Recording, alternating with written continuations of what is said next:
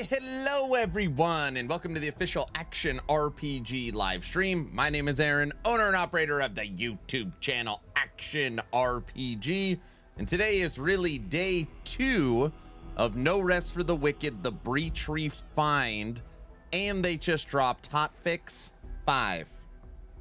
Oh yeah, today we are also going to be watching together the talk of the town that everybody is discussing, and that is the interview with Chris Wilson and David Brevik on celebrating 25 years of Diablo, which, by the way, I need to subscribe and like. I haven't watched this yet, but Chris Wilson started a YouTube channel, and yesterday on his first video got 16,000 subs.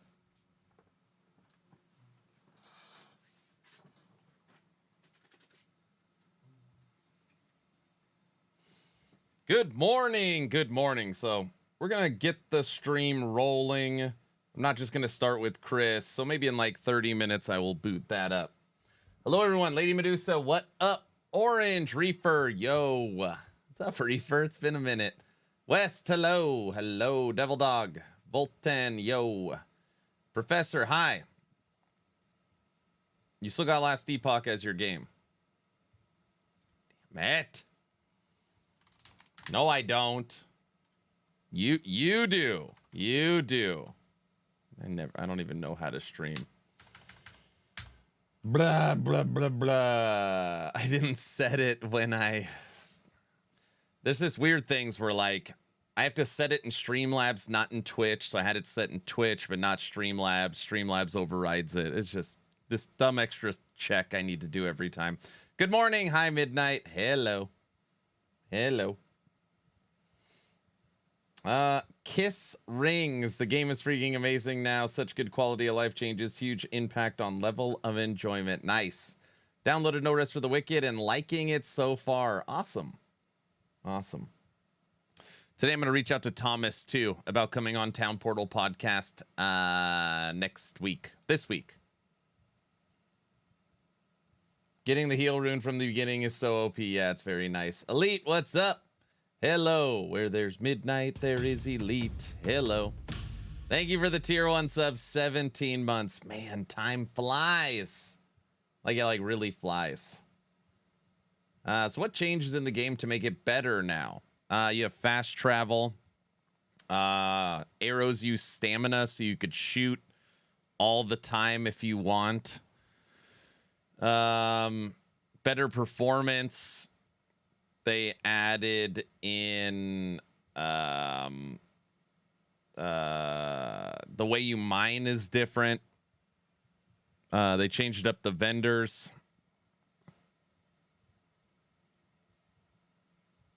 They put in a whole bunch of stuff. I don't know. The game just plays so much better. I'm not very good. Just FYI. I'm not very good. Yeah, they detached runes from gear, so now you can use gear for use runes for focus. Basically, like giving you a heal spell you can use all the time. So yeah, there's a bunch of stuff in there. We have started to explore the northern region. I got to this boss fight right here, and he killed me 10 times. The closest I got was half life. And I was like, okay, this one I can feel.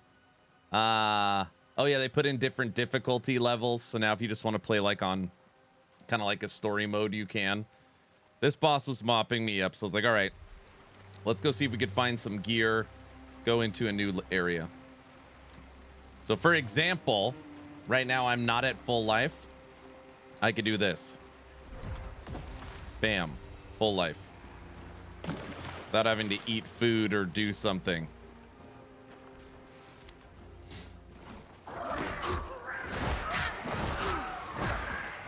Stop throwing birds at me.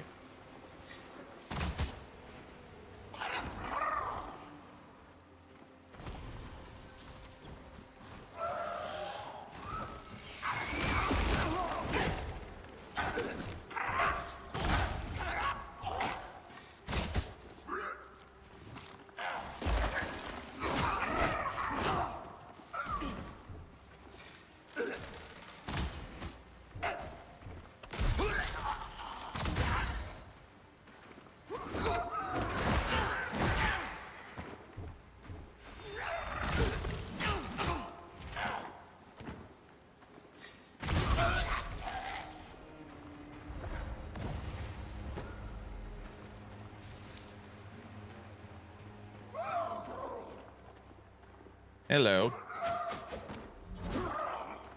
Nice try.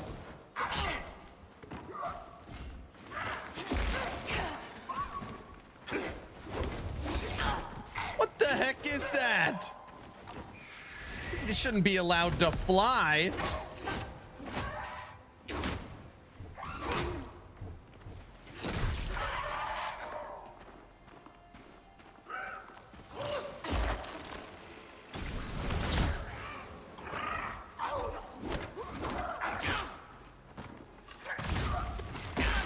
Dude, this guy.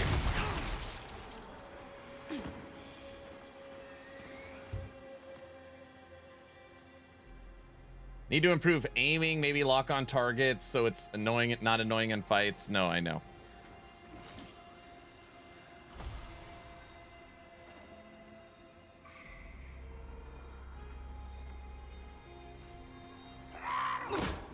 That was supposed to be an execute.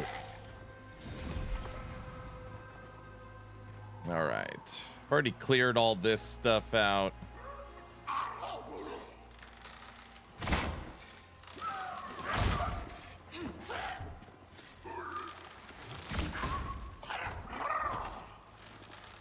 Fighting all the bird people.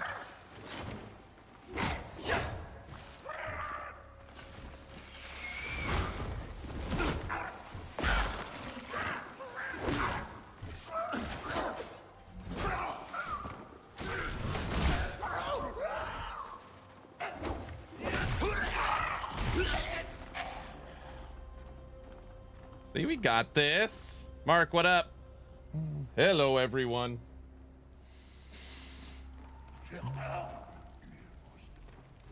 Oh, I think we just... Oh, yeah, I just got this point.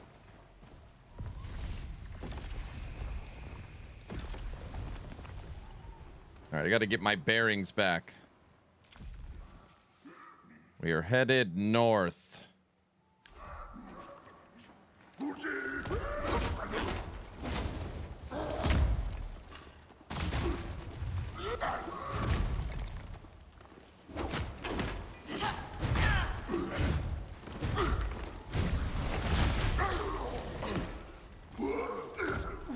Uh-oh.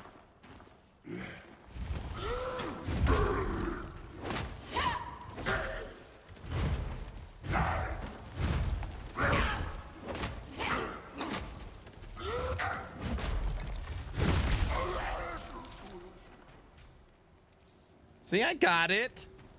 What's everybody up to today? Happy Sunday. I got new tools.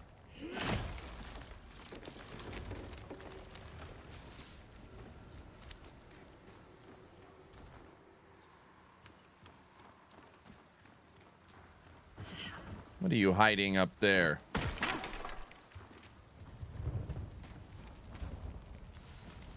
It's glad they didn't get destroyed when they hit 0 durability, right? How do you think I get on top of that little cart?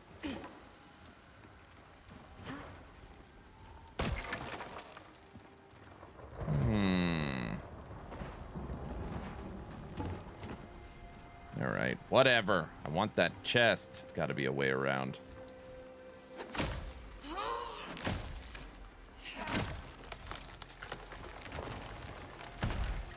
Got some rats.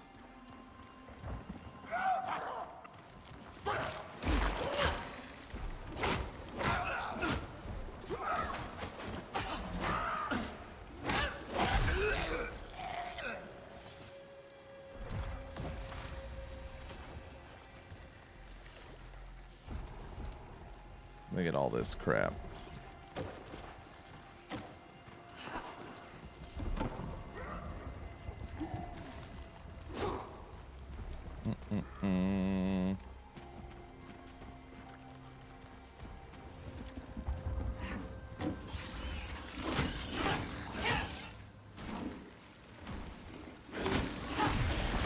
Fire! Light them up!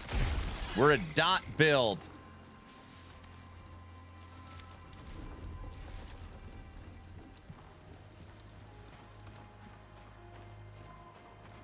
Go in a circle.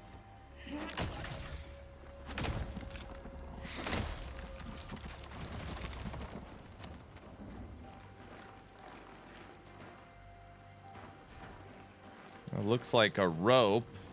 They're both ropes. What are we in the tiki room? That's what it looks like. You guys don't know about the tiki room. All right.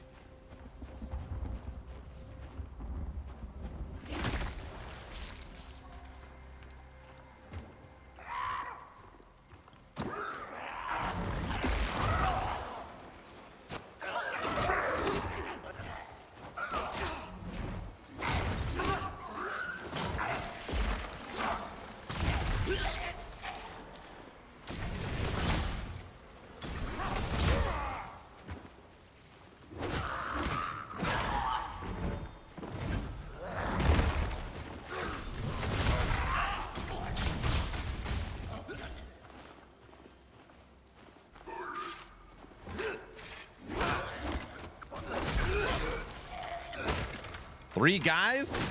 Got him.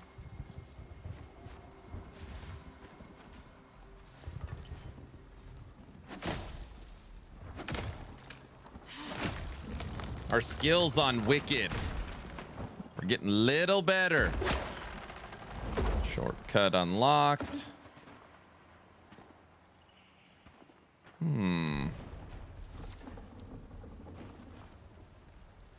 What are you doing?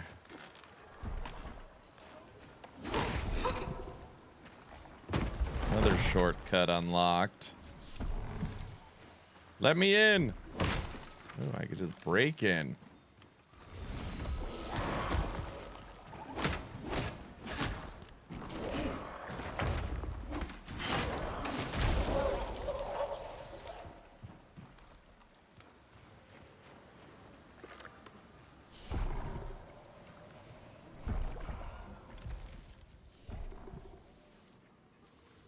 Already done all this. All right, go up.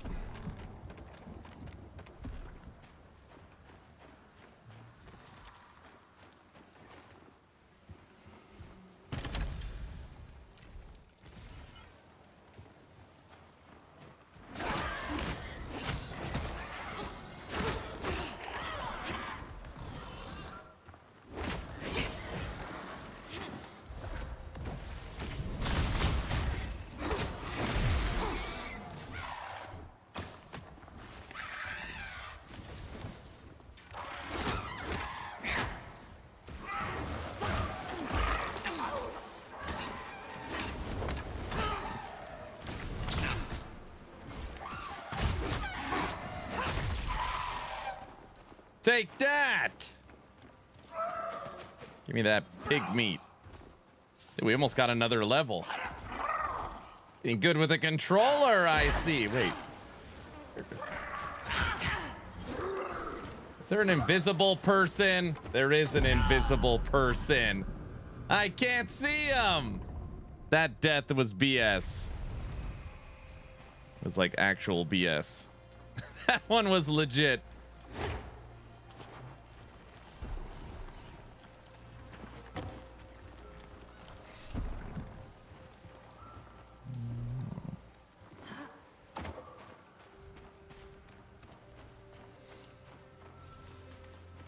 I know I'm getting good with a controller, right?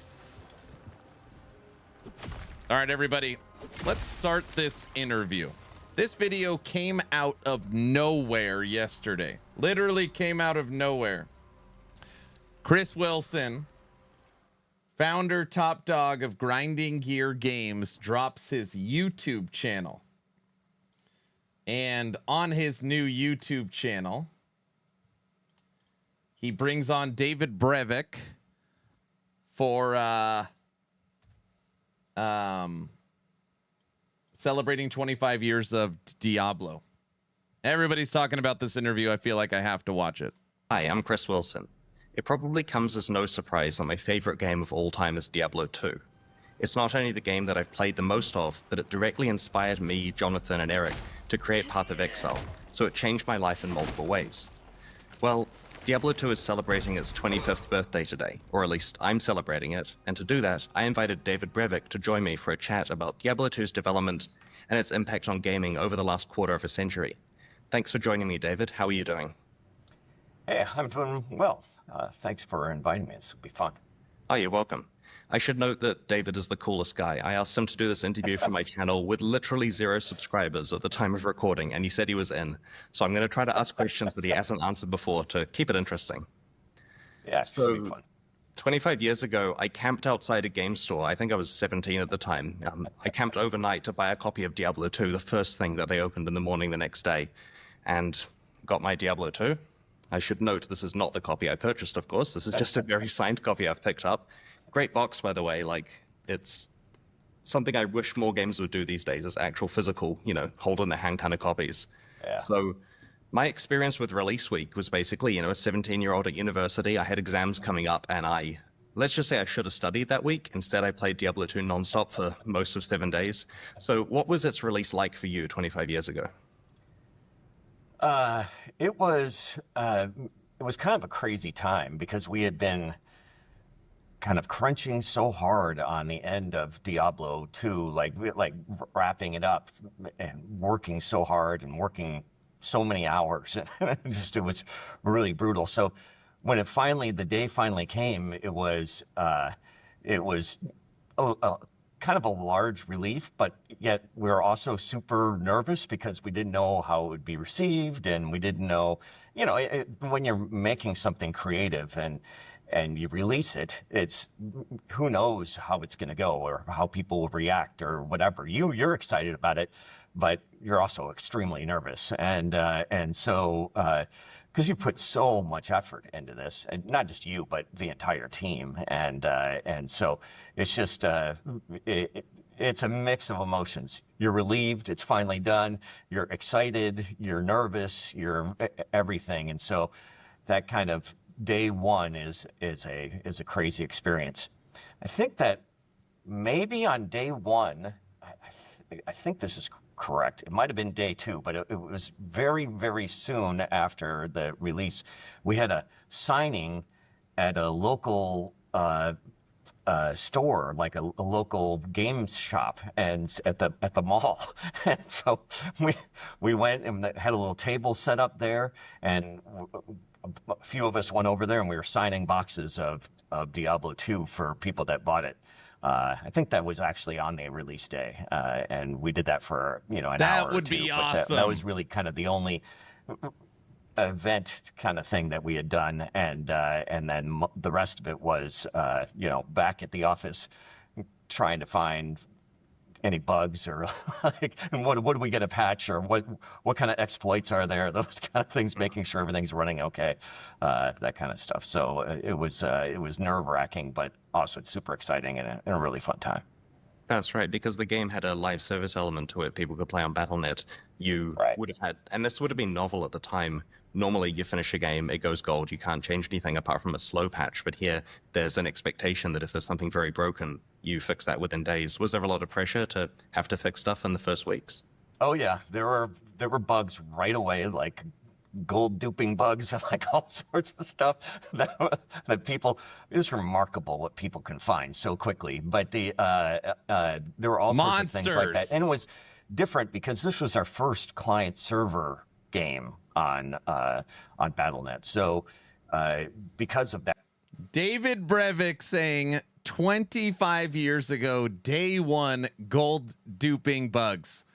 It has maintained for 25 years the same effing problem. There was a lot of infrastructure changes that took place, and we had lots of computers set up to run the servers and all that kind of stuff, and we had to monitor that whole system and ensure that all that was going okay and that there weren't any memory issues or performance issues and things like that. So there was a lot going on to ensure that the things were running well. Right. Blizzard South was involved in some of the Battle.net stuff as well. Was the fact that they were a distant office to you guys difficult in terms of communication about fixing those kind of problems? No, not really. They were on it just as much as we were. We were responsible for quite a bit of it, so they were responsible for some of it, quite a bit of the. They were kind of more of the client, like the kind of hosting sections of the Battle.net stuff, and then we were responsible for the actual game server code and logic and things like that. We also worked a large part in converting, integrating with Battle.net itself to have a client server infrastructure or architecture as a possibility, and doing the kind of like advanced chat room where you see your character and things like that. Those kind of things were new concepts to Battle.net that we had to integrate into the thing. So they helped out a lot, but we also made a lot of modifications that were specifically for Diablo 2. Right. One of the things we found with Path of Exile was there was a lot of value in getting the ability to patch problems quickly, like to have the infrastructure time between committing to the source repository and having it live be as short as possible. Was that something that you guys had to work on to get good? Because I can imagine it only comes with actually building a process to do that efficiently. Yeah, we were not super prepared for that. I mean, we planned it out or whatever, but the actual first attempts at that were a little clunky, but we were able to get the patches rolling pretty quickly. We were able to find some of the exploits that people were creating and kind of patch those and fix those within a day or so. We would create the patch and do some testing and things like that. So the process was pretty rapid, and we were able to make patches early little fixes behind the scenes or whatever, maybe even just server side stuff that were fixes that we could deploy pretty rapidly. So that was helpful, but the first few attempts at it were not as smooth as it eventually got. It got much smoother as we went. Well, you were breaking new ground at the time. I mean, there weren't really any other companies. I mean, there were a couple of other online games, of course, but this is very new. Very new technology. Yeah, it would have been a lot of fun. I remember playing that, when people discovered bugs, the fixes did come very quickly. Like, it felt responsive, and that was important. As a player, I didn't feel like, let down by that kind of thing. Right. Yeah. That's great because it always takes too long, in my opinion. Like, oftentimes it's funny because we can discover a bug, whatever it is, we can fix it and discover it and say, oh, I know how to fix that, and like fix it in just a couple minutes. And then it's like, now we've got to wait a day for it to, it feels like it's forever, even though and then we're like, oh, well, we should bundle up a couple of these little fixes together and things like that. So eventually we got into the point where it was still very responsive, but it feels like, hey, well, I could fix this in 5 minutes kind of thing. Yeah. So. Nice, I understand. Yeah, I felt with Path of Exile that important due bugs only happened while I was sleeping, right? Like, there was never a time where I'm sitting at my desk in the workday and then someone knocks on the door and says, we've got to solve a problem. It was always a 3 o'clock phone call. Someone apologetically calling me with, hey, Reddit's on fire, wake up. And then I have to start calling other people. Well, it was a different era back then. Like, Thomas, I'm stuck. There were very few people, small message boards and things like that. It wasn't like the social media era of like anybody can complain on whatever on Twitter or Reddit or whatever, and then there are like lots of people looking at it. Luckily it was kind of under the radar except for the hardcore fans or whatever that it was. Yeah, it's my first there wasn't time. as much noise, so it was an easier time to respond. Yeah, I imagine streaming contributes too. Like, if in a current game, if someone finds a problem, the world knows about it in 5 seconds, whereas back then. Absolutely. Yeah, absolutely. And it's not just it's any kind of streaming or YouTube videos or all sorts of stuff. There's just so much information out there about a particular game and problems with it or whatever. Everybody's looking for clicks and views and things. So it's if they can make something that shows off a bug or an issue or something, then they're going to get some views on it. So it is it's just kind of a different world we live in now. Yes, this is true. So Diablo and Diablo 2 had a massive impact on RPGs that came after them. Diablo 2 was the first RPG to use skill trees, for example, and its color-coded item rarities and random item generation with mods and so on became pretty much the de facto standard for most modern ARPGs, or most modern RPGs in general. Like, you install a game that honestly doesn't even feel like it's an RPG, and it's got color-coded items and random mods in the same way. Out of all the things that Diablo 2 influenced, which one of them surprised you the most? So, I think that kind of I would say skill trees is probably the thing that right now stands out to me as the biggest influence, not just in other ARPGs, but also in just gaming in general. Their skill trees or some sort of progression trees or things like. I wonder what has more advanced skill trees, Diablo 2 or Diablo 4? If you literally did a side by side, like which of those skill trees give you more customization over your character?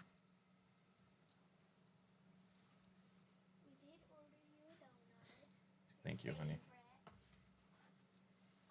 Thank you, honey.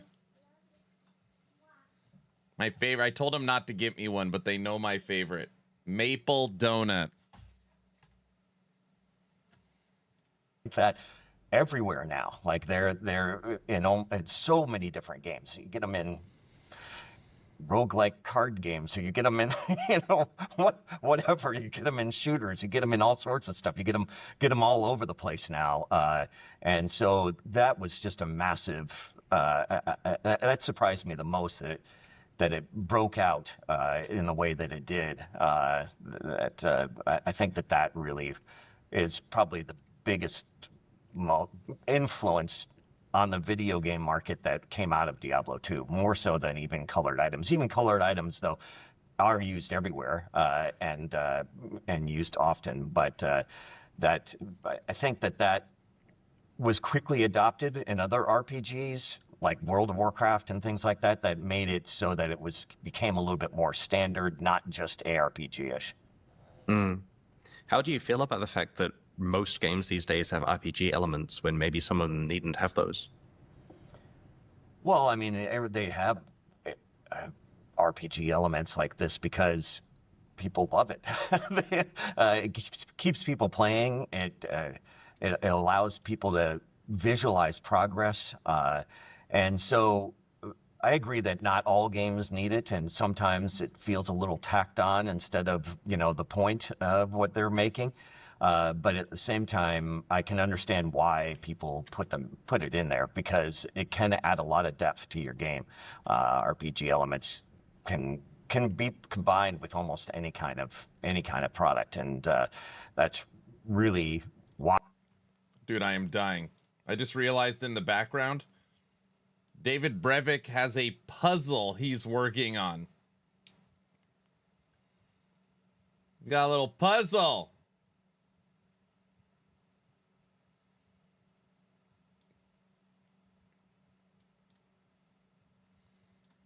Why we see it so often, and it's the gamification of everything. I mean, they make little RPGs out of household appliances at this point, so it's everywhere now. Fair enough. I remember reading Eric Schaefer was saying in a postmortem somewhere that a thing you guys were going for in Diablo 2 was the feeling of just one more X, right? You're close to a level up. There's a waypoint coming soon. Soon you'll be able to go to town and identify your items. There's an axe boss coming up. What's Andariel going to drop? And, there's a quest reward. What am I going to get? And it keeps you playing because there's a new thing just 2 minutes away constantly. Right. Hence, it can become addictive because you're always getting these dopamine hits. And I suspect the RPG elements that we were just discussing produce similar kinds of feelings with players. It makes an already compelling game even more addictive because of that layer on top. Right, absolutely. It always feels like that next little piece of progress is right around the corner, and it could be anything. And so and when you're layering those kind of things, when there's lots of different layers and lots of different ways that you can advance your character or advance your progress in the game or things like that, you have more levers to pull up. Hey, there's something new right around the corner. It's A or B or C or D, those kind of things. Then you're always getting these kind of small upgrades that make you feel like I'm really making some progress, and I'm just so close to that Star next Trek upgrade painting that on I'm his looking wall. forward to, or whatever it is. Nice. So Diablo 2 was the first game that I'm aware of to offer free online play with a server authoritative online service. And that free original service, like classic Battle.net with D2, is still running today, 25 years later. Like, when D2 Resurrected was released, they didn't turn that off. Elements of this play, such as hardcore mode, ladder seasons have eventually become standard in online RPGs. Like World of Warcraft these days has seasons and hardcore mode, I mean, Path of Exile and so on. Was the plan to just make a great single-player game and the online play was a bonus, or was online play a critical must-have thing that you actually designed around? Well, a little of both. When we first started out with Diablo 1, we were focused on just making a great single-player experience.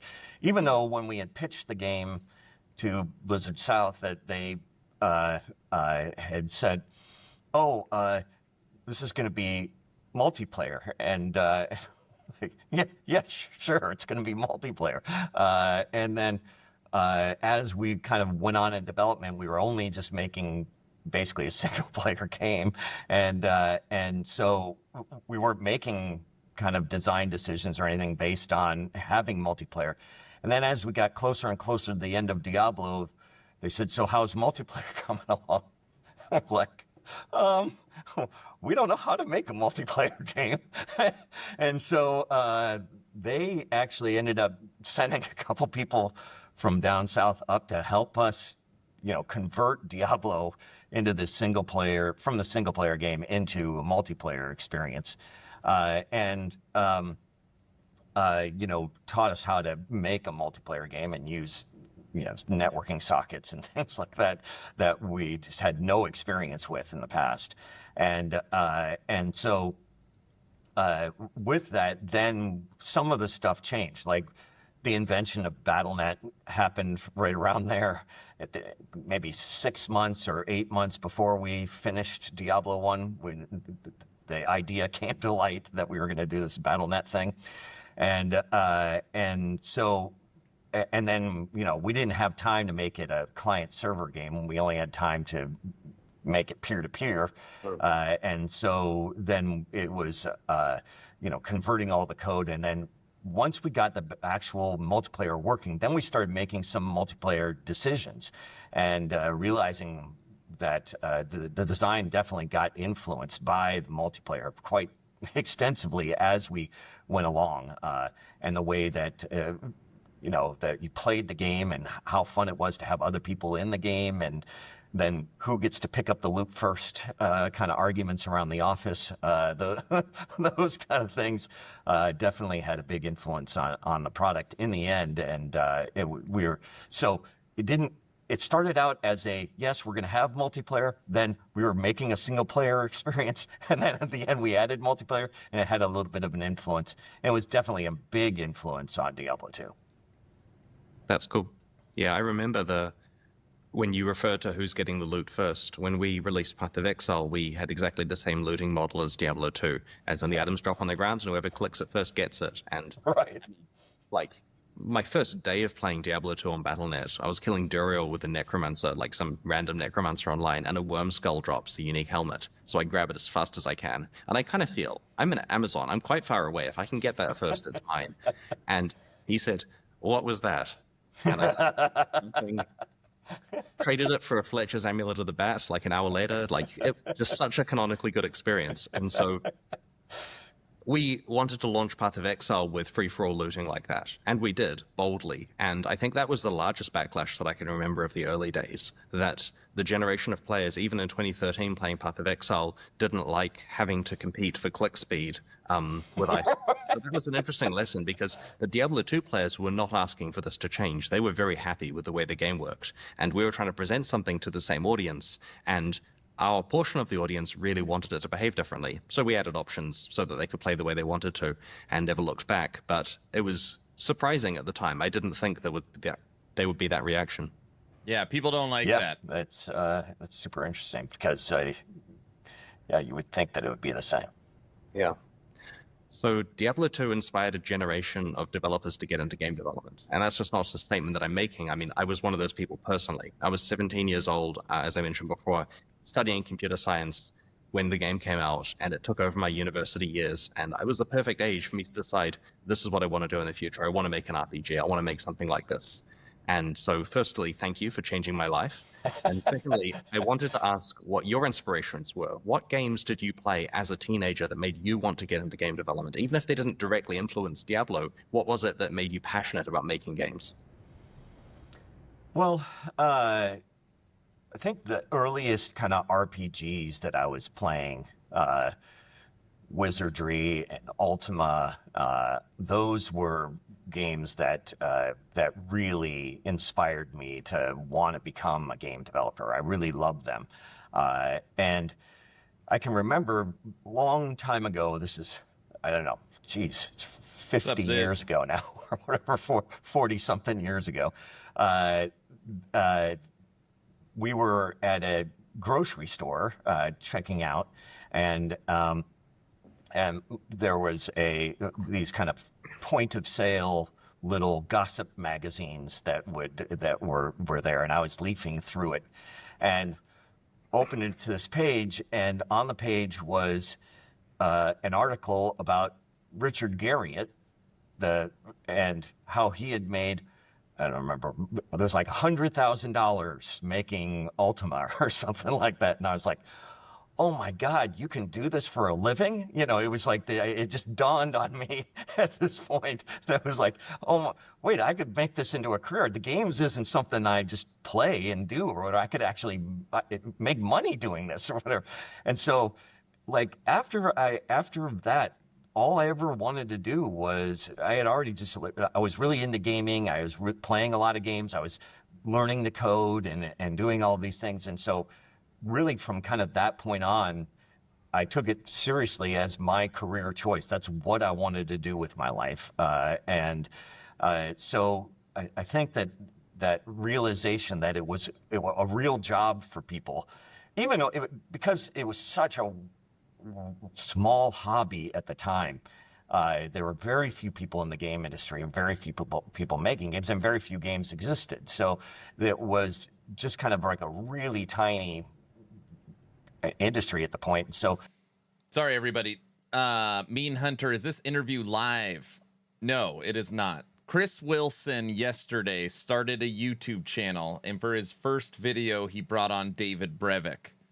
And everybody is talking about this. He's already got 16,000 subscribers. What? And I don't know. Supposedly there's some juicy stuff in this video. We're only 20 minutes in, and the video is hour and 12 minutes. So we'll see. Also, it's 25. Yesterday marks 25 years of Diablo 2. So this is supposed to be a celebration of D2. So we're just watching while I play some Wicked. The idea of actually making money off of these things was, as a career, was like not even, it'd be like, I don't know, today somebody, hey, somehow they figure out a way to make a career out of being a ham radio operator or something, you know, some obscure hobby or whatever. That, you know, it's like, oh, wow, that's incredible. So, oh yeah, I could share it. You know, I think that really was kind of the moment that I was like, that stuff inspired me to become a game developer. And then I played lots of games all the way in college and the end of high school in the early 80s and mid 80s. And games like Bard's Tale and then of course when I went to university, playing Rogue, and games like Moria and Angband and NetHack and things like that really inspired me to eventually make Diablo. That's very cool. Did you ever get a chance to meet Richard Garriott? Yeah, I have, and I told him that story. That's awesome. That's cool. So while Diablo 2 was being developed, what non-game media like films or books or albums influenced the team? Oh, there's a lot. You know, any kind of popular media at the time definitely was a big inspiration. Thanks for the Prime sub. I can specifically remember things like, so Matt Ullman, the musician, and my office, we were always right near each other or whatever, and so I would listen to a lot of music when I'm coding, and I also sing, and we'd have the door open. We'd be blasting music back and forth often. And so I think that a lot of those kind of songs, especially things like, you know, 9-Inch Nails and stuff, that had a huge influence on kind of the mood and the atmosphere of what we were making. And so I think it was there were horror movie references and things like that that we kind of inspired us. There were books that we had read at the time that were big inspirations, TV shows, even things like Star Trek and stuff like that were a big influence on kind of the you know, quest design and stuff. There were things like that that were kind of inspiring that came from all sorts of media. But I think that Downward Spiral is probably one of the biggest influences on Diablo and Diablo 2. That's very cool. So the family tree of RPGs has a lot of games that descend from Diablo 2. And people usually consider the obvious ones like Path of Exile and Torchlight that are very Diablo games. But do you have a favorite unlikely Diablo 2 derivative, a game that clearly takes great inspiration from Diablo 2 but isn't actually a traditional action RPG game?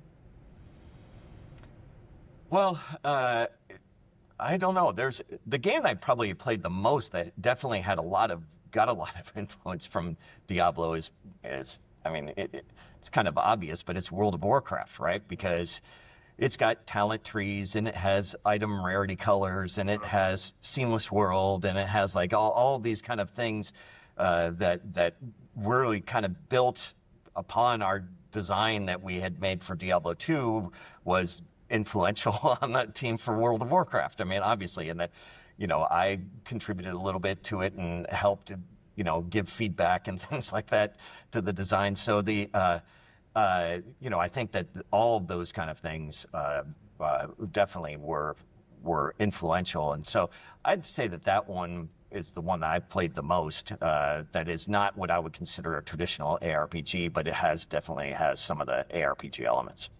That's cool. Yeah, I can see that. If you look at like the differences between World of Warcraft and EverQuest, a lot of those differences, I mean, there's many innovations, of course, but a lot of the other differences are Diablo 2 things that works really well. Yeah. That makes sense. Even the exclamation points above the head. That's true. That's another one of your innovations. Yes. So in 2019, you released a game called It Lurks Below. Somehow you managed to create the entire thing by yourself, which is an amazing accomplishment. And I know that people watching this may just think that, you know, game development is just an easy thing. And of course, someone can make a game by themselves. Look at Stardew Valley, look at Minecraft and stuff. But no, it's really hard. And David managed that. And my understanding is in that game, you even did the art yourself, right? Yeah, I did. I have no idea how that happened. So it's not very good. It's I mean, it's okay, but it's, you know, it's not like it's this high res, super beautiful game. It's pixel art. So, but pixel art's not trivial. So you know, it was a lot of work. It Lurks Below is fun. Hey, Aaron, how are you enjoying the game? I'm getting better. Myself up there as the greatest pixel artist of all time either. So, it still looks good. Thank you. As is to be expected from the creator of Diablo, elements of It Lurks Below are inspired by Diablo. Can you tell me about how you handled its development process, given what you learned from your previous games, and how you determined how close to make it to Diablo? Yeah, there was a lot of things. In a lot of ways, I didn't want to make it too close to Diablo, right?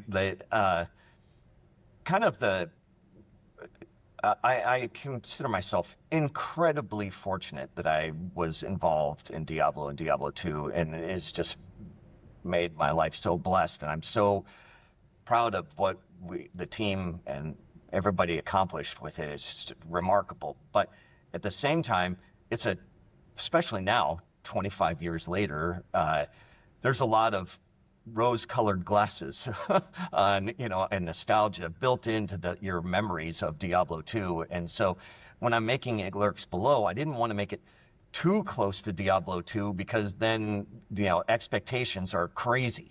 And so, you know, I purposely wanted to, you know, separate it. But obviously it's inspired by it. It has random items and it's action-based and like all of these kind of things that I love about games and love about role-playing games and action role-playing games. And so, and combine that with kind of like a love for Well, a big inspiration Oh, for you're that gonna game love it, was Moto. a When game it's called done. Starbound, where he was. I played it quite a bit, where you dig down into the different planets and visit different planets and stuff and craft things and whatnot. And but I wanted to kind of combine that with Diablo and have like this kind of a merger between the two, and do a little bit of survival with it and things like that. So it was different enough from Diablo because it had everything from growing crops to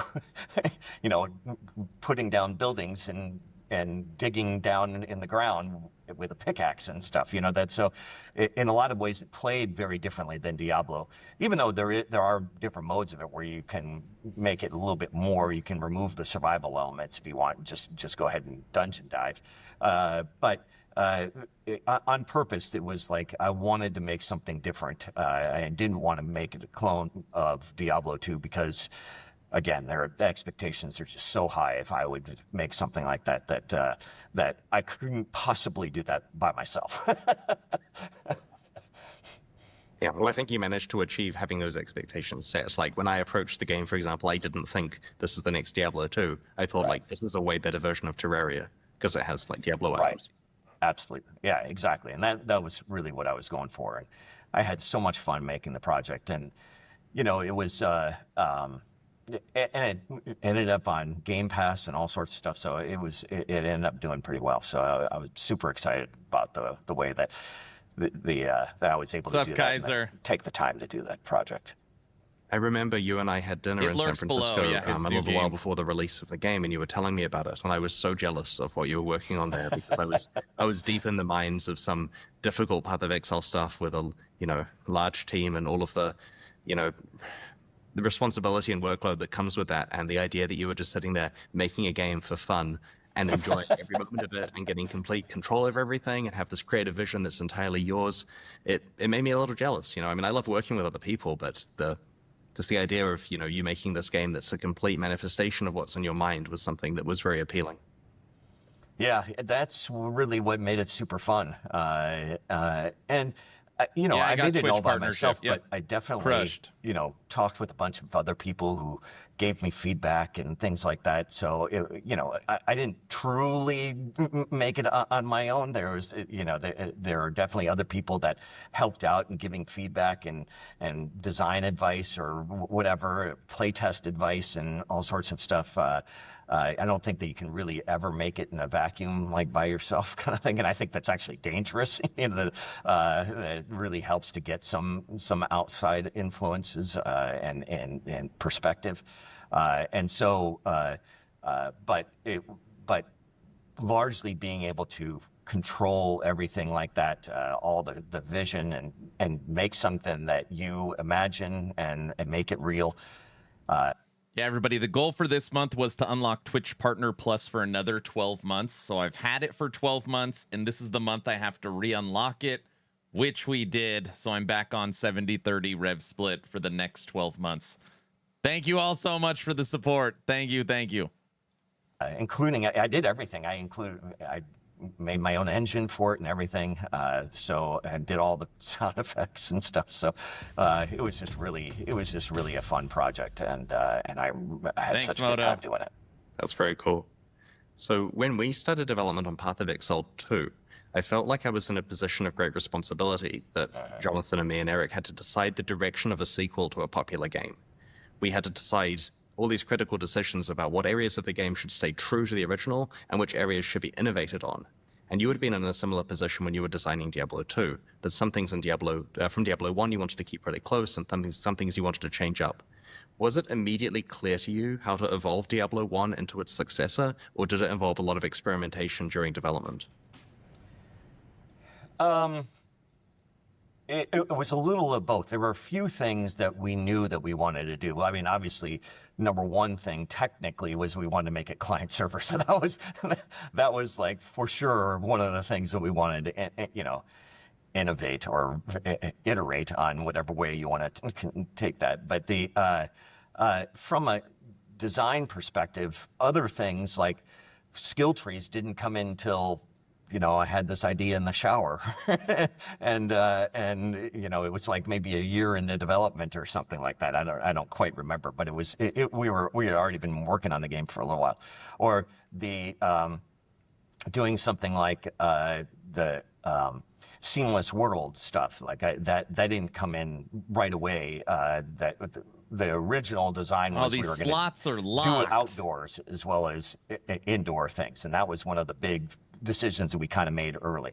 And so I think that once we started making the outdoor things, then I was like, oh, but I can figure out how to stream the entire thing, like and stream the levels or whatever. We can generate them and Got it. bring Thanks, them. VC. Anyway, I've figured out a way to get the levels just constantly, no load screens kind of thing. And so that technology did. I don't think that came on very early either. I think that it was probably a little bit later, and then even other design decisions were made later. So I think up front there were very few things that we kind of decided on. It was like much more. I mean, it was much more we're going to have indoors and outdoors. And we wanted to make it more of a world setting than it was just a particular town and dungeon kind of thing. We wanted to make it feel more epic and larger in scope and scale. And so I think that those were kind of the nuggets of the ideas of the direction that we headed in that were really kind of the big things that we were going to change. More character classes and some stuff like that, different character classes, that stuff were also on the list. I need to go into the it first wasn't really zone. all that clear. And at first, DC. I we just didn't don't even really have want to any make of a the sequel. base It was like materials we were for this really burnt crap. out from Diablo, and it took us. We started experimenting with a couple of other ideas for a couple months, and then probably maybe 4 or 5 months after we've shipped Diablo 1, then we were like, okay, we have enough of these little ideas. I think that now that it makes sense to move forward with Diablo 2. Fair enough. Are there any Diablo 2 ideas that you deemed too risky and just cut early? No, and we should have. What a joke. We were really bad at scope creep, right? And that's part of the reason that we ended up having to crunch really hard. And we was like, we had no real kind of system for production where we were not, we weren't doing. We were just making lists of things we wanted to do. There was no estimates of how much time or commitment or anything like anything was going to take. We weren't estimating tasks or anything like that. It was just like, here, let's just start making a game. And then, hey, we've dreamed. Is this game still hard? Or what do you say, Aaron? Just like any other game, it gets easier with knowledge. So I am having an easier time, but it is still hard. But easier. Dreaming of all of these things, and then all of a sudden the game's gigantic, and we've never cut anything. We've only added, and then it's just out of control. And then it's like, oh, we got to finish this up in a year. Oh my god! And then it's crunching. And anyway, so it was bad game development process, and we didn't have really any true kind of production stuff that is used all the time now in modern game development. At the time, it was just like fly by our seat of our pants kind of development, and we really should have cut stuff, and we should have been thinking about scope. But in the end, we just wanted to make every good idea we put in there, and damn the consequences. The majority of my game development career has been making leagues for Path of Exile, where we had a strict 91-day development cycle. And as we approached each release, we had exactly the situation you're describing there, where, we've got to get this done. We don't want to, get into too much overtime. And so in our case, we had to make hard decisions at the last moment about which things aren't working out and to cut them. And, hopefully we still produced a good product most of the time. But, if we had more time, it would have been different. So what would Diablo 2 have looked like if you had an extra year of development time? If right at the end you're done, like I'm not saying we undo the crunch, I'm just saying you get an extra year after that. So you've got, it's finished and you're not allowed to release it for whatever reason. You get a year longer to work on it. What could you have done? Did you have any things that weren't necessarily just the expansion, but things that you would have done with that year? Yeah, I think that the biggest thing is that we cut an act out of the game and Oh, wow. made the final act half the size it was supposed to be. So I think that if we had done an extra year of development, we would have moved. It would have been 5 acts and all of equal size, rather than 3.5 or 4 acts or whatever. And then it would have been, so it would have just been a bigger product. It would have been a longer adventure. I'm not sure if that's necessarily better, but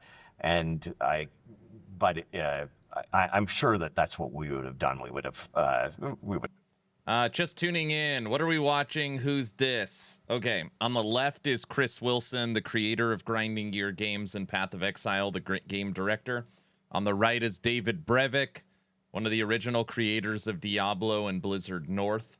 They are having a conversation on 25 years of Diablo II, which was yesterday. Juggernauts of the industry.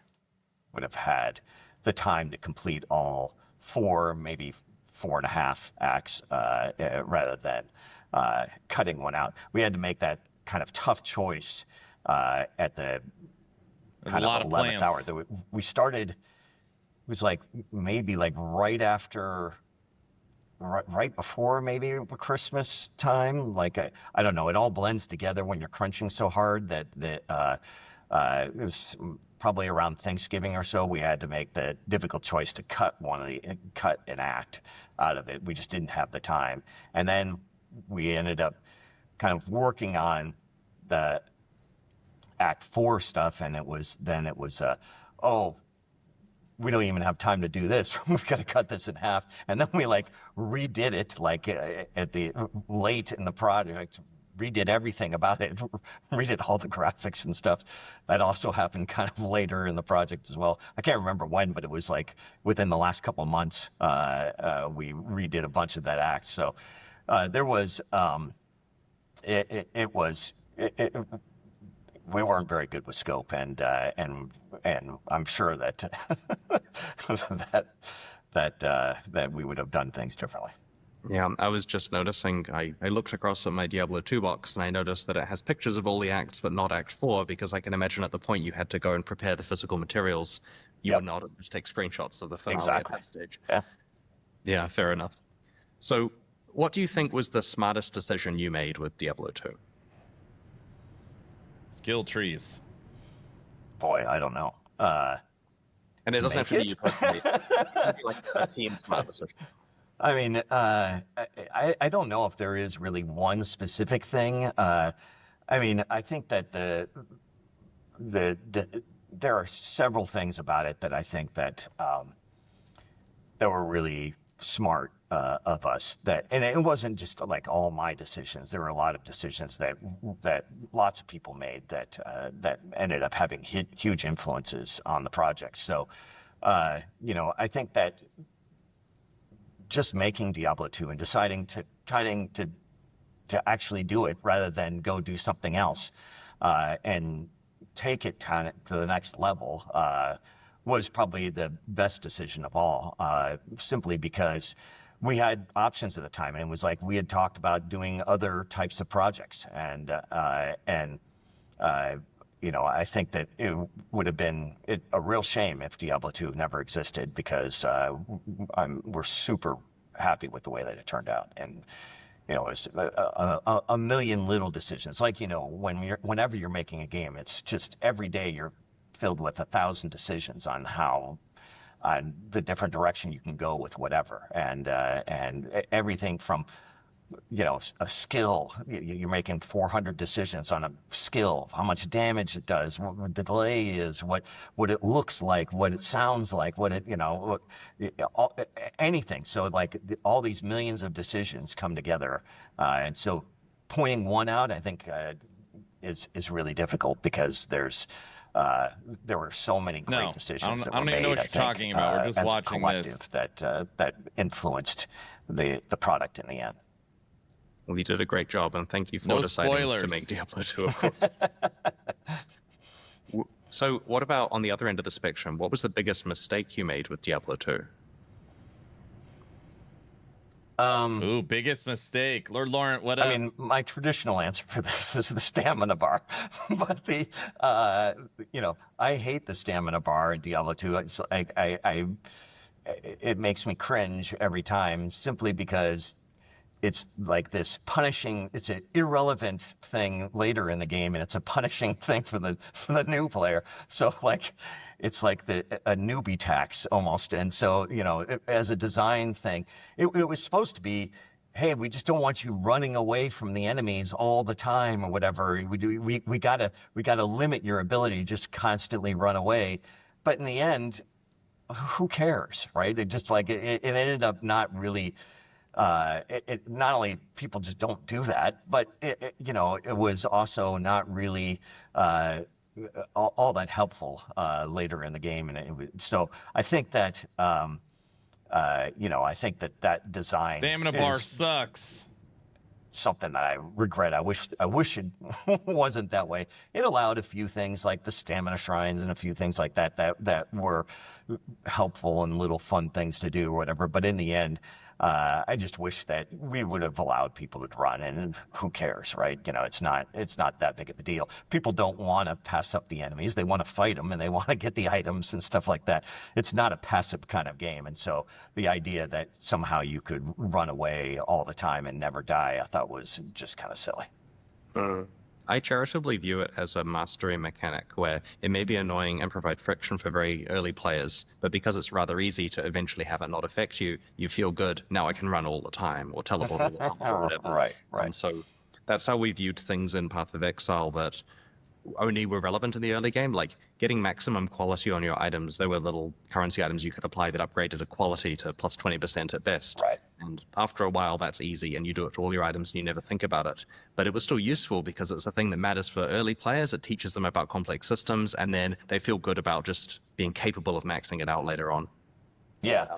And I also feel like, in some ways, the stamina bar did have its point, which is that it does teach the early player, you can't keep running away, right? And so once they've learned that, then they don't even really think about it as something that they can do all the time kind of thing.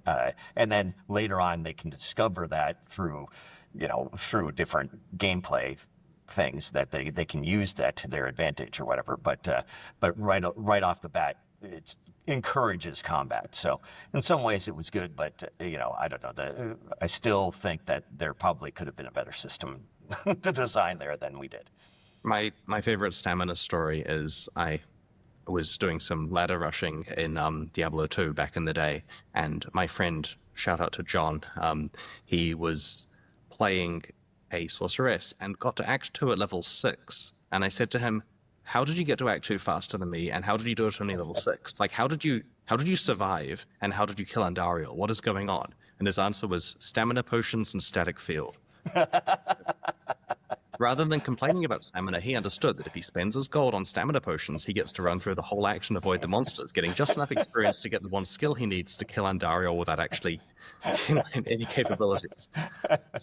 That's still a good player, though. I mean, you're going to be like dodging behind things and stuff. Like, I wonder how many. It was kind of a death rush to kill Andariel all that time. That guy was very skilled at that. Yes. Yeah, absolutely. So, when people talk about Diablo 2, they Weird generally summer mean Diablo virus. 2 with the Lord of Destruction expansion. Like when you say to people, did you play D2? That's what they view it as purchasing Diablo 2 with Lord of Destruction and installing that and playing it. But those are actually two quite different games, at least to a super nerd like me. So, for example, in the original Diablo 2, there was this really addictive hunt for rare items. I'm sure other classic players will remember the day that Lancers were enabled. That was the exceptional maximum spear. And so we farmed as hard as we could for each rare drop, hoping to get a lance with insane damage and high attack speed. And it's just like, you're playing Diablo 2, you're looking for the word lance in yellow. Nice job, honey. And I calculated at the time it was once every 6 hours and 15 minutes I would find one. There was that much going on. A spreadsheet, a database. Taught myself PHP for this. And so I was tracking my rare drops. and you get your lance every 6 hours and 15 minutes on average. And obviously, most of them are going to be crap, but occasionally you find a lance that's got high damage and high attack speed, and then you're just the king of the server. Your barb is going to be the best. Every other barb wants it, and it was just amazing. In the expansion, which of course still has good itemization, the focus eventually became much more around rune words and elite uniques. And to some extent, finding a rare warp hike being the equivalent in the expansion was less relevant because you're going to get a rune word like Silence or eventually Breath of the Dying or potentially the elite unique for it. And so that's great and everything, but it's a different type of game. And I feel that the two actually play really differently. Like, an example was you couldn't get mana potions from the vendor in Classic, and, in LOD, eventually they were sold in the vendor with 1.10, and that changes how characters deal with mana. In Classic, you had to solve the mana problem. That meant putting points in energy, putting points in warmth, actually getting mana on your gear. Whereas in modern LOD, there is a rune word you put in your mercenary, and now mana is trivialized. And David Brevik's so like, I don't know what the hell you're talking about, Chris. But classic Diablo 2 is a masterpiece. What are your feelings about the difference between Diablo 2 and Diablo 2 with the expansion? Well, you've laid it out pretty well there. There are huge differences. And it was a little bit like the rune words and stuff was a little bit of, I would say, in some ways is a little bit more general audience friendly in that that specifically hunting for specific items is really a smaller audience than people that like feel like they can achieve something by collecting a bunch of things and putting something together. They feel like they have more control over that. They feel like they can get to their goal and achieve their goal in a more timely fashion. And so, is that good? Is Never that actually bad? Played D2 I don't know. before. It's just different, like you Should said. I give it a so shot? I think that you're right that Diablo 2 Classic. I don't know. Well, I'm trying to think of a good analogy. I can't think of one. If your favorite, I assume it doesn't have much quality of life. If your favorite genre of video games is isometric action RPGs, Exile-like, Diablo-like, Epoch-like, if hack and slash is your favorite, this game created the genre. So, if you want to see where it all started, it's the best. Pre Lord of Destruction was much more of an item hunt game, where after Lord of Destruction, it was much more almost like a crafting game, where you crafted the best items in the game. You still had to find all the parts and put it all together or whatever, and so there was still some item finding going on, but there was much more of a crafting element to it than there was in Diablo Classic, Diablo 2 Classic, as you're calling it. Yeah, fair enough. That's very interesting. I care a large amount about this particular topic. I spent a lot of time, getting people to play Diablo 2 and then telling them now try it without the expansion and tell me what you think. And as you say, the expansion stuff made it a lot more new player friendly, so there's some rough edges on the classic version, but it's fascinating to see, people telling me, well, I've played it for 2 days without sleeping now, so that's cool. Like in 2025, people are refusing to sleep because of that game. It's until Dune remarkable. Took over my life. Well, there you go. It is. So playing there were Diablo always 2 reasons OG for moving on to new Dune projects after a game different. and its expansion have been released. So it's completely understandable that no further expansions were made for Diablo 2 after Lord of Destruction. You've mentioned you did some planning for a potential second expansion, and I'm not going to put you on the spot and ask you, details about that. But given the amazing long-term popularity of Diablo 2, do you see a kind of alternate potential, like parallel history for the game, where a series of expansions were released for many years afterwards instead of moving on to other projects?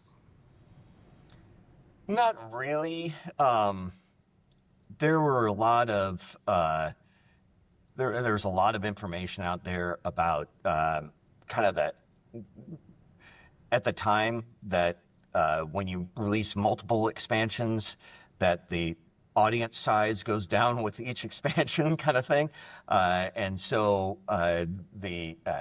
you sell the most of the original thing, then a little bit less on the expansion and a little bit less on the next expansion. I don't know if that would have really happened with Diablo 2 because Diablo 2 kind of bucked the trends in many ways. So maybe it could have existed, but we were eager to kind of move on from Diablo 2 and make Diablo 3. And so that really was that more so than anything was the big change that we wanted to make. There were ideas that we had to make Diablo 3 kind of a new, something different than Diablo 2, and we were eager to kind of work on that, as well as then we had also Toxic, don't Blizzard say North anything. kind of split into two teams, and we had other product ideas that we were kind of iterating through and making demos of, and creating kind of something brand new that was not going to be Diablo related at all. So there were kind of those two things were occupying our time. That doesn't mean that I didn't think about Diablo 2 because, again, I designed a Diablo 2 expansion, another one. So maybe there could have been an alternate timeline. I think that, honestly, if we had stayed there, that we would have made Diablo 3, and there was probably a decent chance that the second team or the other team would have gone on to make another Diablo 2 expansion. That definitely could have been a high possibility. That's very interesting. I'll bug you in private about that second expansion to hear the juicy details. Sounds good. What you're describing there is similar to the line of thinking that was happening at Grinding Geek Games with Path of Exile, where while Path of Exile was growing with each of the 30-something expansions we'd done for it, well, 3 monthly updates. I don't know if all of them are large enough to be called expansions, but you get the idea. While it was growing, there were still players who would occasionally fall off playing Path of Exile, and you couldn't do anything to get them back on because 15 expansions have been released since the last time they played, and it felt like a different game. And so the idea with the sequel, as well as getting to explore new things, is it's a great ability for people to get back into the game. And my understanding is that worked extremely well. Like the Path of Exile 2 has been a great onboarding thing for new players, or returning players, which is exactly what it was intended to be. And, and that's exactly what you were finding there, where when you were looking at making subsequent expansions for Diablo 2, there's the fear that it's just narrowing the audience size, whereas Diablo 3 printed $1 billion quickly, and Diablo 4, they announced, I think, $2 billion in some time period. And, just progressing down with new numbered games that aren't expansions to previous ones, obviously, is quite good business. Yeah, see GTA 6. I hear that budget is $2 billion, including marketing for that. Yeah. So before unfortunate events occurred, your team at Blizzard North were working on Diablo 3, as you mentioned. And my understanding is that this project was later restarted by Blizzard South, and their released version is different to what you were planning. And you've spoken before about plans for the version, so I don't want to ask you to repeat yourself, but how do you feel these days that your version of Diablo 3, in hindsight, how do you feel these days about your version of Diablo 3 in hindsight, if it had been finished and released? Do you still feel it was the correct direction for the next game in the series? I mean, we'll never know. It's hard to tell. I mean, I definitely felt that way about it while we were making it, and I was really excited about it.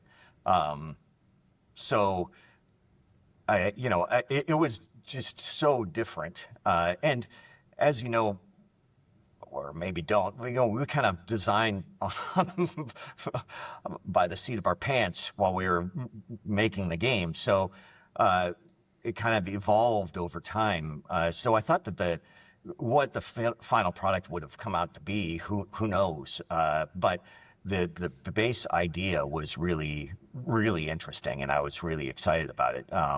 So it was just so different than Diablo 3, what it turned out to be, and went in a completely different direction that I can't imagine that it's almost impossible for me to tell whether or not that would have turned out great or not. I don't know. Fair enough. So the history of Diablo 2 development has heaps of detail about your involvement and the work of your co-founders Max and Eric Schaefer and what they did on the game. I was wondering, who are some other kind of unsung heroes of Diablo 2's creation who you feel haven't been given enough credit for critical work that they did? Oh my God.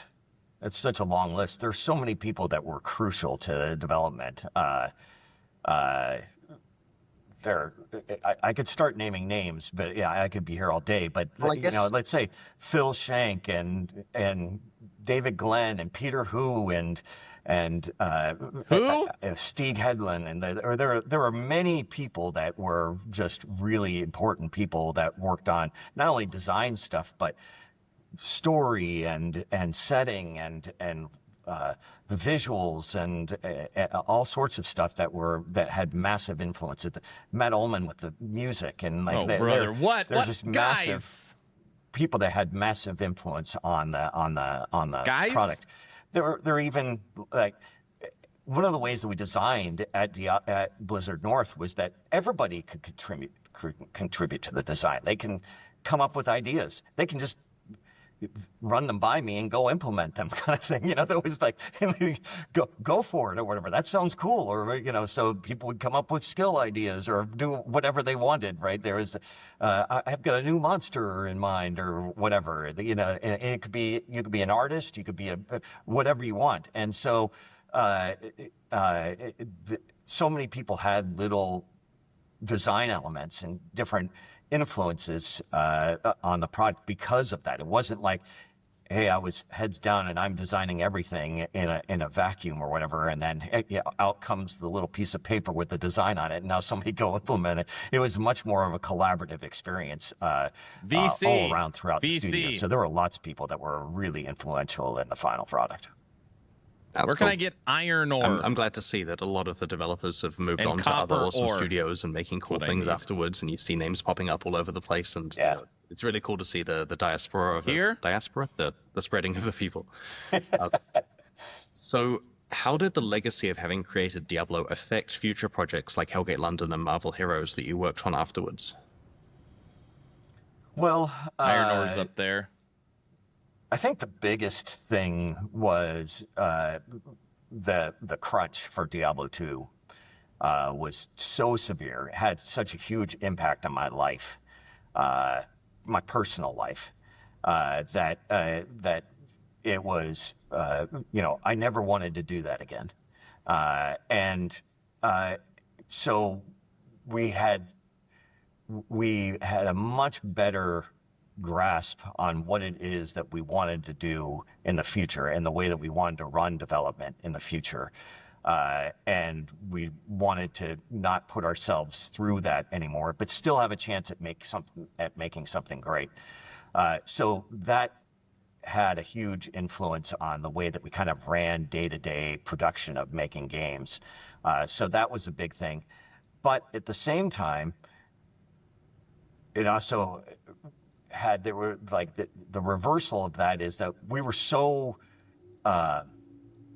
lucky at Blizzard to be in the position that we were in, right? That we could kind of take the time that we needed to make the products that we wanted. And so in some ways, it was a little bit of a curse going outside of that, in that, hey, we don't have those luxuries.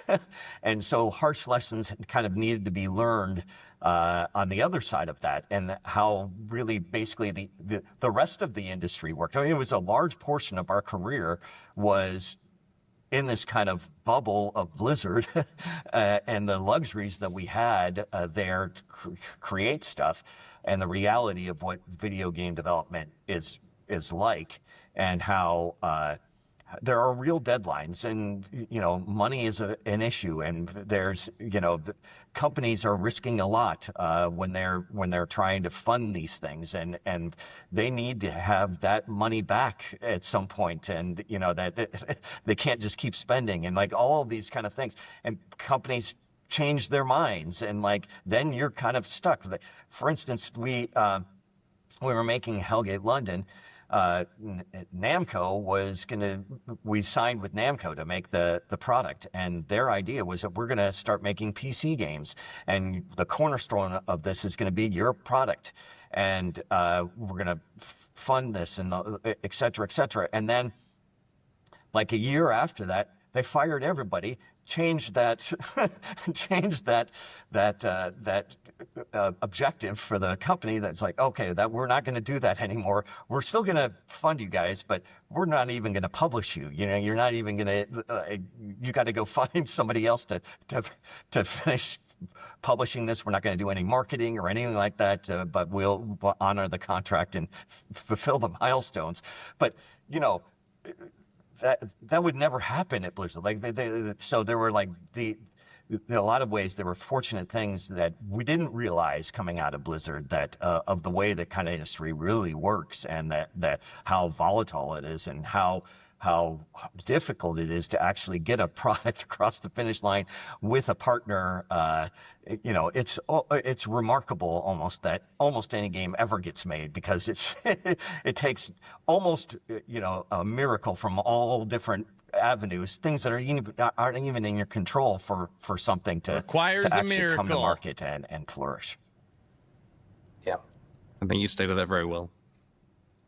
So my next question is, with computers being a lot more powerful than they were a quarter of a century ago, how would the design of Diablo II be different if you had made it with a modern level of computing power? For example, would you increase the simulation detail or run at a higher simulation frame rate? You know, I know you're technical, so are there any technical things that could be different about the game? Yeah, absolutely. We'd have run the server at 60 frames a second and things like that. That for sure we would be doing that. Plus, I think that, you know, obviously we would have made much higher res graphics and made the look, you know, it would have been 3D instead of 2D and all, you know, all sorts of stuff like that. In fact, that was a big debate when we were making Diablo 2 at the very beginning. We were debating whether or not we should go with, hey, should we make this 3D or 2D? But 3 was just you know, the birth of 3D cards and stuff. A lot of games were going 3D, but it was like super low poly kind of things. You got to have 100 polygons or whatever. This interview's from yesterday. Chris Wilson's brand new YouTube channel. You know, so it wasn't really time to do that kind of stuff yet. We could make a better looking game, I felt, with Diablo 2 being kind of sprite based. And so it was the right decision at the time. But now with computing power, we would definitely, it would be a totally different story. So we would have much higher res graphics and run the simulation at 60 frames a second on the server and all sorts of stuff. We could have, you know, a lot more people in games and all sorts of things. So fair enough. Do you have any thoughts on interesting directions that action RPGs could go in next? Powers. Sure, there's a million different directions that things can be taken in, but I also feel like that in a lot of ways the genre is a little bit stagnant right now, and I would love to see some kind of big innovation in it. I would love to see somebody break out of some of the formulas that have been there now for 25 years, and so. I think that some games are attempting to do that, and you know, I would love to see some more innovation. He's probably talking about the game I'm playing. Make ARPGs in a way that isn't just simply about the loot chase or whatever, right? You know, that isn't about loot explosions and killing swaths of monsters or whatever. Making it a little bit more, I guess. Slowed down, I think, is kind of a description, and less and more about the actual experience of feeling like you're in a dangerous world, and making it more, let's say. Think of that. Like, hold on a second. David Brevik, literally one of the founders of the entire industry, is telling Chris Wilson, literally the person that pushed the genre forward, that action RPGs should be slower and feel more dangerous. Go watch a Path of Exile streamer. You literally can't even see what's happening. It's like one button, tons of lights, everything's dead. You literally can't even, it's like the antithesis of speed. It more compelling in that way, more immersive, and more, and so I love to see more of that direction than you know, a giant loot fest.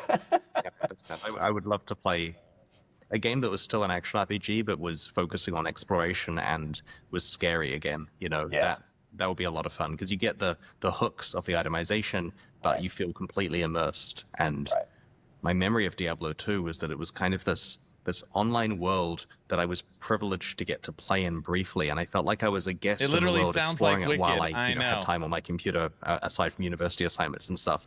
And then it got pulled away from me, and I look forward to going back into the world. Like, it really did feel like this special place I'd go. And, there was good memories there. You managed to achieve that really well. So I see what you mean about that being something that might have gradually become eroded with the spreadsheetization or TikTokization of a lot of modern games these days. Right. TikTokization. So you currently have a lot of projects on the go, including a publishing company called Skystone Games. What are you up to these days? Yeah, I'm up to a lot. Skystone is a publishing company, and we've been publishing indie games. We have a big game coming out this summer we're super excited about called Tiny Bookshop. Has a lot of wish lists and stuff. It's kind of a cozy game where you open your own little bookshop in the back of a trailer and go around to different locations and sell books and stuff. It's really fun. It's good strategy, a little depth and strategy to it, or whatever, about what books you sell in different areas and where you acquire new books and things like that. So anyway, it's super fun. Chris Wilson's like, yeah, bookstore, great. So I've been doing that for a few years, and we have quite a few products signed. Just signed another one about 2 days ago, so that we're super excited about that too. And so that's going real well. And we have also some pretty big plans coming up and some announcements coming up, maybe around PAX or something like that. That should, that will probably make some noise about it. So we'll see. Skystone is going to be growing. That's really cool. Do you get to give much creative input on these games, or are you mostly handling the pure publishing kind of stuff and letting the developers do the fully creative side? Yeah, one of the differences about Skystone that makes it different from other publishers is that you get to use me as a resource. Like I'm happy to help out in any way. I'm not trying to take over their games. I want developers to make the game they want to make and be passionate about that and stuff. But sometimes you can be stuck or need feedback or whatever. Or like it helps to get that outside opinion. And so somebody that has a lot of experience making games and a lot of different types of games, because I haven't made just ARPGs. You I've made a lot of wishlisted stuff. it? I've consulted on a million games. So The bookstore game? and help design a lot of different things and help promote a bunch of different products. And so, having that experience, technical experience, helping out with any kind of technical problems that they have, as well as walking new developers through, hey, how do I sign up and get all of this stuff with this Xbox dev kit working and things like that. Anything like that we also do those kind of help out in that way. So that definitely makes us different. Not so something you'd play? We do all the regular publishing stuff. We help out with community and do marketing and influencer outreach and promote events and things like that to try and promote the title, but also and gather wish lists and guide them through the whole process, but also kind of are dev at heart and can give good solid feedback, especially to a lot of the indie developers are young dev groups and lack a lot of experience, and so a lot of them find it super helpful for me to give them feedback. That's really cool. Yeah, it's been a lot of fun. I've really enjoyed it, and I've got other projects that I'm working on as well that I can't really talk about. I've really enjoyed working with all these developers and meeting a bunch of people. I know so many more people now in the industry because of this. It's been really, and the amount of creativity that's out there and the passion that people have for making video games, it's really, really exciting and really, really awesome. What have you been up to? Well, after a year of retirement where I kind of spent my years, traveling, sorting my magic cards and so on, well, there are enough magic cards that it takes more than a year to sort them, so there's still plenty to go. Yeah, that's a separate discussion, David. Yes, I just got back from MagicCon in Vegas yesterday, so there was a lot of fun purchases there. So I spent a year doing that after GGG, and it was relaxing, but I kind of had the itch that I wanted to be creative again, and I wanted to be creative in a way that didn't involve Here we being a go. CEO of a 200-person company. Like it's a fulfilling job that I felt I did a good job at, but it wasn't really what I was born to do. And so I realized that the most fun I had making Path of Exile was just like jamming in my garage with Jonathan and Eric in the early days, like a really small team, just trying to come up with something where, there was just a lot of creativity happening and I was getting to write code and all that kind of stuff. So I recently started a really small studio with some friends. It's called Light Pattern, and we're working on a small project that I don't intend to talk about, potentially for a number of years. I guess my only clue is it's somewhat telling, I guess, that we're talking about that today. But yeah, it's been a lot of fun so far. I'm getting to recreate the feeling I had in my 20s of doing development again, and yeah, I'm having a blast. That's awesome. Congratulations. That sounds really fantastic. I mean, I did this almost exact same thing in some ways, like, when I was CEO of Gazillion, and, and What? I'm not making games all day. If you guys didn't catch it, Chris Wilson just said he started a new studio. I'm working on running the business. And I was like, okay, I'm good at this. I can do this. This isn't what I want to do. And then I went a little crazy and I made the game all by myself, but I did almost the exact same thing. It was super passionate. I had a super passionate experience going back and actually doing development and doing all of that stuff. It's just really just so much fun. And that is definitely what I was born to do. So I completely relate. Congratulations. Thank you very much. Well, thank you for your time today, man. It's been really good. Covered a lot of good stuff. And I think that, the product you guys made, the whole Blizzard North team back 25 years ago has really stood up to the test of time. Most of my friends are still playing it to this day, and I intend to continue to do so. So thank you both for making Diablo 2, for changing the gaming industry to the extent that you have, and also for your time today. I really appreciate it. Thanks. It was a lot of fun. Oh, thank you so much.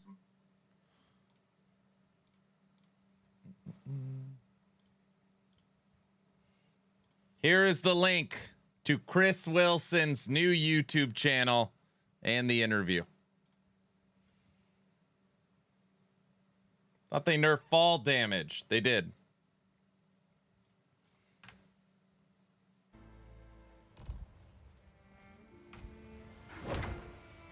Dang. Chris Wilson wanted to get the creative juices flowing again. Thinking about retirement is really interesting. It's like, what do you actually do? Sit around and watch TV? Like, you always hear like, oh, once you retire and you stop giving your life purpose, that's normally when you your health starts failing. I don't know. I think about that kind of stuff a lot.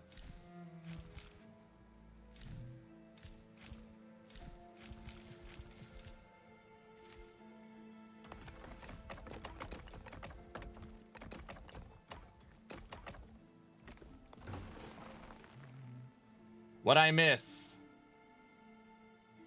From his webpage, he is coding in Rust. I don't even know what that means. It gets boring sometimes, Robert.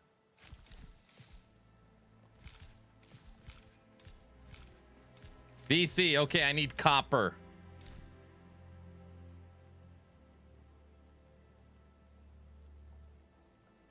No, oh no, yeah.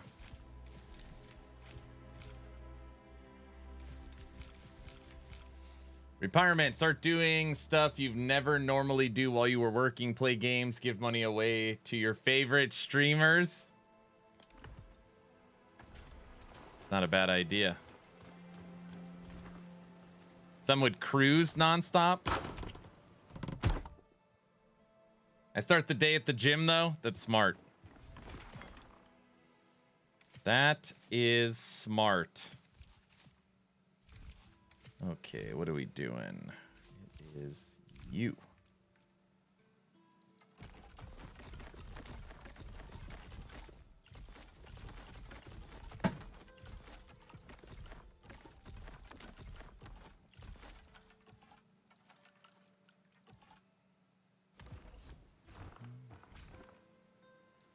It would be 24/7 gaming for me. But you'd have to do other stuff because that's not healthy either, right?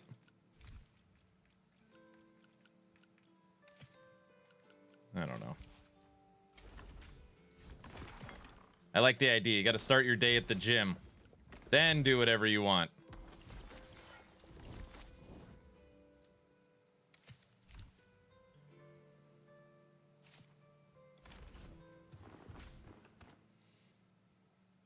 But healthy isn't fun. Ah, you can only do fun stuff when you're healthy. See what I did there? Travel. Keep your yard clean and tidy. I would do that. It's a good habit. It is a good habit. I mean, yeah, a lot of people would say that it's boring, but if you can legitimately get yourself on a good sleep schedule, you go to bed, get a good 8 hours of sleep, wake up, go to the gym, like, does so much for your health.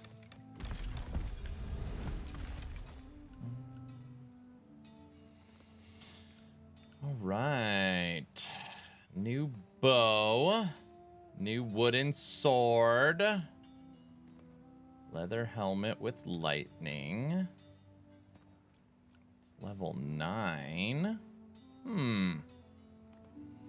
Damage taken increased by 31% if not at full focus. That is an upgrade. Wonder if we could flip the lightning to fire.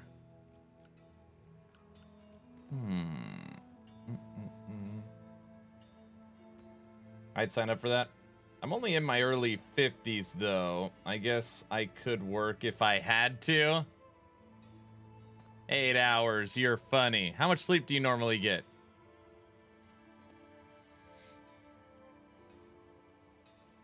Plague damage increased. Healing increased at low focus. Stamina recovery increased by durability. Indestructible. Cloth. Leather helmet. 9. 6 to 7 hours if I'm lucky. Supposedly 7 hours is good, right? Warrior's only as good as his weapon. Why? I felt the...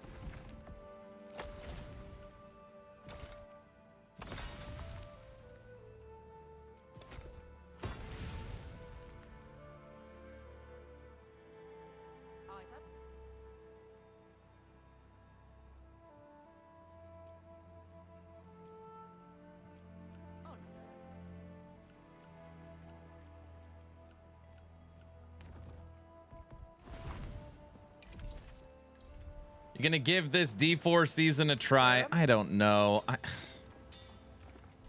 Like, kind of makes me sick feelings talking about it.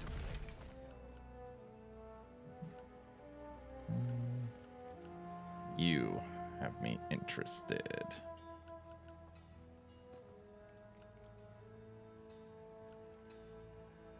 Actually, you're even better. 20, 20, 18, 4. Puts us into heavy. Doesn't make me sick because of the game. Sorry, I should elaborate on that comment.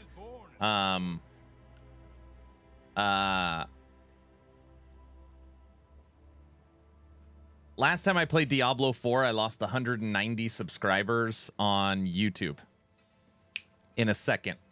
One day. I literally had to tear through the analytics to see what happened, and I could pinpoint it to the hour.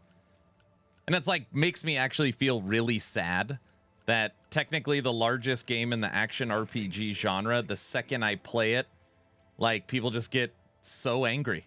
I can't even describe it because people are always like, yeah, right. Literally, it's the most crazy thing. People, like, physically get angry in chat. Arguments start to break out. People get mad. Aaron, I'm muting your channel. Like, I don't even know how to describe it. You just have to be here for when I play Diablo 4 to understand the insanity.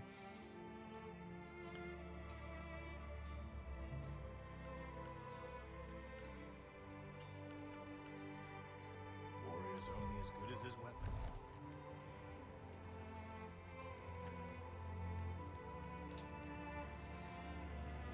Are you sure they didn't resubscribe and they're just trolling? I mean, I don't know. Play it offline? No, but that like I don't really play a lot of games offline. That's normally family time.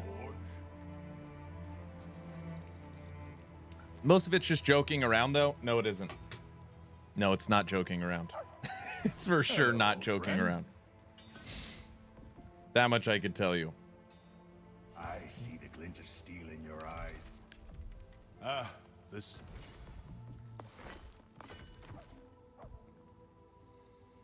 All right, hold on. Let's see what we can do here. I want to make a new bow so I can infuse it with fire. And we found this bow.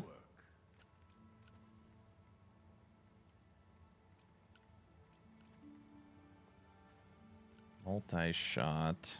Knockout it. No, there's just no way. Man's best friend is a blade.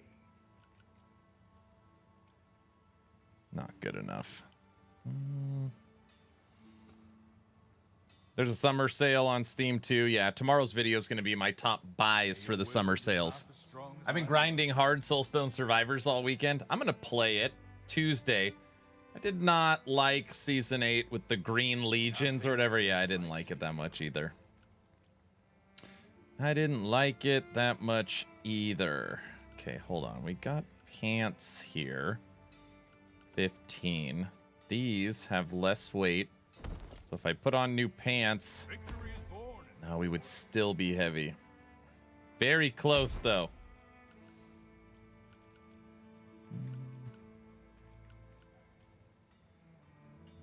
I'm trying to keep my weight under heavy. Nothing sings like steel.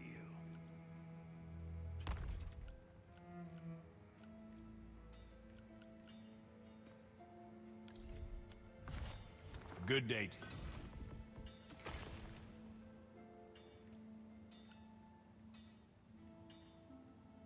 We need one more boar heart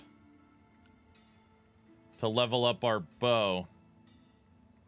Oh, we couldn't use this bow anyways. We don't have enough dexterity. We don't have enough dex. I need a boar heart and birch planks. All right, let's sell these. Sell the gloves.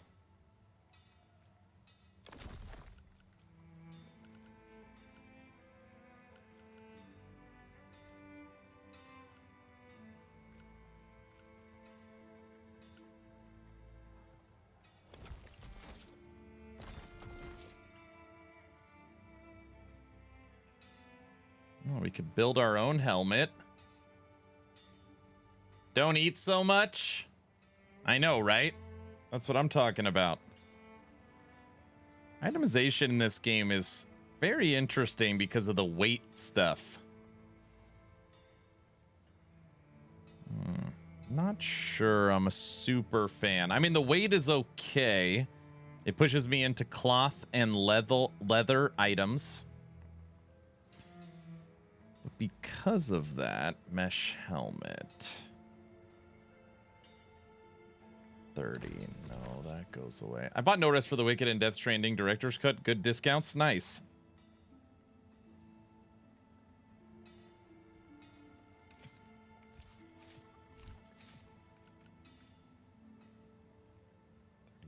$33.16. Let's go enchant these. See what happens. May your greetings, one. Yes, yes, yes.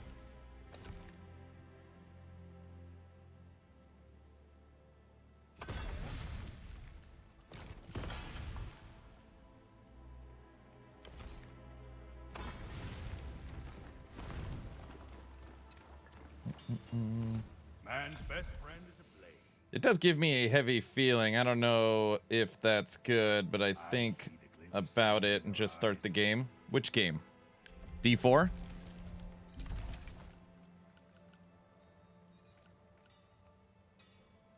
Physical damage. Damage when dodged. Man's best friend is a blade. Yeah, no. All right.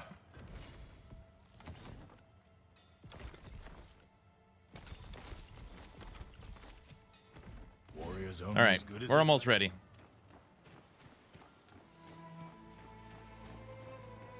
Powers. I told you guys I need to reach out to Hog. See if Hog's down to run some D4. We'll play together. It'll be fun. Someone go convince him.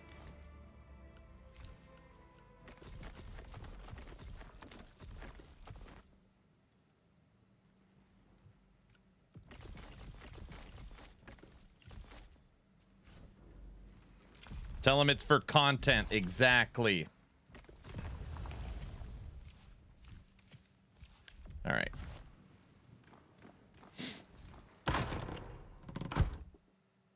Yeah, totally. You both lose subs. People get so mad. They're not. Yeah, of course there's some people joking around. Most are not, though. Most people are genuinely, like, upset when I play Diablo 4. Okay. I need... Did LE say when they would release content details for Season 3? No, their marketing machine's up, so they'll slowly talk about stuff for Season 3 on Friday. Dev streams. They've got some podcasts they're setting up. You'll start seeing more and more. I need copper. Need copper.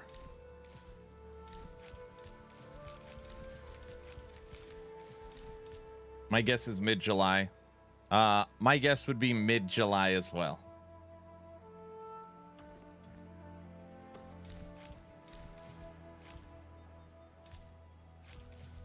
Yeah, we need copper. It's interesting, and I'm guessing maybe it's different later on. You need to refine your materials, I'm sure, for constructing stuff, but to upgrade your city, you don't refine the materials. So I refined all my early stuff, which means I don't have anything for these upgrades. Copper. The only way to reach the mountain gate. Blood?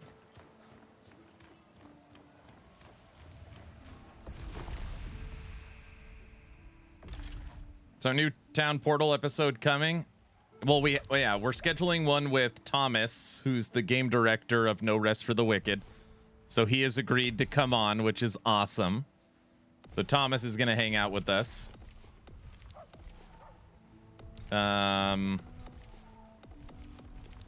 Let's just go up to the new area. Yeah, that'll be fun. I don't know where, like, all the crafting materials are in this game, so I'm just going to forget the building upgrades for now. I don't want to just run in circles.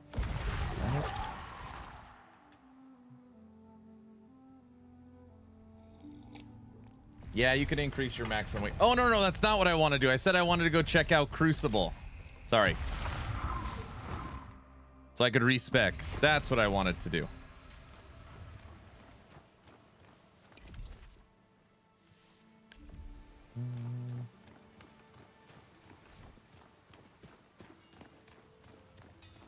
Yeah, we'll have a town portal, me, Frosty, and Thomas, and then yeah, we'll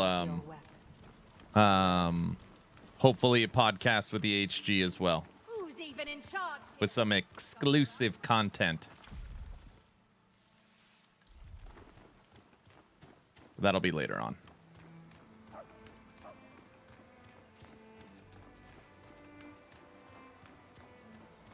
You will unlock it via the NPC in Crucible Room 5.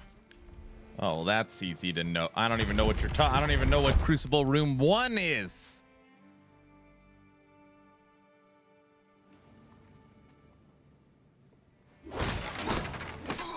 Look at this. We already got all this loot. Wait, never mind. I can't get it. Never mind. We've got nothing.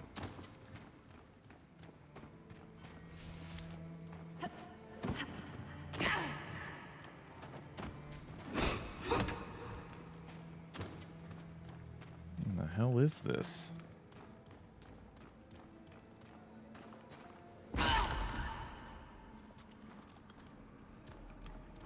What's this?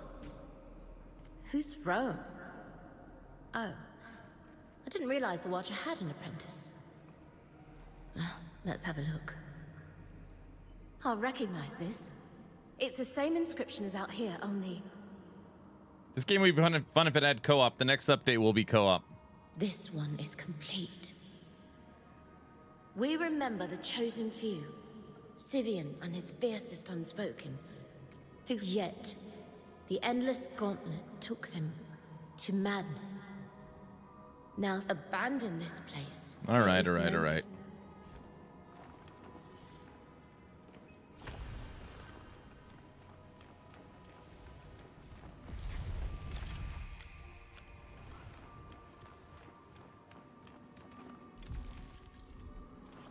Wait, why does she want me to talk to her again? No. There must be it can't just be the world above that, isn't they? All right. Elsa, use your ice powers. Never mind.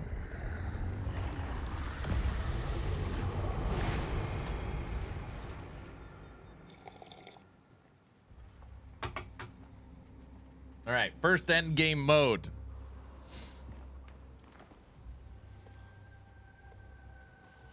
Okay, hold on a second. Guys, I can't really zoom in. Look at the face on this thing. It looks like the trailer Last Epoch Season 3 jumping guy. You guys know what I'm talking about, right?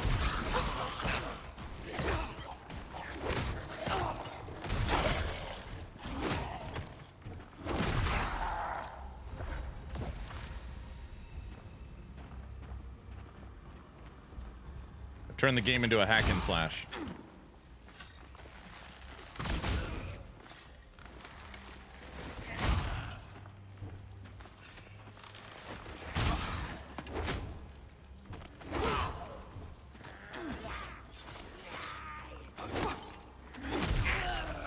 Get out of here.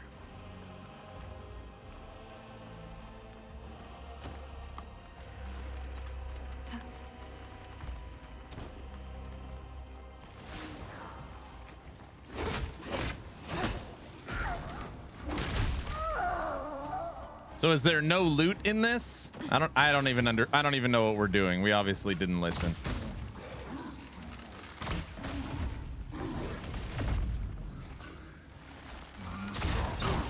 Ow. That was pure luck right there. There is, but the enemies don't drop anything, right?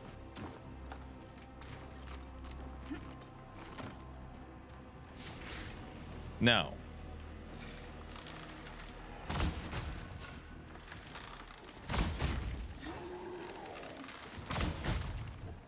This isn't cheating, guys. Don't. It's called strategy. That guy was easy.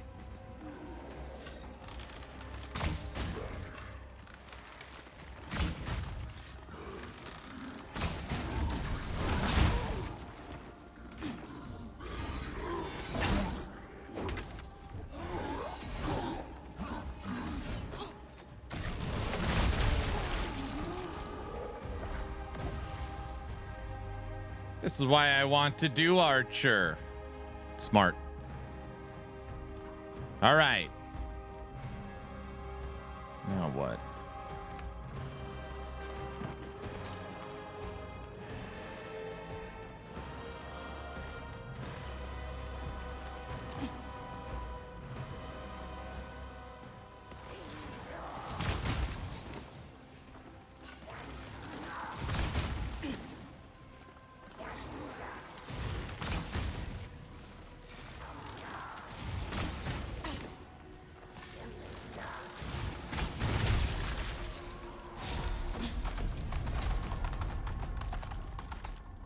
Hold Y to advance to the next chamber. We did it! How long does it take to get to Endgame? Oh, I don't know. We still haven't even beaten 3 of the main bosses. I'm just checking out the Crucible.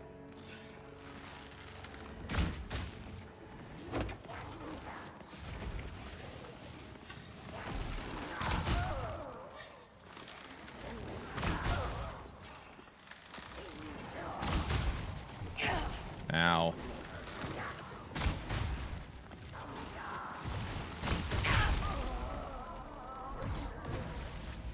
Check your echoes by clicking the button it's assigned to.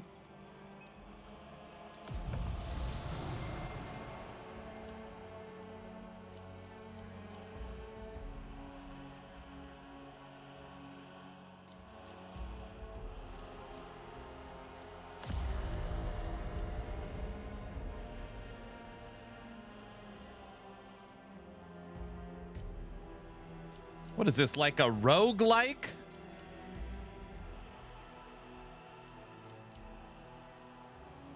Yes.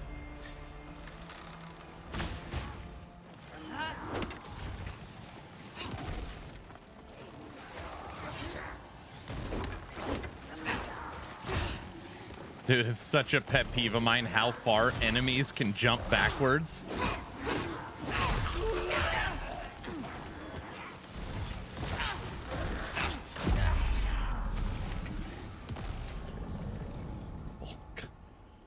So much fun, it's insane.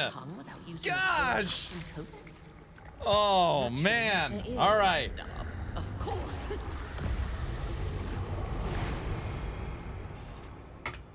So good.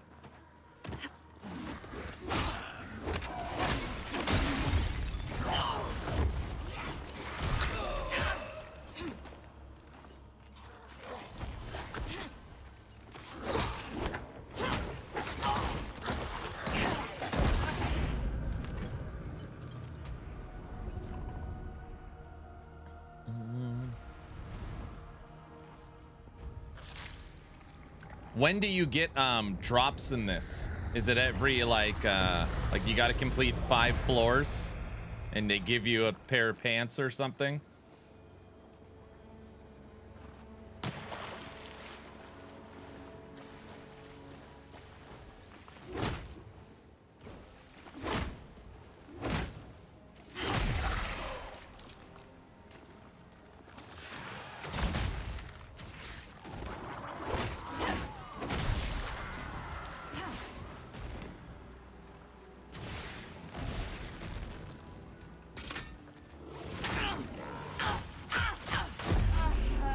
We're done with the Crucible. It's so much fun. It's insane. Oh man. How do I get out of this as fast as you... Thomas told me, oh, you want to respec? 10-15 minutes max, go to the Crucible. That was a lie.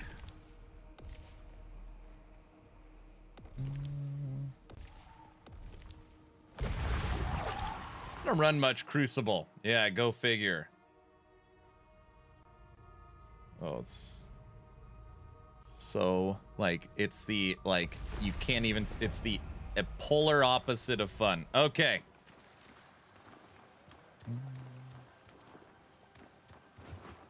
Jump. Jump. All right. It's Endgame, that's why. Why would they make the respecking an impossible Endgame activity? All right, I'm adding that to the podcast. Oh.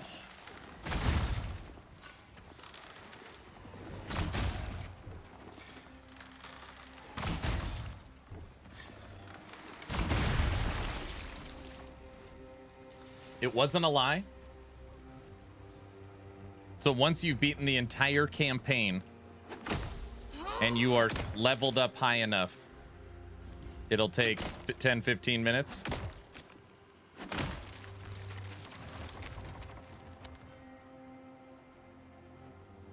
Oh, it's the 3rd or 4th floor, dude. My bad. Didn't know you want to respec. Yeah.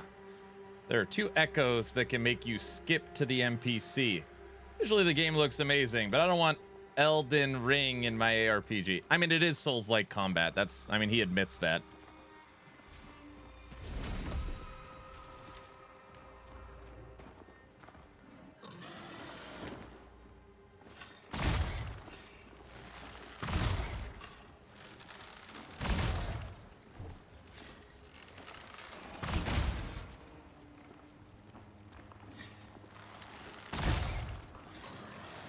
It's the 5th floor. You can use the currency to buy the respec from the vendor. Okay. I'm playing. I'm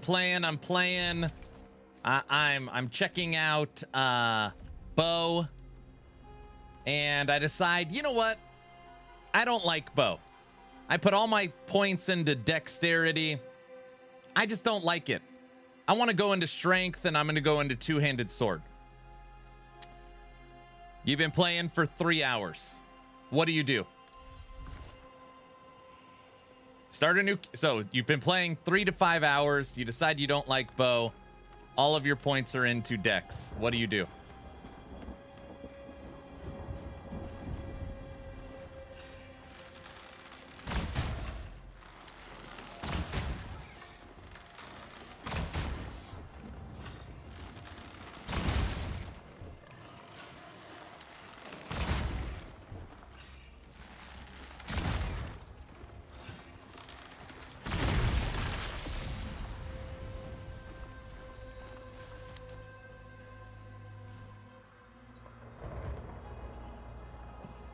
You respec from Steam if it's lower than 2 hours. You just literally refund the game.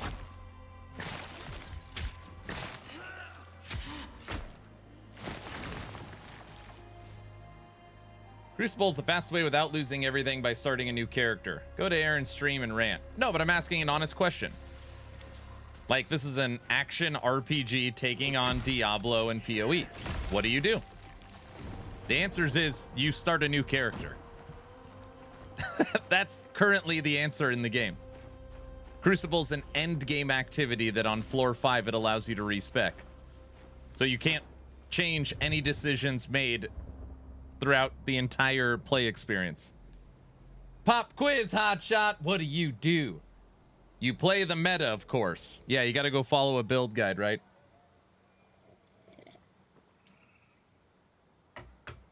Some people can make it to floor 5.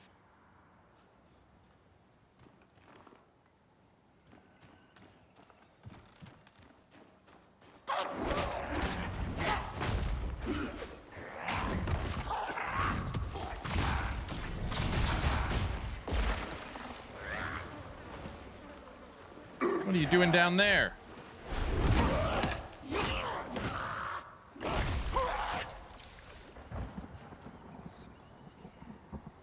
Even watching you could have figured it out. No, I know I could have figured it out. I'm asking a more like pointed question. Let's say I'm not even I haven't even made it to Sacrament yet. I'm in the first zone. I'm grinding the first zone. I just beat the first boss. All right, I just made it. Okay, I experienced the first zone in the first area of the game. I don't like bow. I thought I would. What do you do?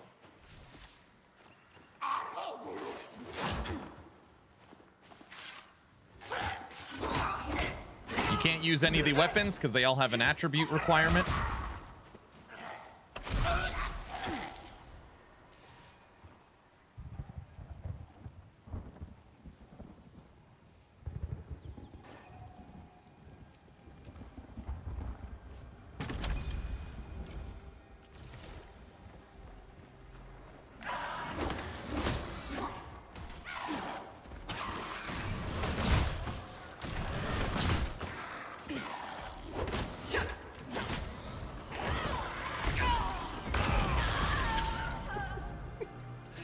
Just getting crushed, dude. Oh, set it to easy and go do the Crucible. If that is the honest answer, it is so beyond horrible. If that is the real answer. I'm arriving and he falls. Technically, I didn't fall. Well, I did fall, but the boar pushed me off. I didn't just fall, you know.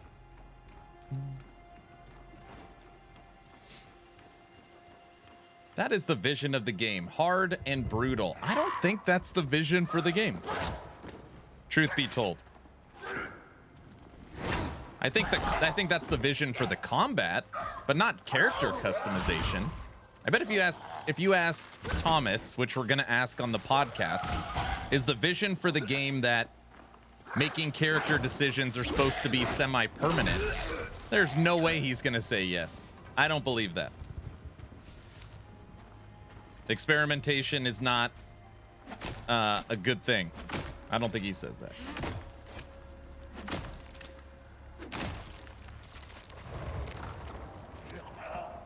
No, the ledge protection is like something you have to unlock or get or something. And it's for like your attacks.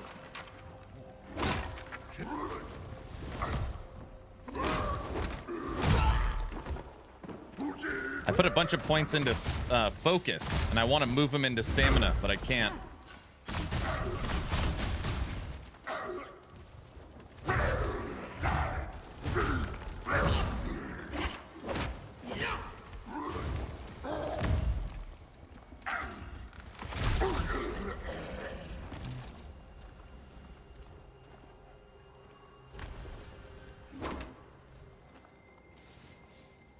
Yeah, I was pushed. Shouldn't count.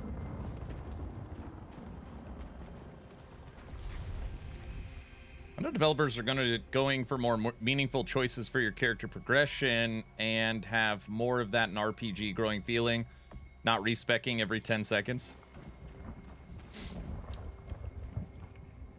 Yeah, I get what you're saying. I just wholeheartedly disagree. When you're playing a new game and there's 10 different options and the first option you select you can't change, knowing nothing, that's not good. I'm not saying changing every second. Even if it's like every 10 quests you complete, you get an option to update your character or something. Come here, bird man.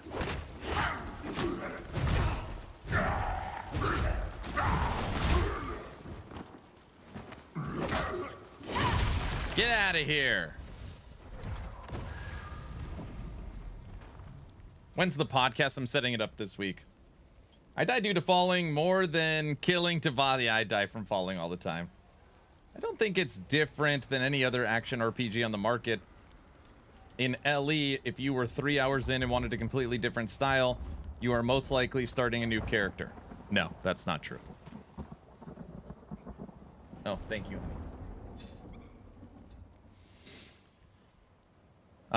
You can respec your mastery. You could respec all 5 of your skills. You could completely change all of your passive points. You could change all of your gear through crafting. Update your loot filter. You could literally change everything. I can't change an attribute point. Technically, I can't change my gear either. That was a really poor example. If anything, it goes to the point that there's too much customization.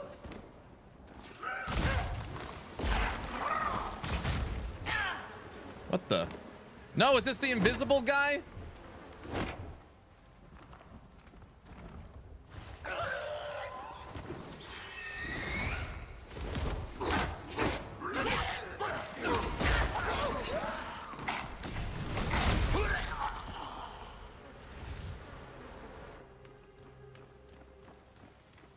You.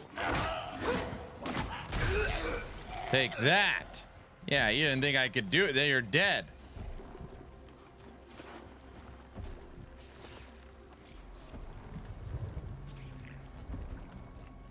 Didn't play since January. How do you find the game? Well, I'm complaining right now, but I actually really like this game. So I'm probably not giving off a good how I feel about it. I actually really like Wicked. I like the sound. I like the combat. I like the visuals. The game itself is very fun. It's just, for me, when I play action RPGs, my favorite thing in the game is tinkering. So I want to play a lightning build and a fire build and dual wielding and dual sword and archer and like tinker until I find the build that I love. I'm not following build guides. I'm not following wikis. I'm not looking at anything, just playing the game myself trying to figure out what I think is fun. And this game doesn't allow that. So that's what makes me sad. Is right, like all I want to do is take points out of focus and move it into vitality or stamina, and I can't do that. Yeah, I'm the same. To solve this, you only got to offer a few free full respecs, and that's it. Yeah, or give it like, go grind 100 of this log. You know, there's just, so they don't have to, you know, respecking might take you an hour or something, but it's quicker than, it's a love-hate relationship than redoing everything. Wife brought me a little plate of eggs.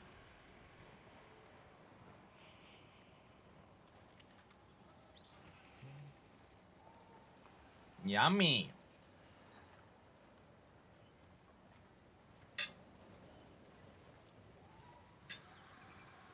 When will they update full lore content? I don't know. For this game? I don't know. The next major update coming up is co-op. Thomas was hanging out in stream and told us that. Mm-hmm.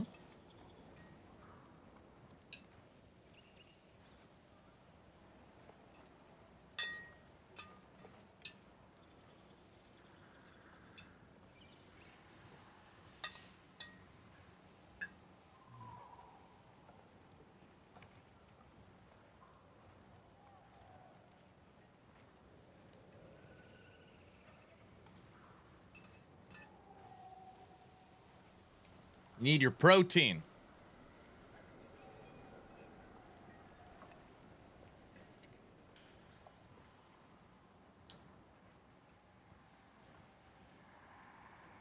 I don't think we get this before the end of 2025. No.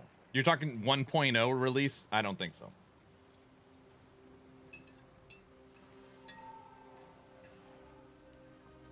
I would guess 2026 release date.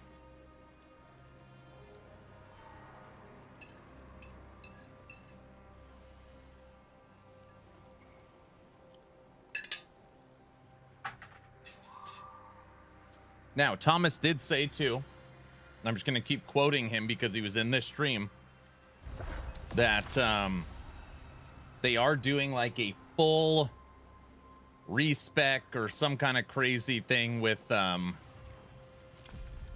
character customization and like agency over your character. So I was like, oh, so maybe being able to respec and change things, maybe that is something future we're going to get. Dude, I can find so much of this silver ore. And I don't need that. I need the basic ore. Do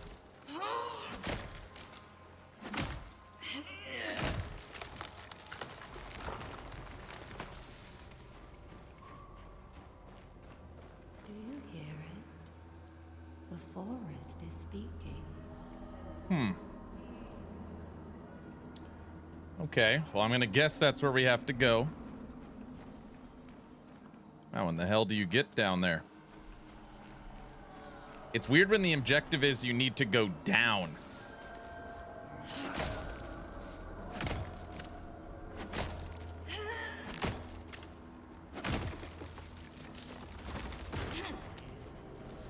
And we're getting lower.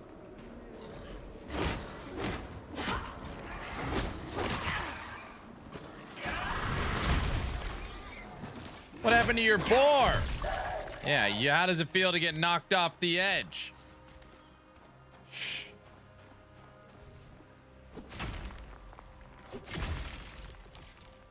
Rutari, what's up, man? Hello. Uh-oh. I fell an inch. We can't get back up. No, we're stuck.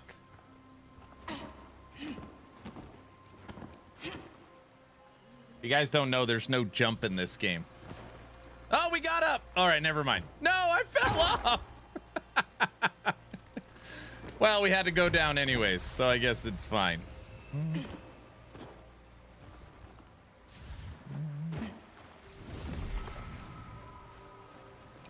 We're like in the spider lair.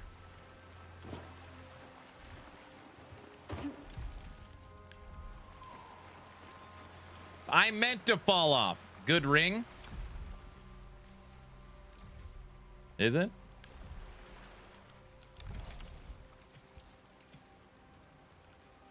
I got a couple rings. A goose. Max focus increase, max focus increase. Or focus gain, max focus. That is a pretty good ring.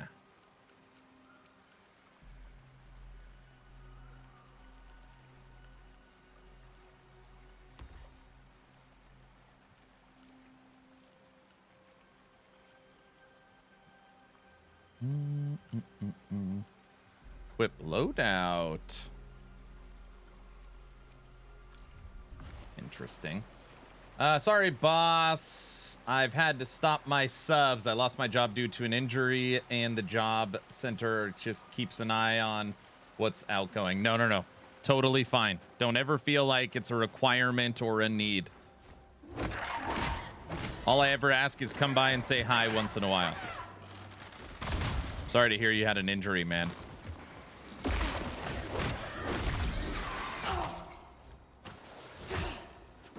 Stop shooting me!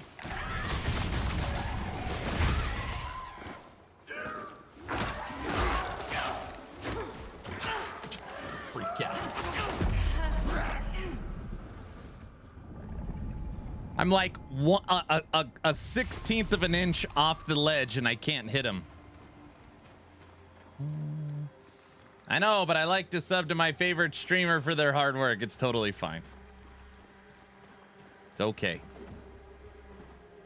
Aaron, how's everything going? Hey, what's up? Going good. Killing these dead things.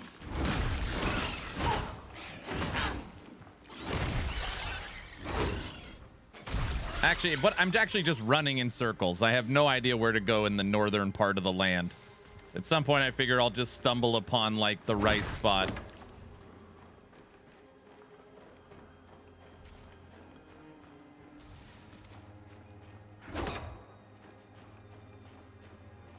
No, we've already gone up there. I need to get down there. Dude, I wonder if I could land in the water and not die.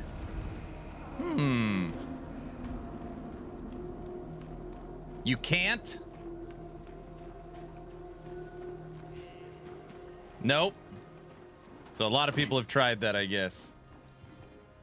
Aaron, you got any news on Titan Quest 2? Nope. I follow all news outlets for THQ Nordic and have an insider. Nothing on Titan Quest 2. Basically, PoE 2 completely derailed all their plans.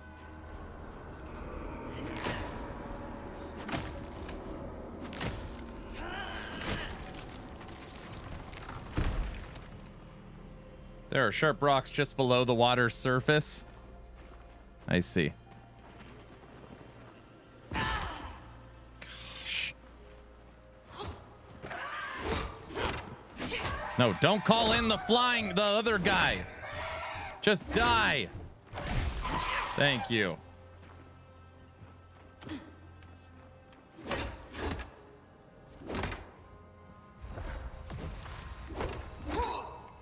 Let me through!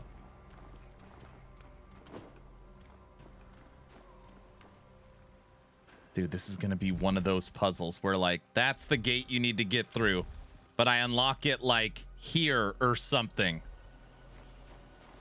This is why people follow game guides and wikis and all kinds of stupid crap. All right, I guess we'll go this way. Can't get through the door, can't jump down.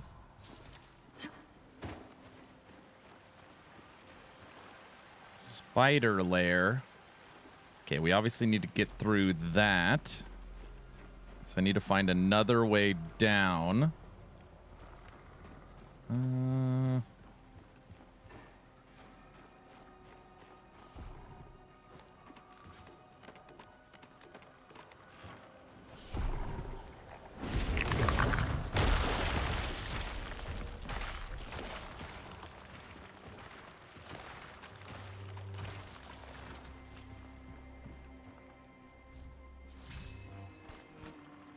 Graveyard key. Will that open the gate?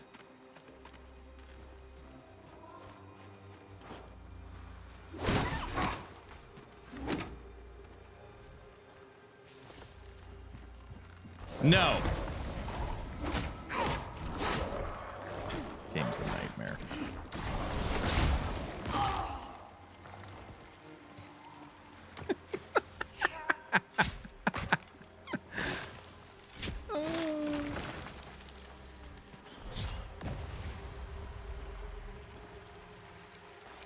Where in the hell am I? So now I'm at the lowest point, which is where we want to be, but in the wrong section.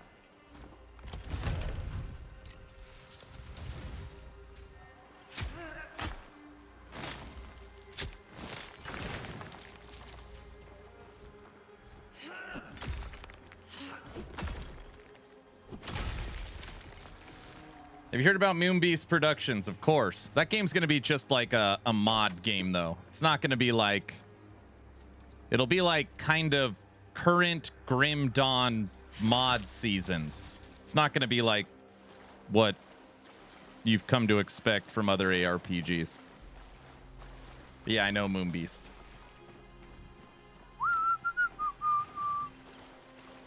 Where the hell am I?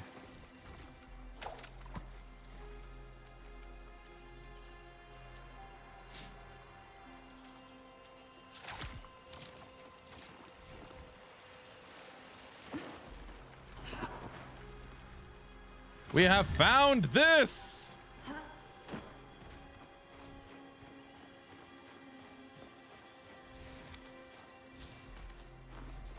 Back up here to running in circles. Now we're going back up. And we are right where we started. All right. Yeah, we're literally in the same place. Okay. We're going to use the cars approach. Turn right to turn left. All right, we're going to go the opposite direction of where we need to go.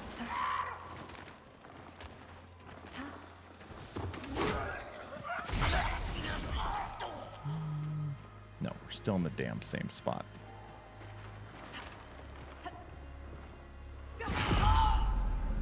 Crazy old grandpa car. Exactly. Yeah, this game is like infuriating in like every sense of the word.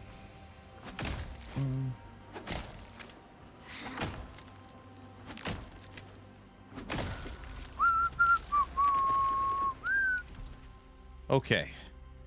We need to get over here somewhere. The best way I could describe Wicked to somebody, and somebody will understand this reference, it's like playing a Lego game. So every about 14 feet, you have to solve a puzzle. In a Souls-like combat isometric action RPG. That's basically this game. That's the best way I could describe it.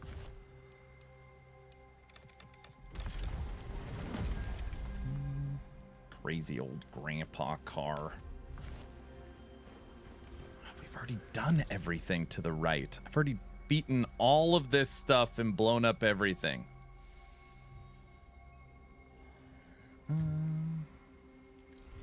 It's the mosquito trying to suck the blood out of a mummy. But I haven't knocked down this ladder, which means I haven't done something.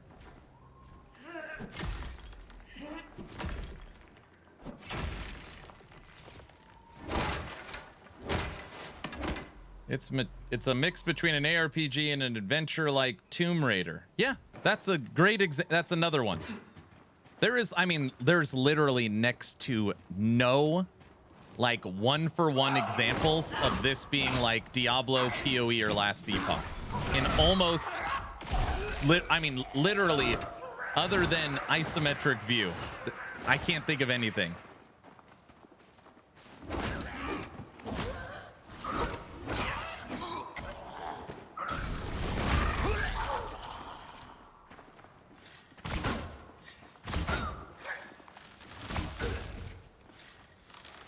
And I like it.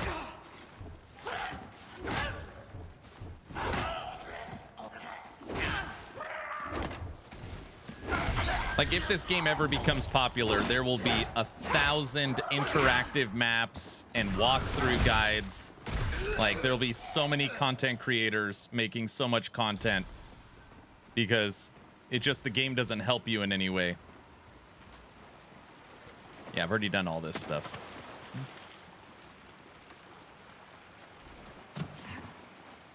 Enemies feel so lively compared to lifeless zombies. Yeah, for sure. Dude, the game would be like a 20 out of 10 if it just told you how to beat quests. Man, I'm so sick of running in circles. How the hell do I get past this? No, like, I don't even have like a small sense of what to do.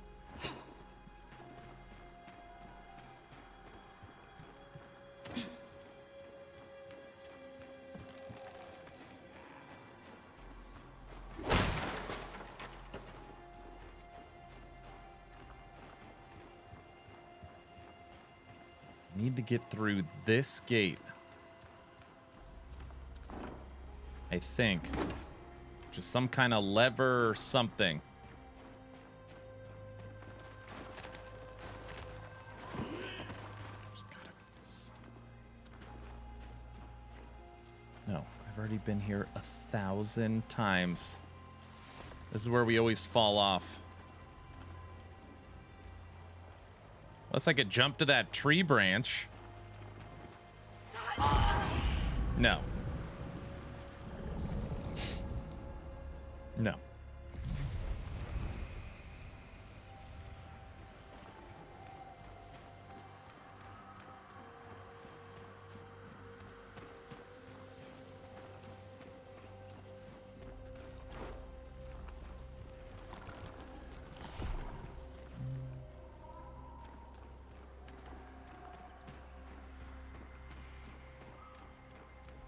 And now our like items are where they're getting all broken, so I got to go to town and repair.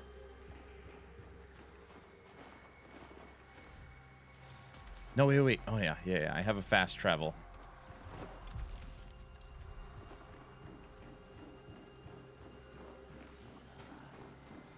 You see the mist area? Mist area? No. Do you hear it? I need to get down there.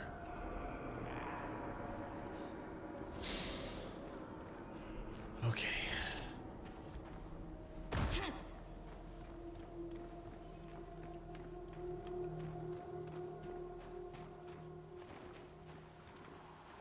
Okay. Can't make this jump.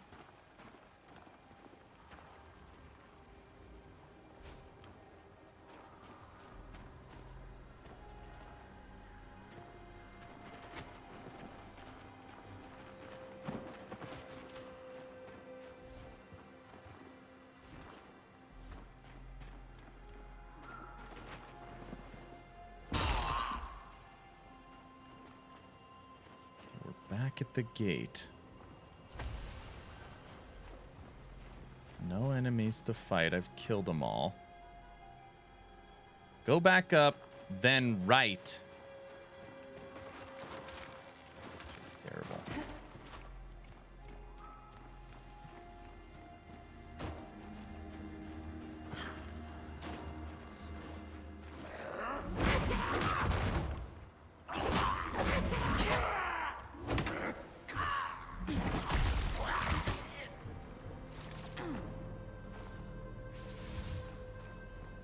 Give me all that.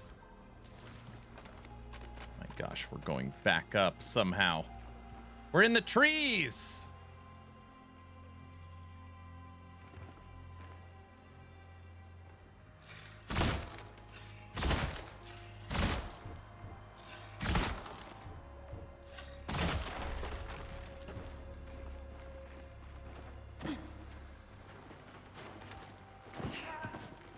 We're going higher.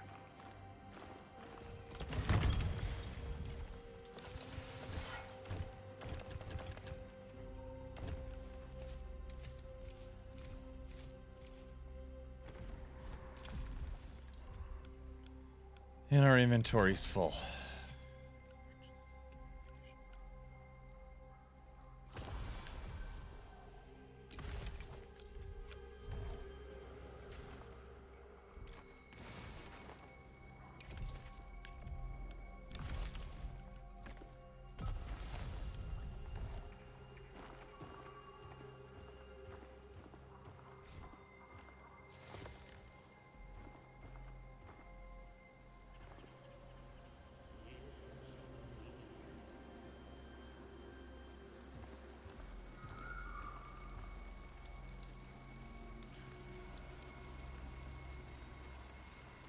How do you get over there?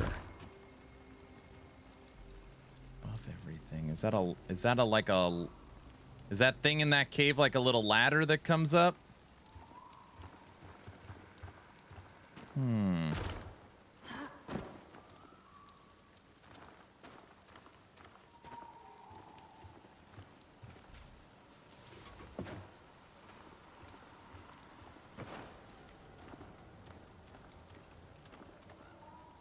There's the gate. We're in the same exact spot.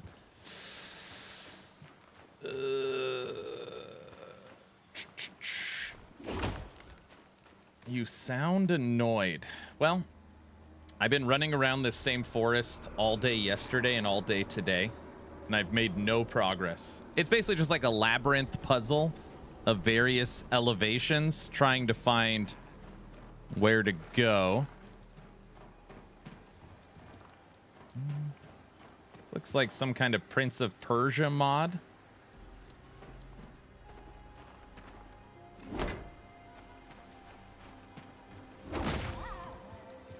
And like, I don't even know like what or where to explore. Like, there's no direction, you know? So you have this whole map here, and it's just like, get here. You need to find an area that leads downwards. Yeah, I know that, sir. Do you hear it? No, not the forest. I see what they did there, like Ori. Yeah, but Ori's 2D side scroller are very different. It's the area that leads down.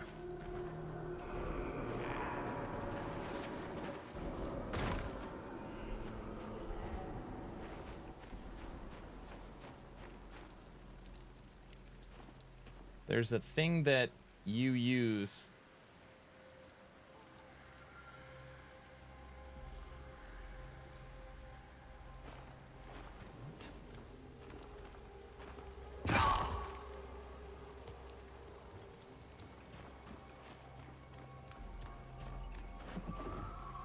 All right, we're just going to go to a different area of the game. This is so stupid. I've given up on this. I cannot run in circles anymore. All right. No.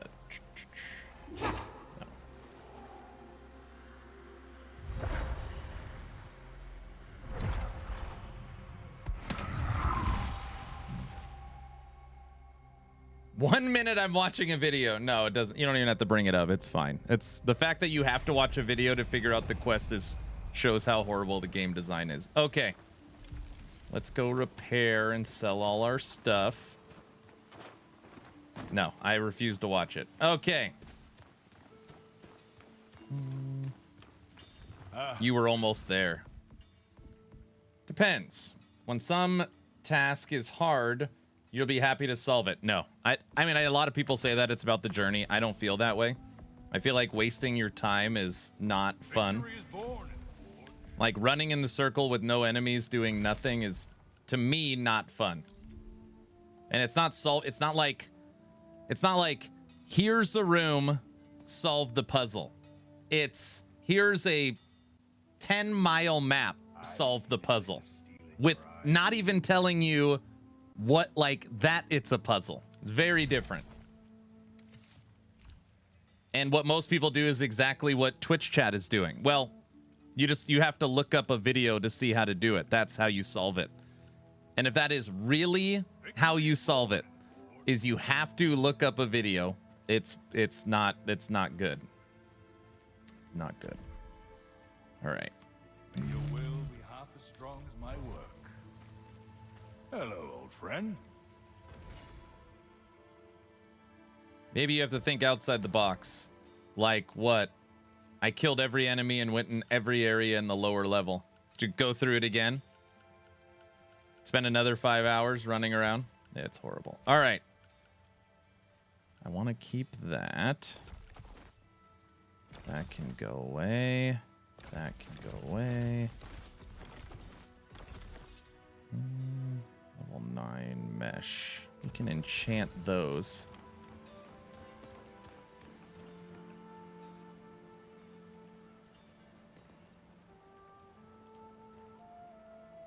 Make the work. Greeting. All right. Enchant. Ooh. Deal damage on parry. You can switch that. Burn damage. Focus gain increased by 14% based on durability. Stamina recovery. Focus cost increased. That is an interesting pair of gloves. Okay. Inventory. This has burn buildup on it. That's level 9, and they're mesh. These are leather. Aaron, I know you are suffering, but every second of your suffering is convincing me I would love this game more and more. I'm not suffering. I just sometimes don't understand game design. I would never make a game that pushes you to need a third-party tool outside of the game. Like, that's... it is like one of my new pet peeves. Okay. Like, well, we're going to make it so hard that no one will be able to figure it out, and it'll just lead to so much frustration that it'll pay content creators to have them figure it out. I don't know. I just really dislike that. That's just me, though. Okay, now we can come over here. May your life and... Yes, yes, yes. Infuse. Extract. Pull it.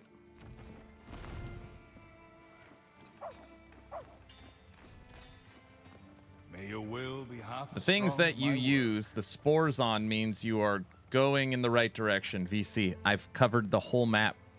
The thing that I was about to ask if you'd recommend this game in its current state, but I think I know the answer. No, if you like a modern-day Souls-like Tomb Raider.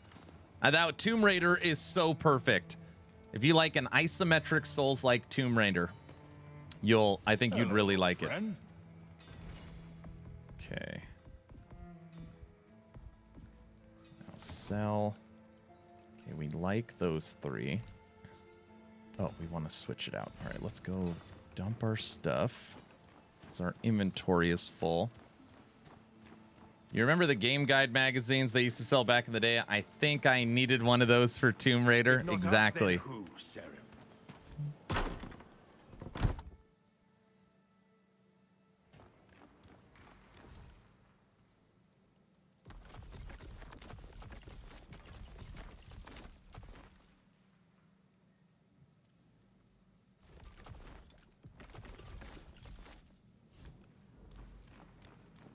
I missed an area. Maybe the standard for difficulty have changed. When I look at the one button build, simple, people like the brain dead gameplay. We were talking about that earlier. Like, you go watch the most prominent PoE 1 streamers, and this is not a knock on the streamers, but Path of Exile 1 as a game, it's just, you can't even, it's one button and you can't even see the screen. You literally can't even see what's happening, but everything's obviously dying.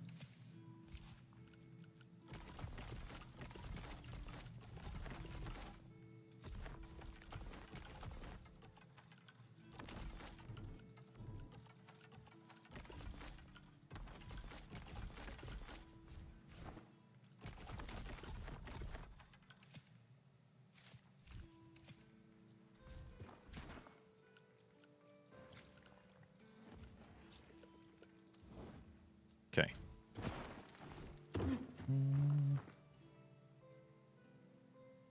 Tips and tricks. So now when we are kind of stuck for hours, that's when it seems to be the end of the world and we feel forced to go search for videos and tutorials. People, I don't know, I think people respect their time more. So it's just like, it's not, and again, it's not solve a puzzle. It's not solve a puzzle.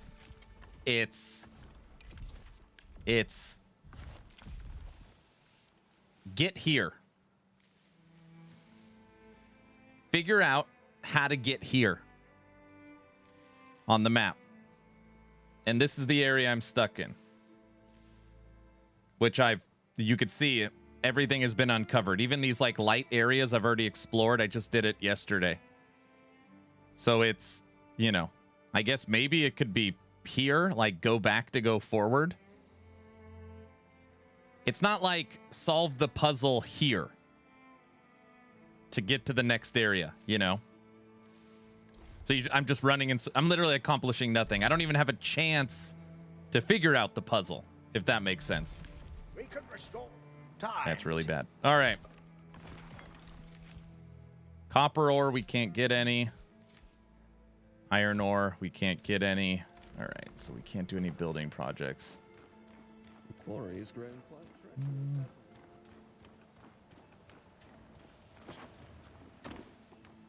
All right, let's go modify our item. We are now set. I'm never going to financially recover from the Steam summer sale. You will. Fire, fire, fire. Okay. We're going to do some crafting. Okay, we don't want increased damage on parry. Go away. Damage taken decreased by 5% based upon durability. Keep our durability high. Take less damage. Okay. We don't want focus cost increase. Go away. Equip loadout increase. We don't want that. Now we're heavy. Max stamina decreased. I keep buying games I might play one day.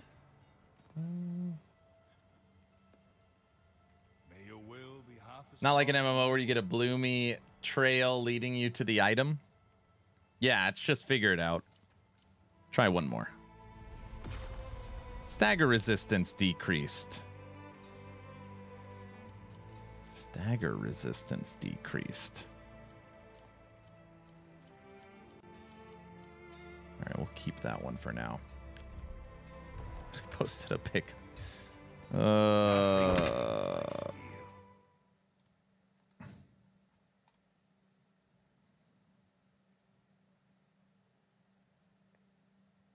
That doesn't help. I still don't even know where that is.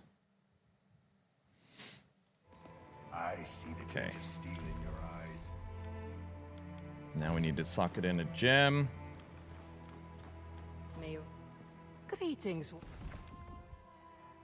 Use gloves. Man, I want to put in the burn buildup, but I'm hoping I find a new bow that I could put this in. This is the gem I want. I finally found a second one.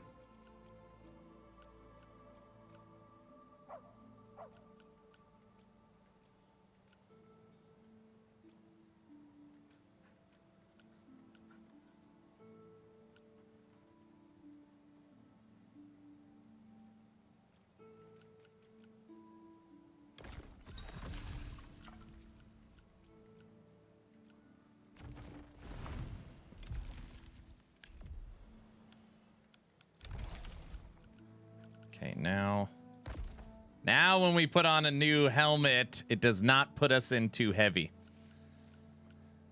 Okay. Damage taken increased by 31% if not at max focus. Okay, we like this helmet as well.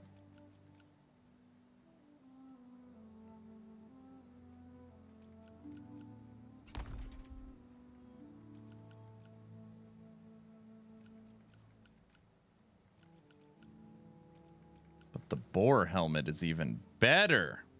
Better resistances. Yeah, better resistances. Okay.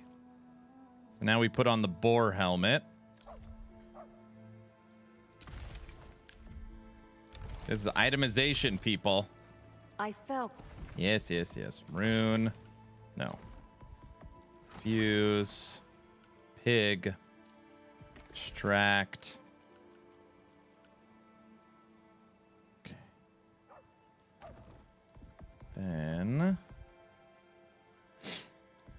fuse for health regen.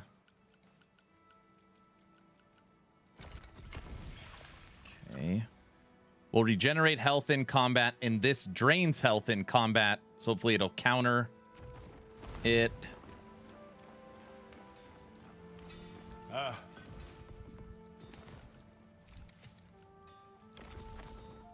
Victory is born. Okay, we are ready. Final craft.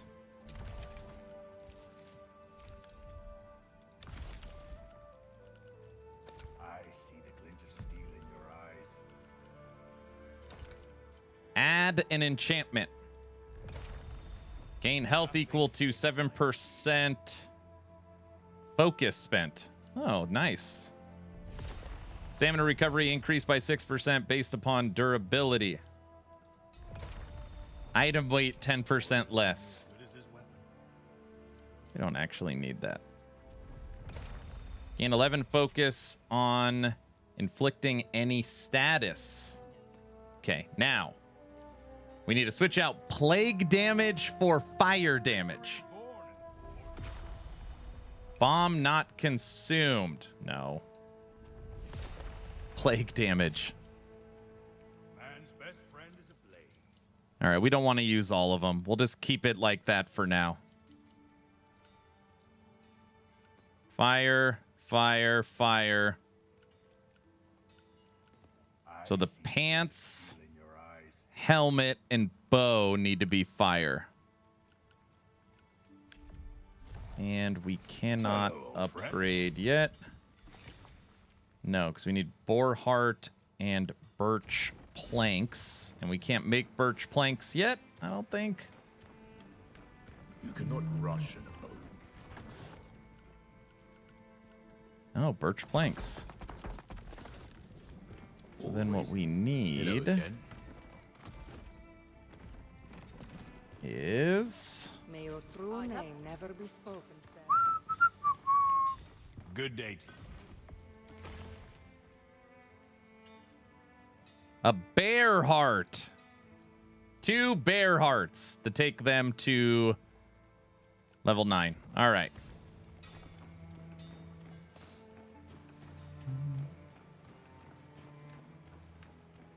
Bear hearts.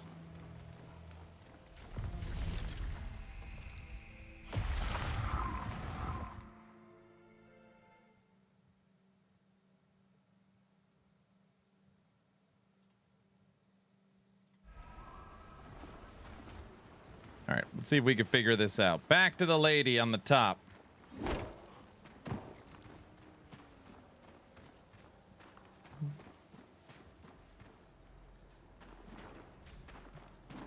Moto, I might ask you.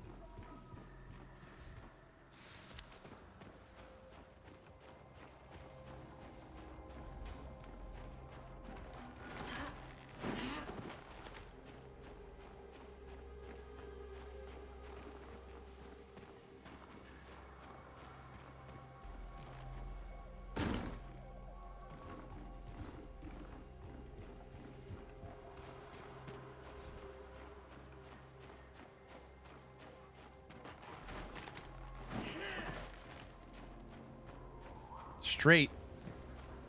What are you talking about? This just leads me back where I was. Go on the log. On it?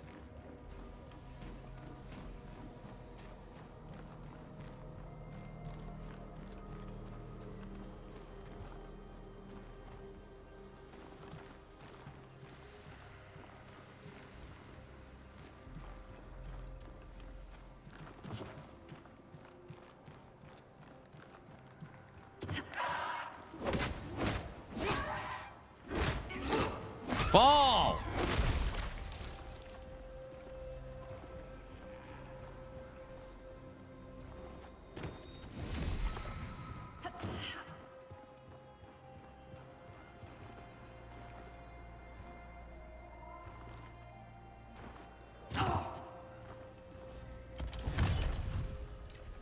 Hey, we finally got that chest opened.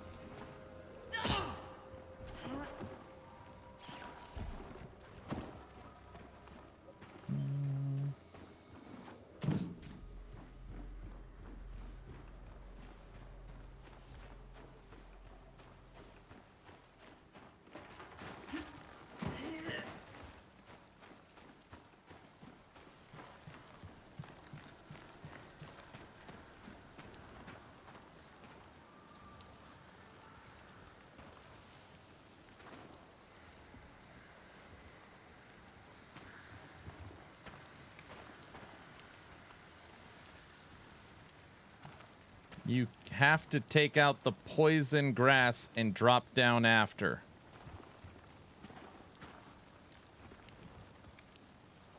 Yeah, I need to kill that bubbling thing top right. Yeah, I know. I don't know how to get on that plank. Yeah, I mean...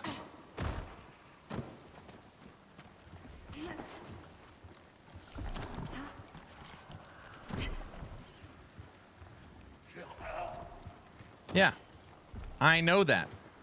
How do you get on that little pedestal right there?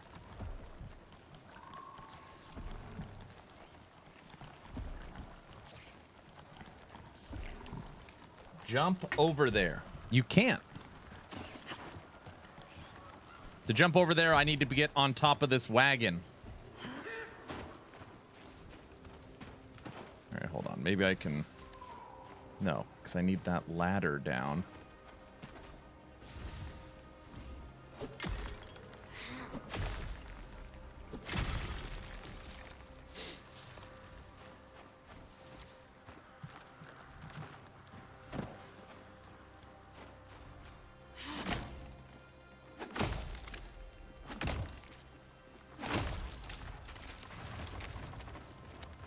Yes, that thing. Just jump over there. I know.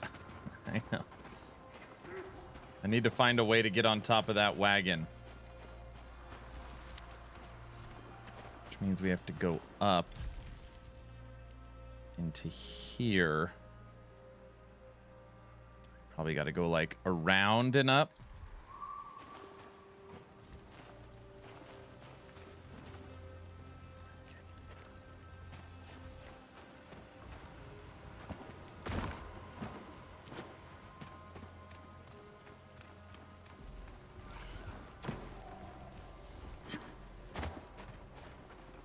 Okay.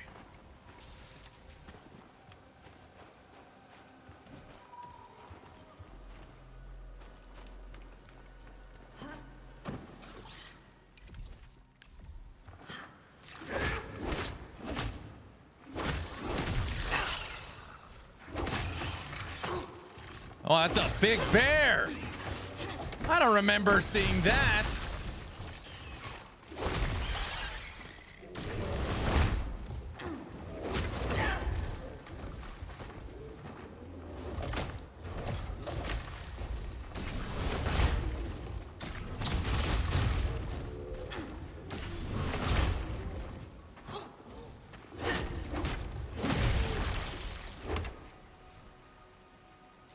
Well, that's how you get a bear heart.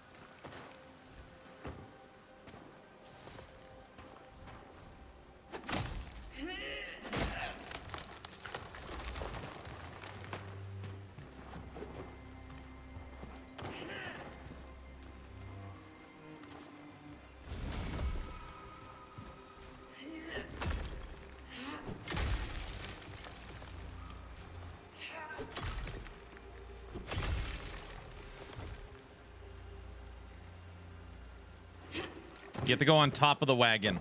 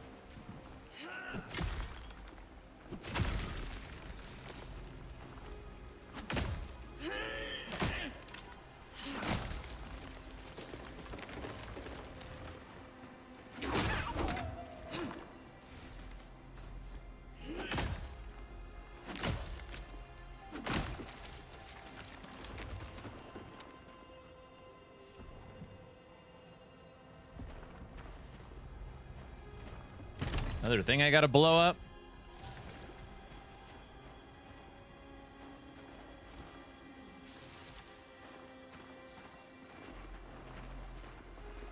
I'm lost. Yeah.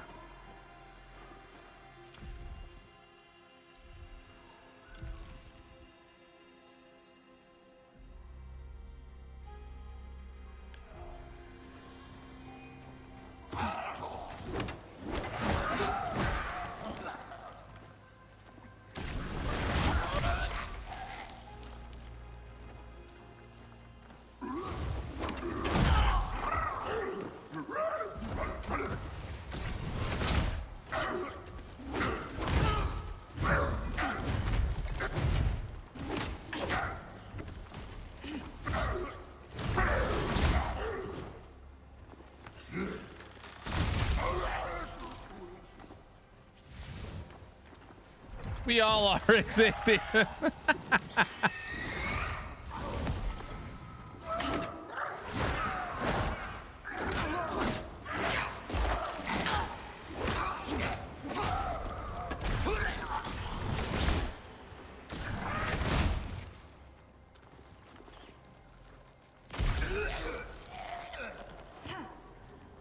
Okay.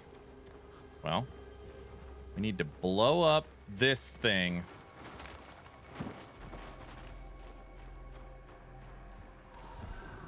Jeez, dude. Blow up that thing. It's another. Go around. Oh, there's the ladder. Okay, I see it.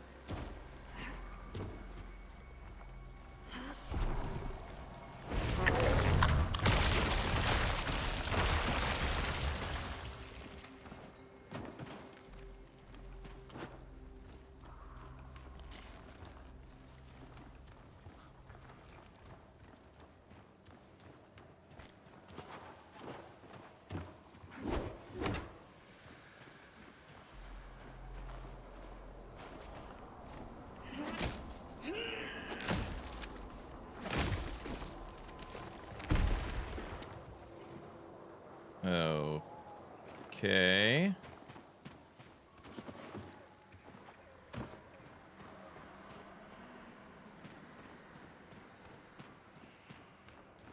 I just want to finish my Titan hunt, I bet.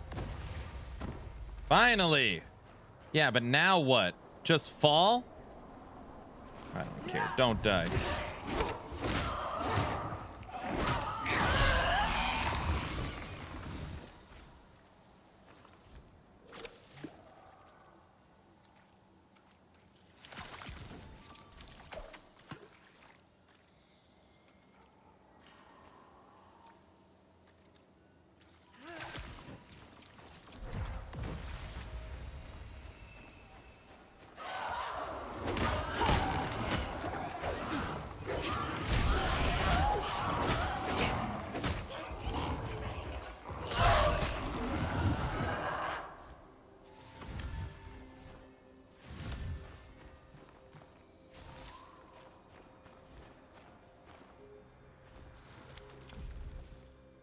right, more of the map is open. Of course the door's locked. Okay. Tomb Raider, level 10. Okay, gotta kick that ladder down.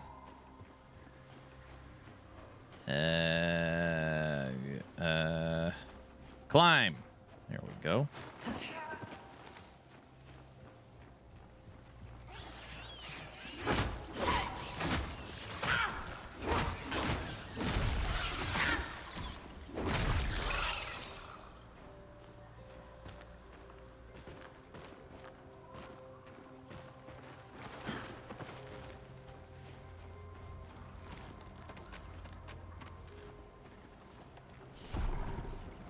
Die!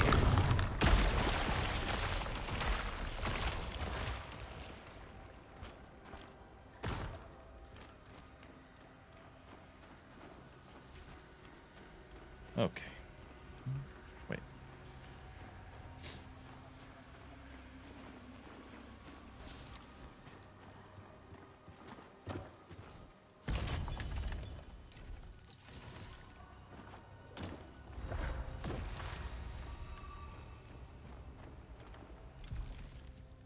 All right. New spot.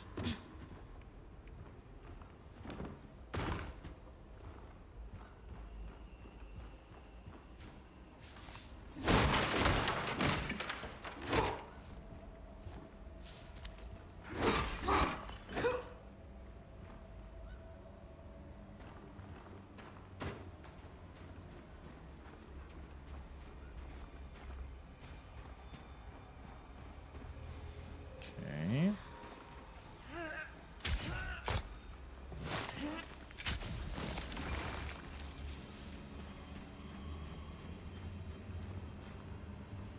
Gotta sneak up on them. See? They can't see me in the tall grass. What the?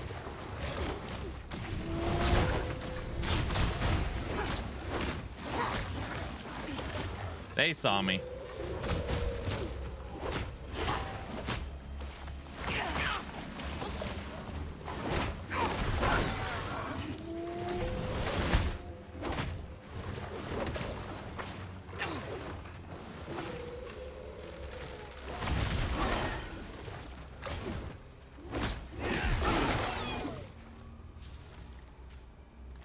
Didn't learn anything from Jurassic Park. Exactly.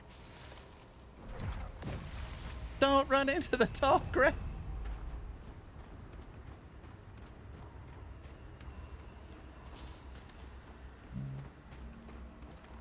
Another ladder to kick down. All right.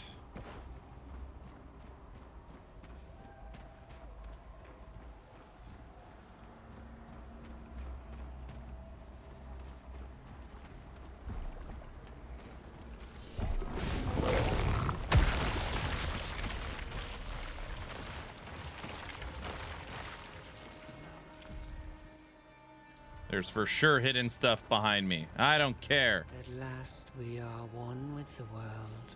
At last. In the meadow, I am the meadow.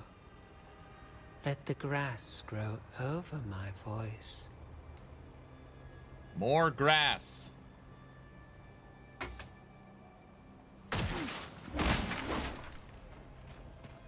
He speaks for us. Through the meadow. I should go to them. We're in Crazy Town and Finkel's the mayor. You must be quiet.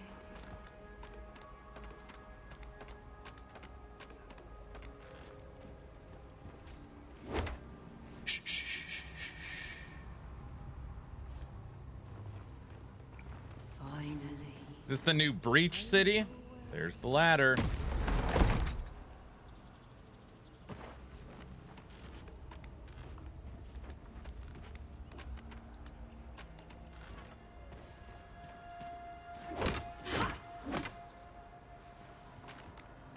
See the chest in there.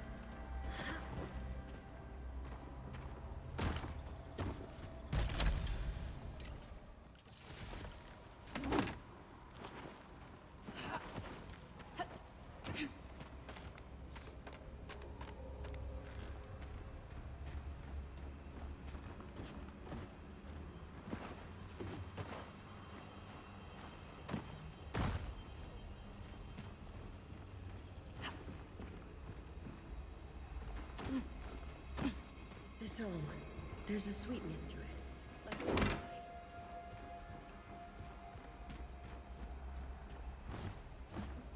Murmurs in the leaves.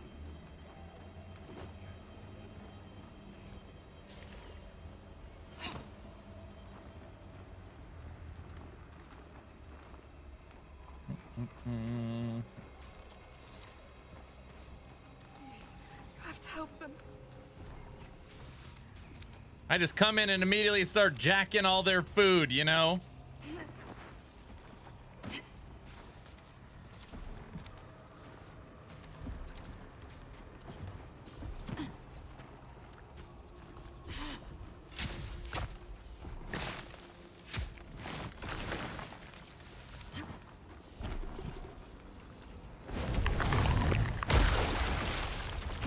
Get out of here. Through the meadows. Stupid thing.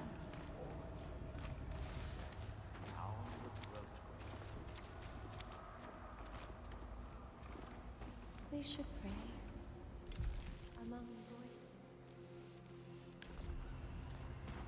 There's got to be a ladder always leads to something good. Double ladder, even better.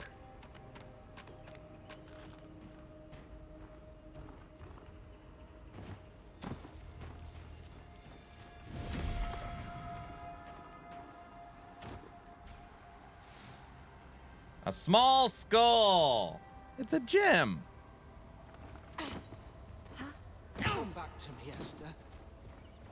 Yes.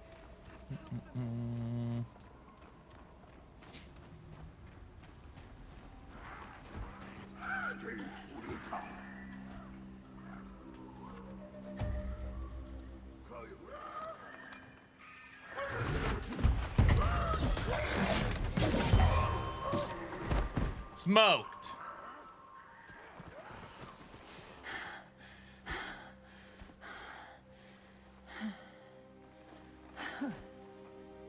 Sarum, of course. You're like a pebble in this island's shoe, aren't you? I normally give a better show, but these Balaktar are getting bolder. Why are you here? To help? Or to prey on the weak like these vultures? Frickin' vultures. No bars between us now. Dude, I will light you up.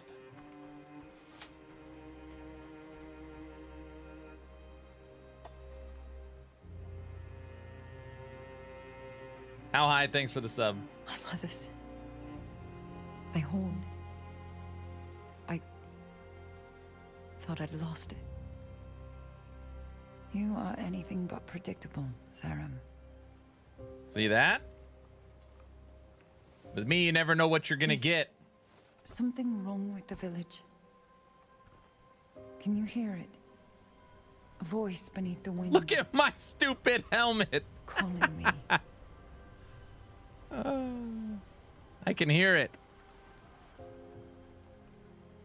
I must find Menda Ermgard. The note on her door says she's gone west in search of a remedy. Your choices are your own, Sarum. But Marin is worth saving.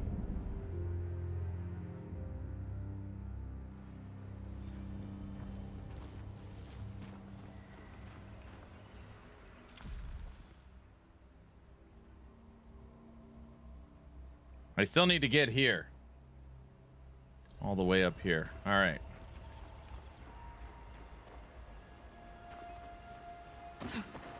Man, this game is pretty. All right, now that we're progressing, I'm back to liking this game again, just so everybody's aware. Gosh, you just know there's something under that waterfall. If we can kick that ladder down. Right?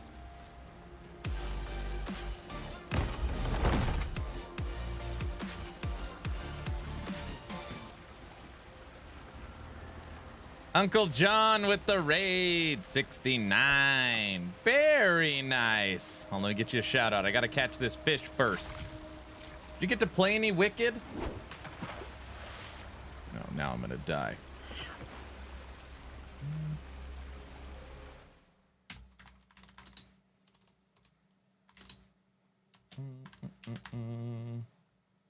I love it. I have moments of wanting to blow my brains out. And then I have moments of also liking it. Thomas is going to come on me and Frosty LaRue's podcast to talk through it. There's a shout out to Uncle. This is my first time. How do I say this? I've played the first act like 3 times, but I've never really like, you know, learned the game.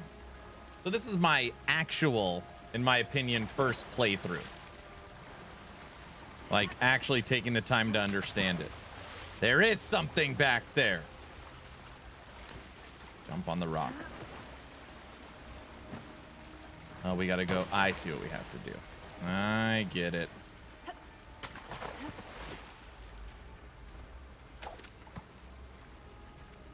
But yeah, I have this thing about like, I don't know, you know, respecting your time. I hate running in circles trying to like solve where the hell to go. Drives me crazy.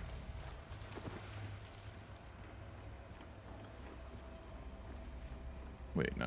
This is way slower. Hold on. I know what to do. You've probably beaten everything. You're like a real gamer.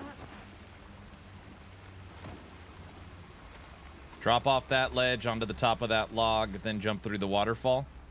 That's the plan. All right. Don't fall. So we have to start over. Okay. Actually, I wonder if we could just make that jump. Booyah!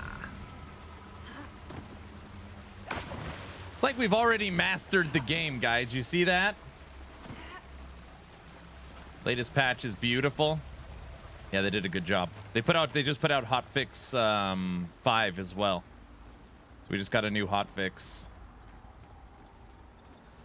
Thomas said the next update will be co-op.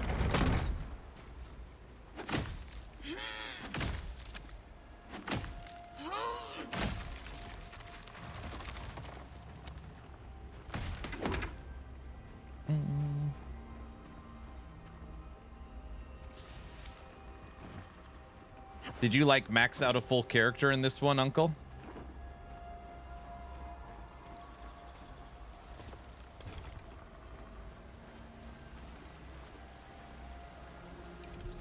Two maxed out characters. I should have known.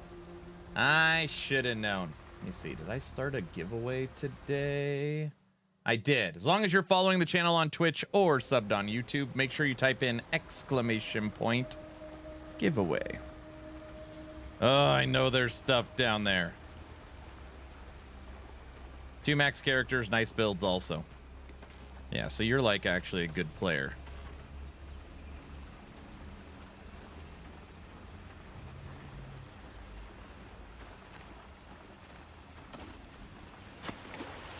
What do we got? Anything? I'm exploring! Wicked, reward me with stuff.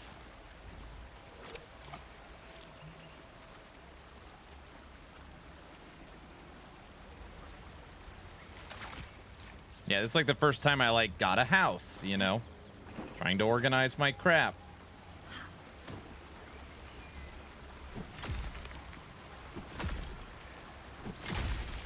Best is that you can fish in this game. You like the fishing part? You ever actually catch anything good? Is there like rare fish?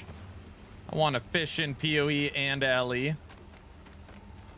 Didn't they talk about maybe fishing coming to PoE 2?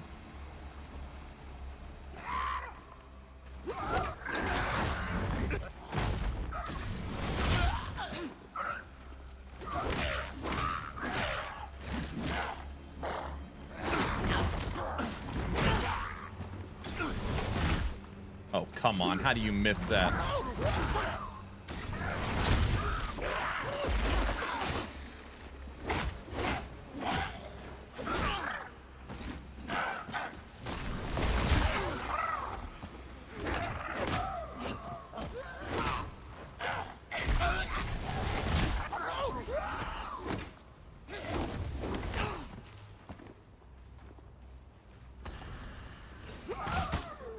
Oh, come on.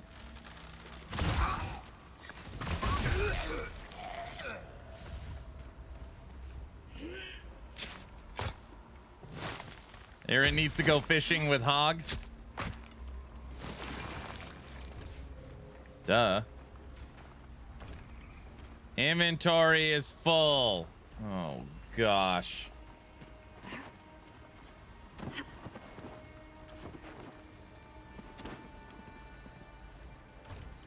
Inventory is full. I don't want my inventory to be full. Guys. Fishing is a running joke in for GGG. All right, we're done collecting crap.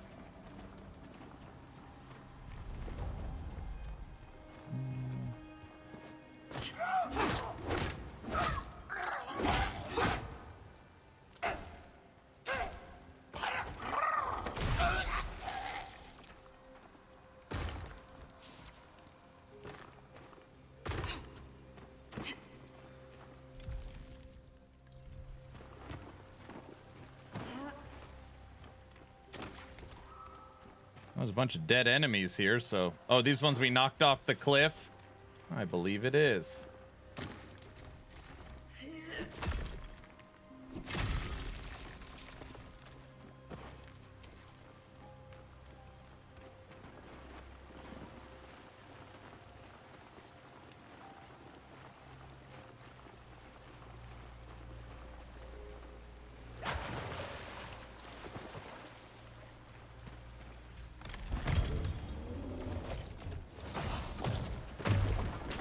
Oh, great.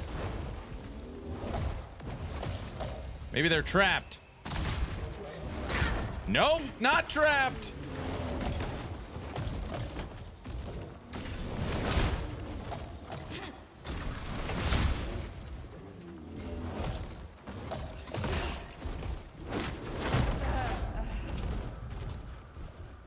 Damn it.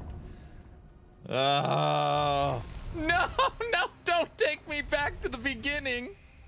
Oh my gosh.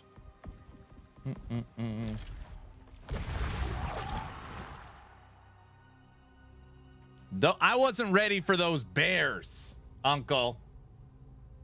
That fight didn't count. Dude, we needed those bear hearts too.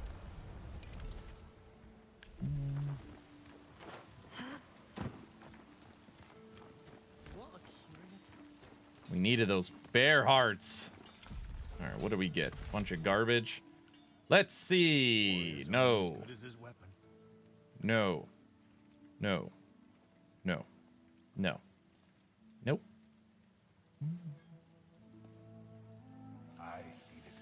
An iron pickaxe. No. No. Plate helmet. Cloth body armor. Nothing sings like steel. Our body armor is garbage. Okay. Cloth body armor. Let's do some armor upgrade.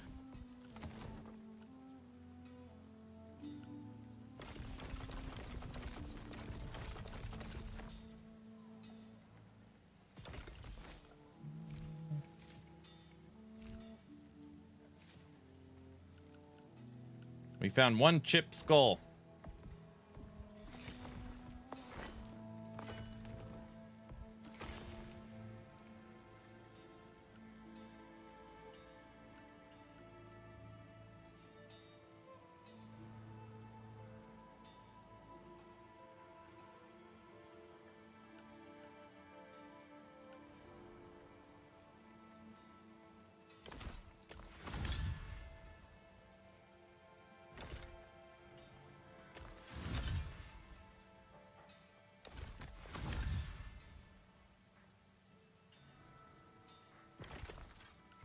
Damn, we were able to just go. We just went from level 8 to level 12 on our bow. We must have been collecting a bunch of crap. All right. That was pretty good. Okay, let's go drop off all our stuff. And then we are going to upgrade our body armor. If not us, then who, Saren?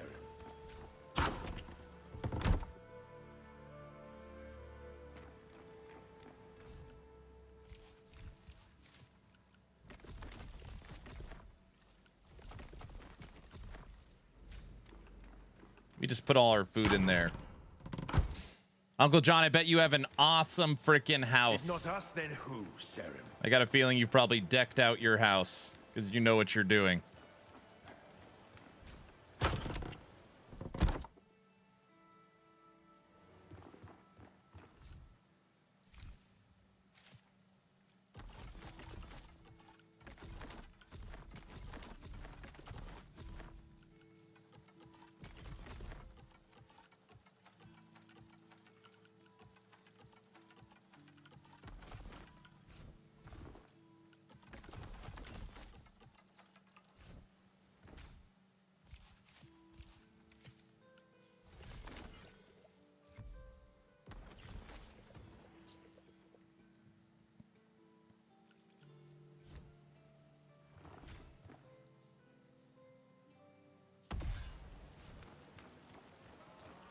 The blight.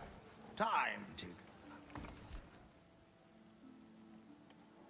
No, I have a special. I put him in the right spot. Oh, no. But I kind of have a system for how I'm trying to organize all this garbage. Still need copper. We never have any copper. All right, can't do any of those. The only way to reach them. Still hear the shot. All right, let's upgrade our body armor, shall we? Okay. Our body armor is only level 6. Okay. We found 2 big upgrades. Level 9. All right. Let's enchant this one. See what we get. I felt the...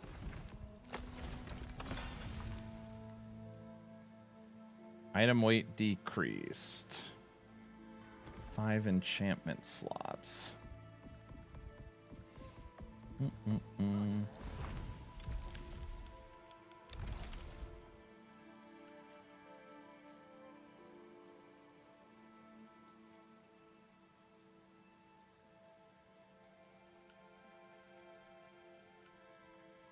It says better plague and electric. This has better heat and cold. This has 5 mods. This has 3. Regainable health increased by 20%. Gain 8% focus on staggering an enemy. Damage taken increased by 25% for 6 seconds after taking damage. Ugh. Let's just...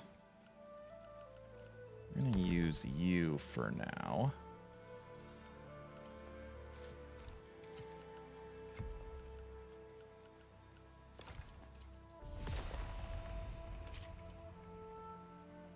Well, let's just see.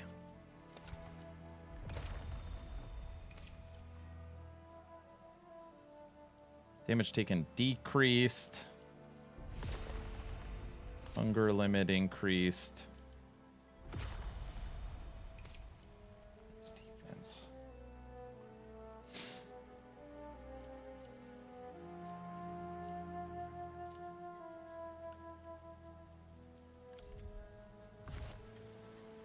Greetings, what?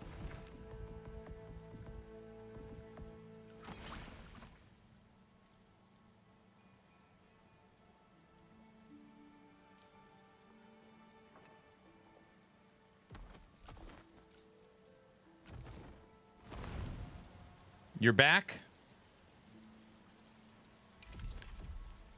Life and death.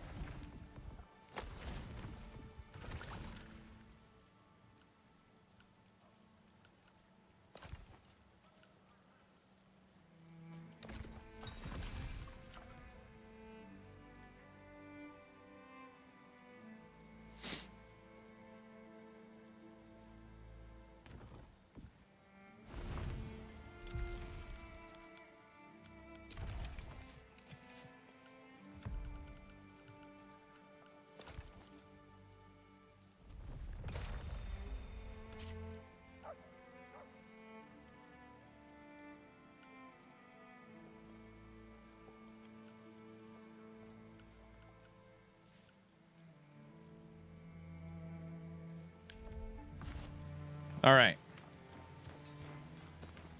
Item upgrade. I think everything now. Nothing sings like steel.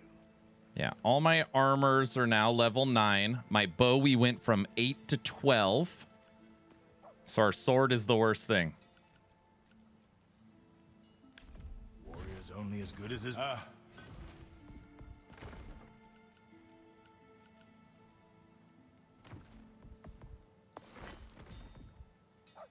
Victory is born in the forge.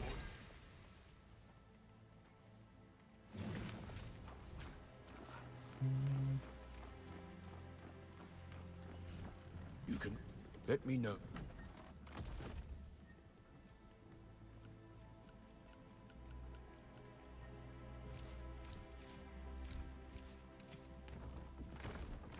If an oak takes a century to grow,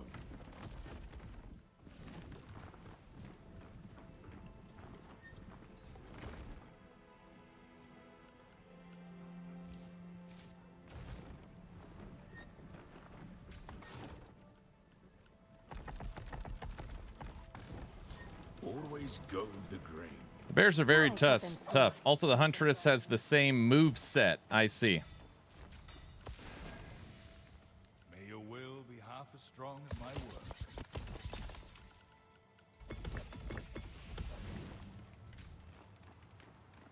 We should go fight the Huntress.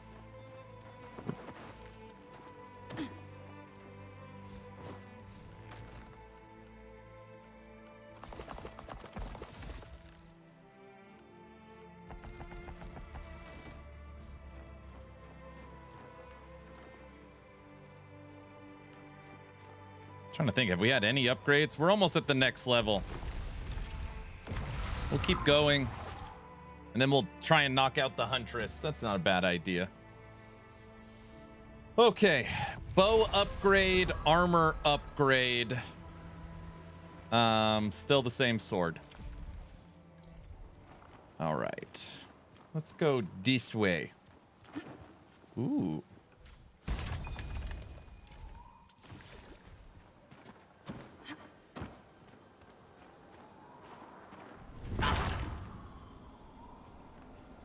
Fastest way down. I think. Can't get to there.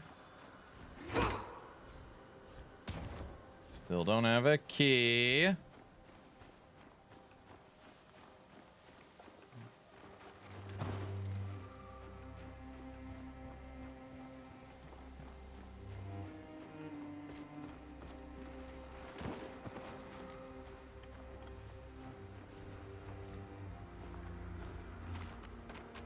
Every time I see a shortcut, I try and open it.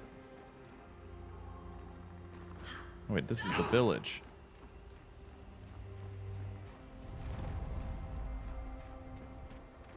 I knew I missed it. I was like, there's no way they make you run all the way back around. There we go.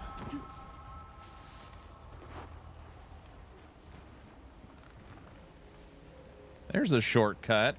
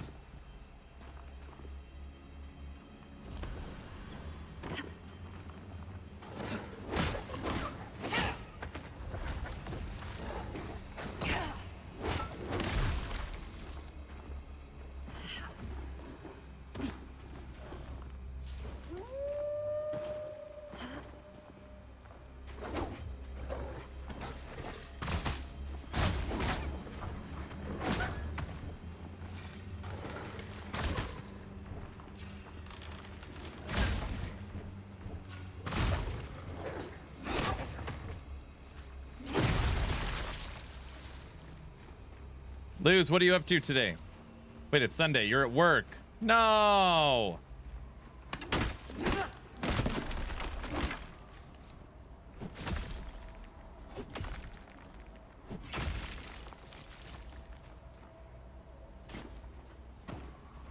You took the day off? Nice. You just relaxing?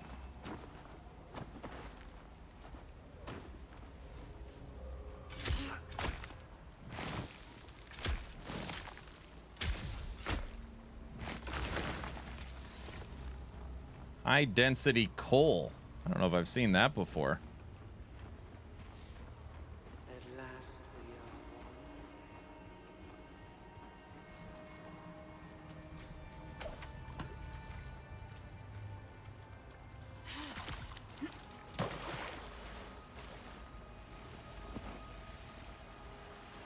Anything behind the waterfall? No.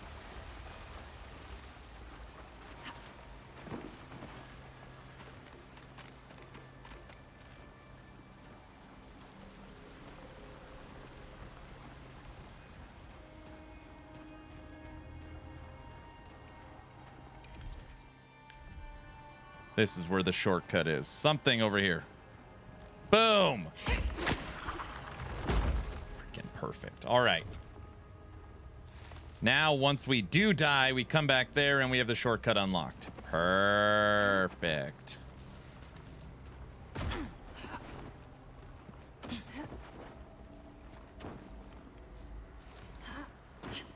Think we can make that jump? Ooh. Nope. No, we got more of these stupid eye things.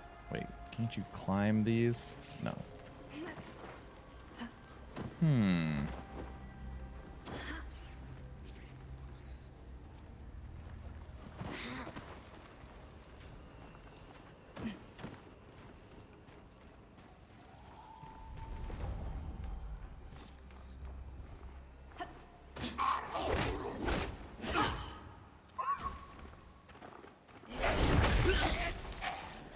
This is where the bears got us.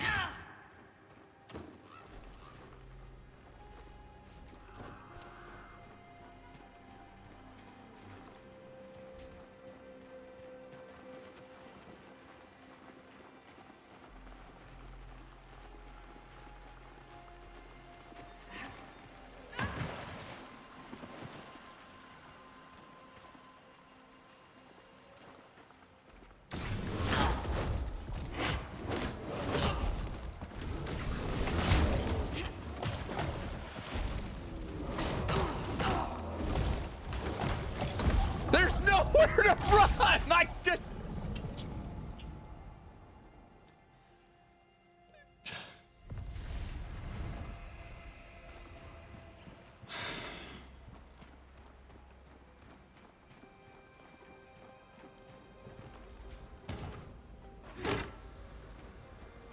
You have to run. Where? Into the wall or into the water? You just have to run. That's what he says. No, I'm okay, honey. Thank you. You just have to run, he says. No, I need these bear hearts. That's not a good sign.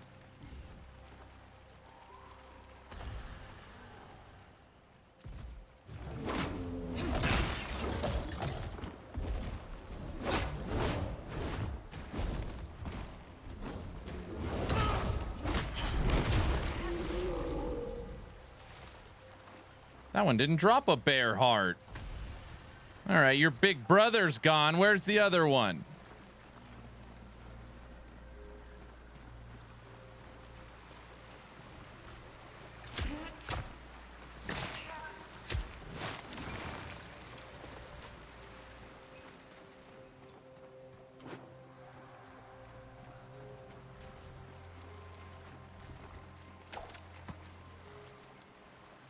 We got him.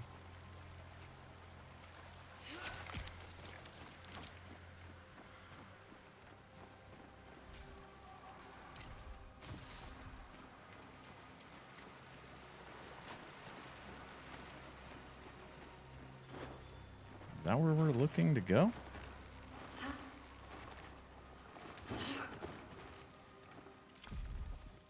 It is.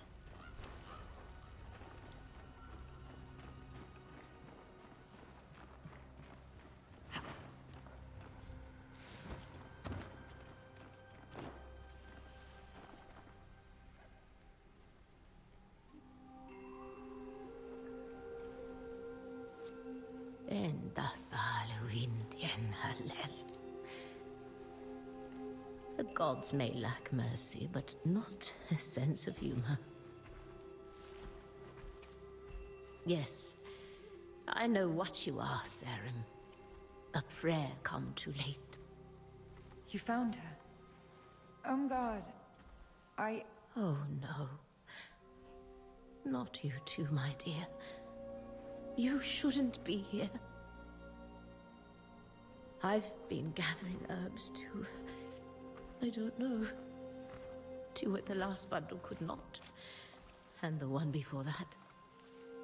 Your father asked me to sing the Virtoire at the rites of the fallen. But how can I sing for them when I can't even protect them? God. What happened here? It's Alden, the caretaker. He doesn't want to be alone. His voice reaches out from the temple of day and night, barricaded behind the eyes of the dead. Maybe if I had gone to him, it would have saved them. There could have been another way. I was their mender. You are their mender. And there may well be another way.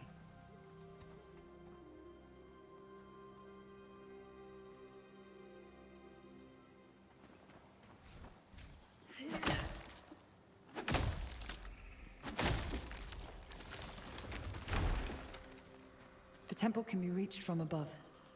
But the Balaktar own the treetops. Here, took this off that mad brambler in the village. It'll get you into their territory. Look for the winged door. You'll know it when you see it. There will be more than Balaktar to contend with. Alden cared for all creatures, great and small. Now they serve his twisted memory. Oh, great. The Saren will find a way. Let's get you back to Marin. No medicine can stop this sickness now.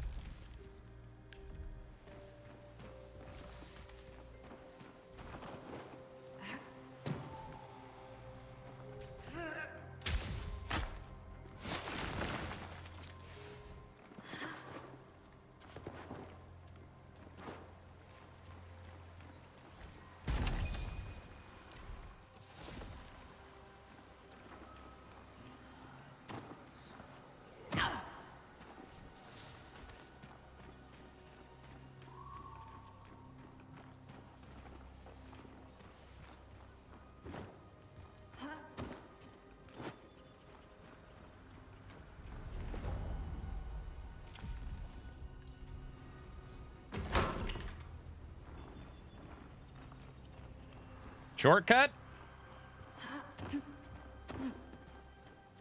It's raining today. Going to be bad at work today if we have no room inside to unload trucks. I see.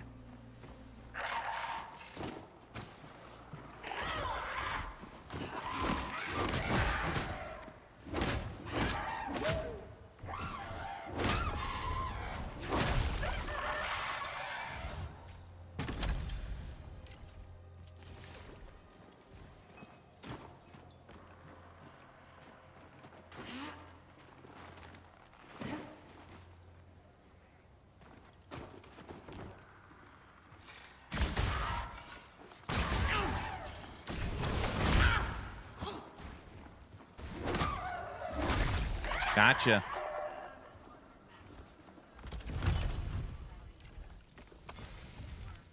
Okay.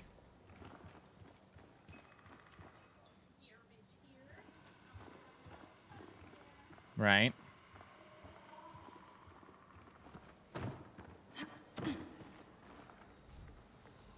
I found the winged door.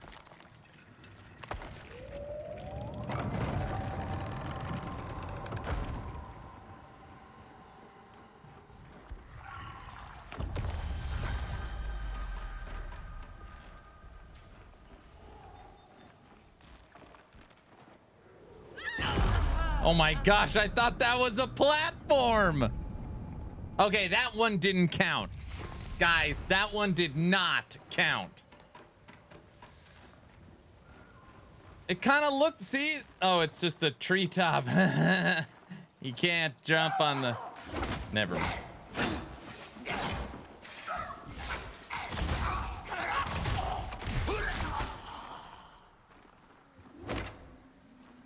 Clip it, it counts. It does not count.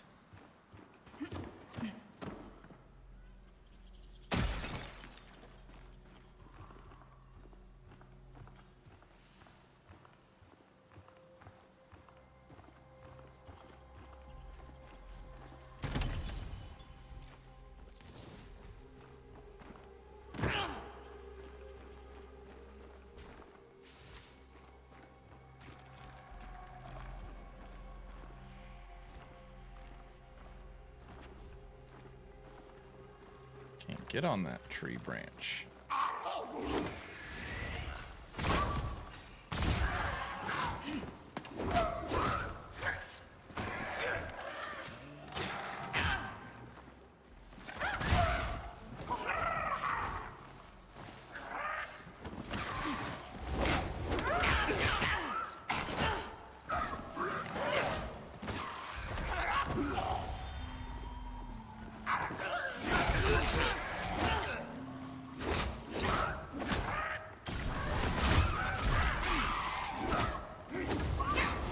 No, it's the invisible guy.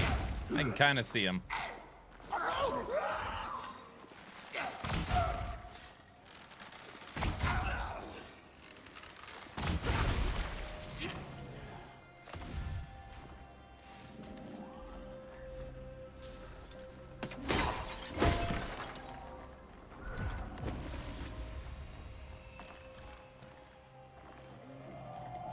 You could see all the little secrets. It wraps around.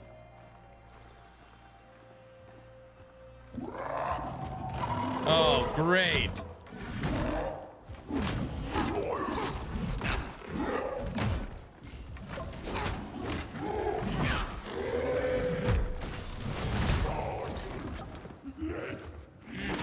Get out of here. See that? You didn't know who he was messing with. I can't believe we didn't die. All right. Shh.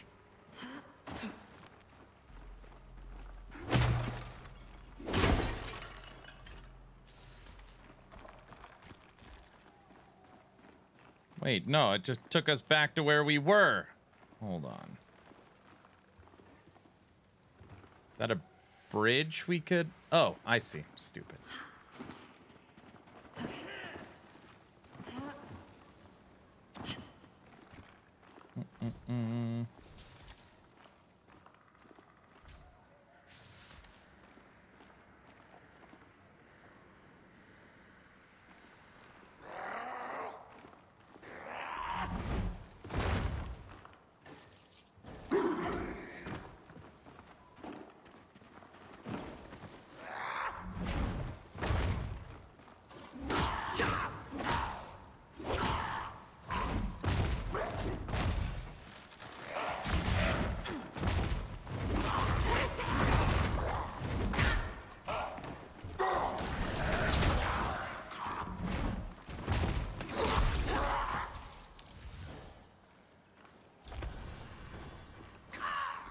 Still alive.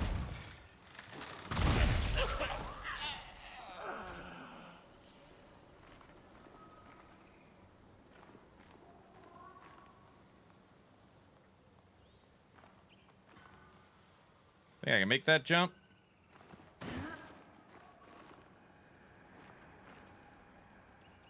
All right, I see it. You could double jump. Aaron makes it look easy. Yeah, right. Very funny.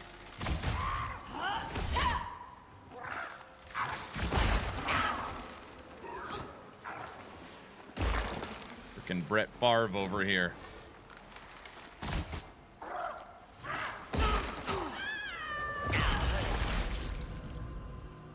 Damn, he hit me mid-jump. Damn.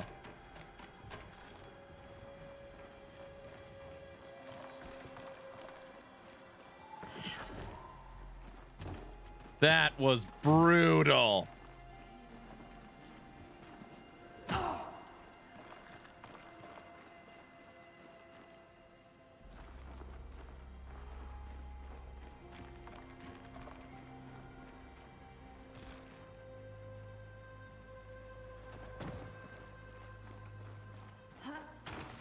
I want a rematch.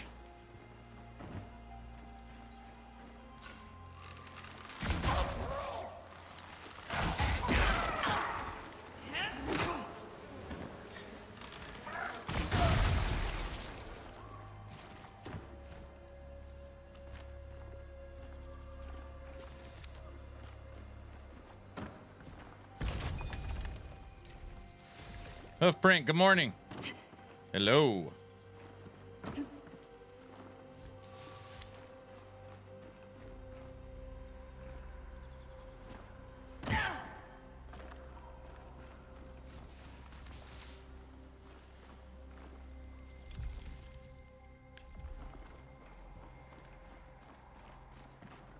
All right, a ladder.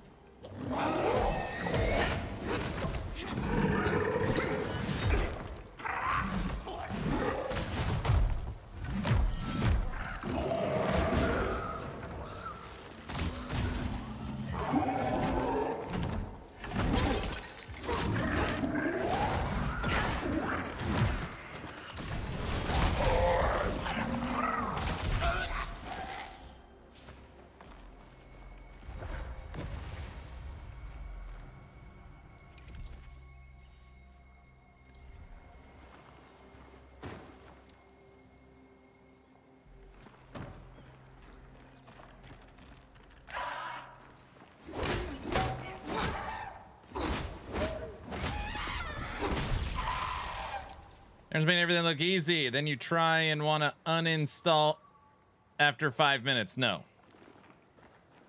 I do not make everything look easy. I'm literally terrible at this game.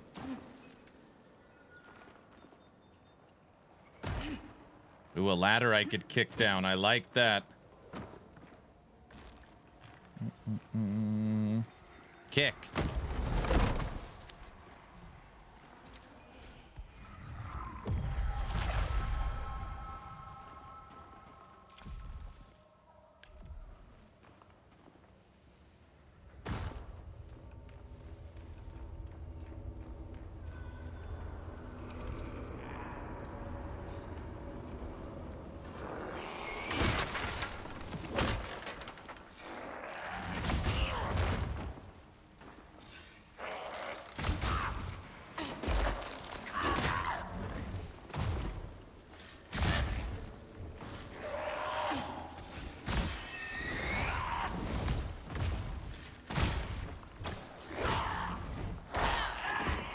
No.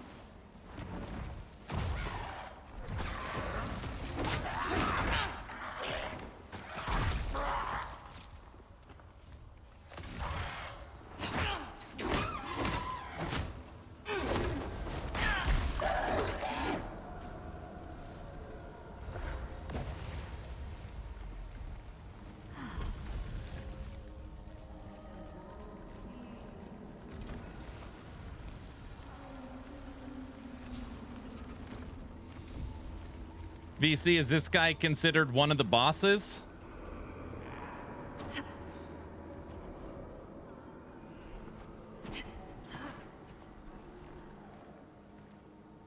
So if I've got the Huntress and this guy, and then one last one.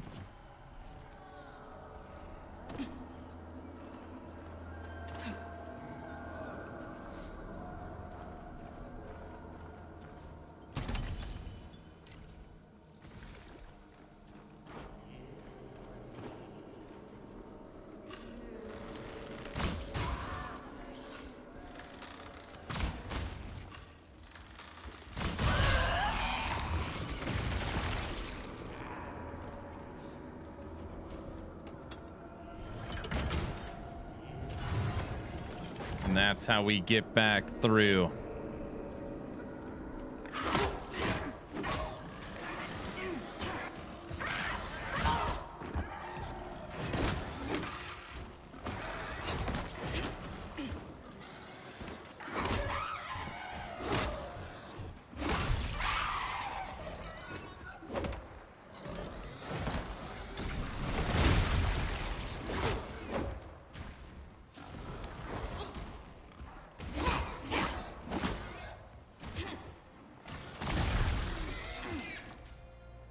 Now that this gate's open, I actually want this Whisper.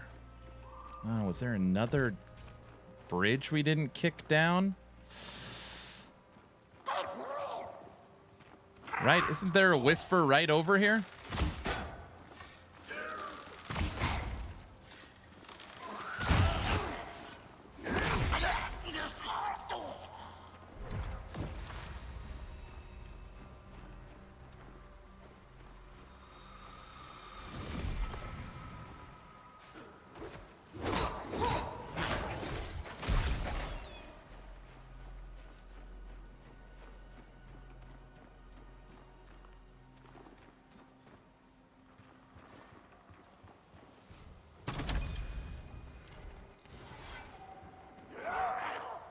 Oh, forget this.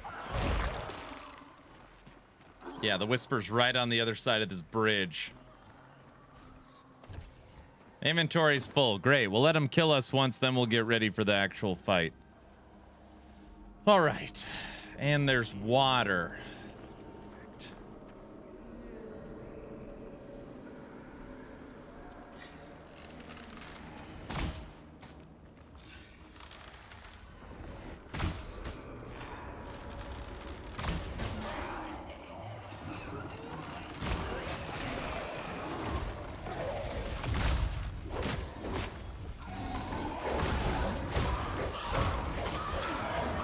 Jeez.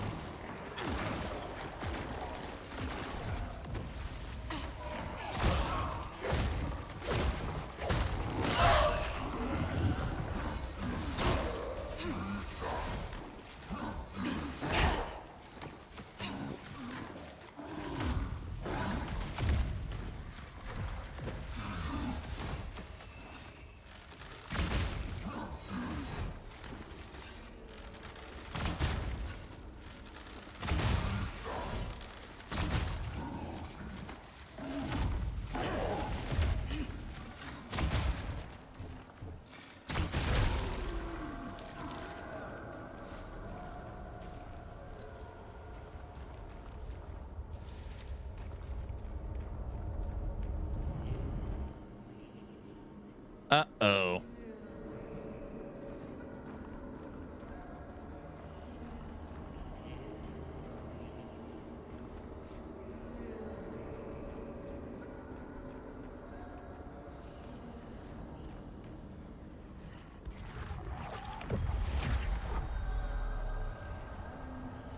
We'll give it one try, then go to town.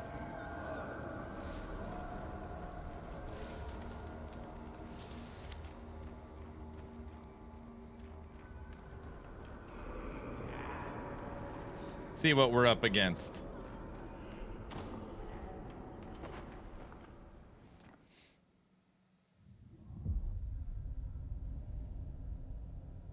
Oh, this is the boss from the trailer, right? For Breach?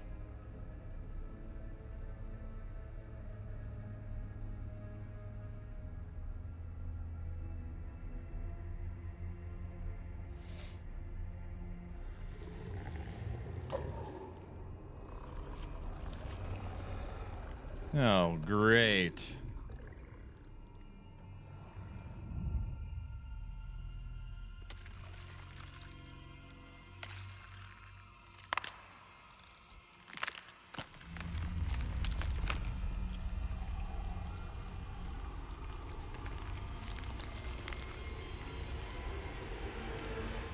It's got an arm mouth.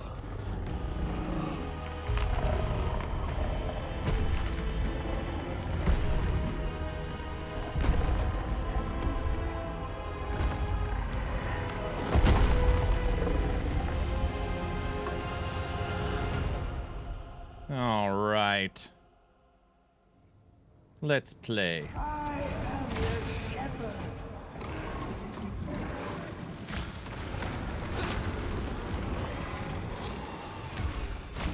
I get it. So it's not 2 phases, but it's technically 2 bosses.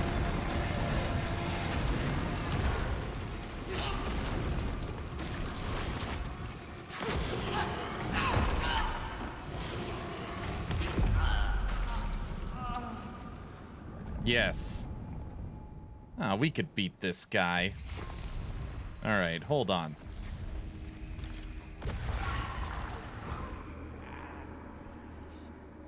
Okay, not 2 phases, but 2 bosses. Just focus on one the whole time until it's one-on-one. Okay, piece of cake. If not us, then who, Saren? Right? Guys? It's gonna be easy, right?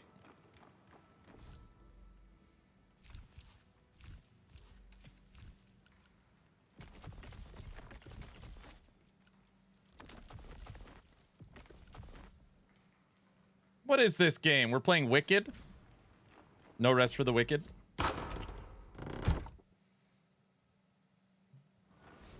Piece of cake, exactly. Who, Saren?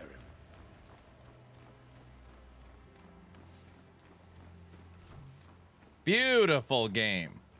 Victory is born. Hello.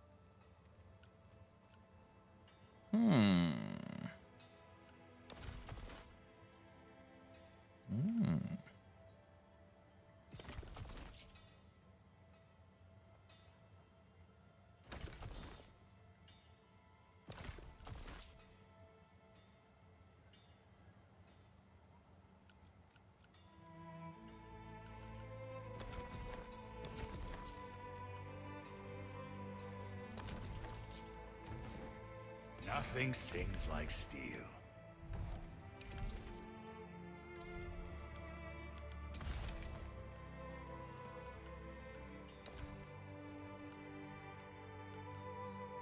Victory is born in Forge. Oh, you can't equip the same ring. This is 2037, 1736. 2317. Like steel.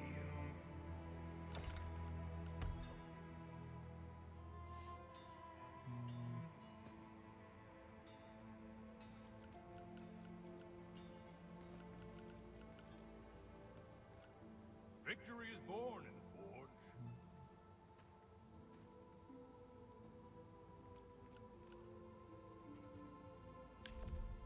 Nothing sings. Good day to you.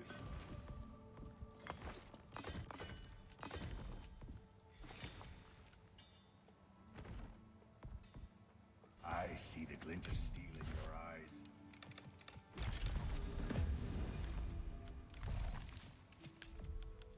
Warrior's only as good as his weapon.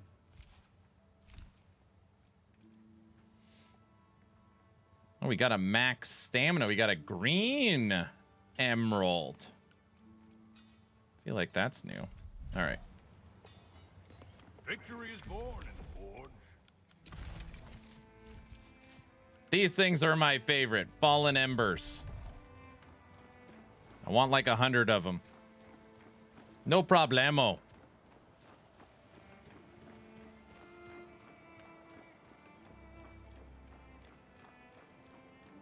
All right, drop off our stuff, and now we're ready to die 1,000 times.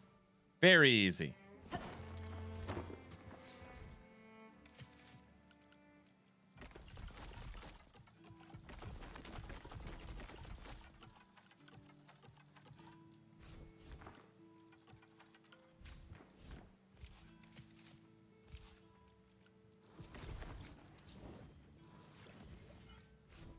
Okay.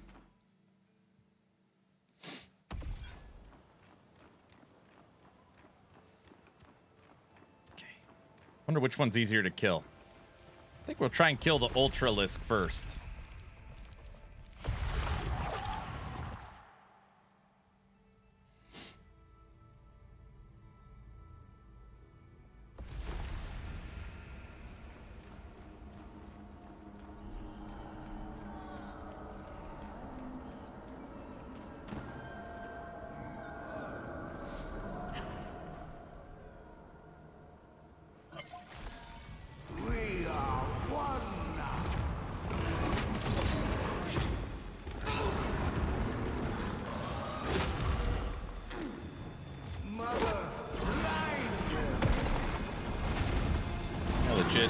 Oh, I'm in this purple crap.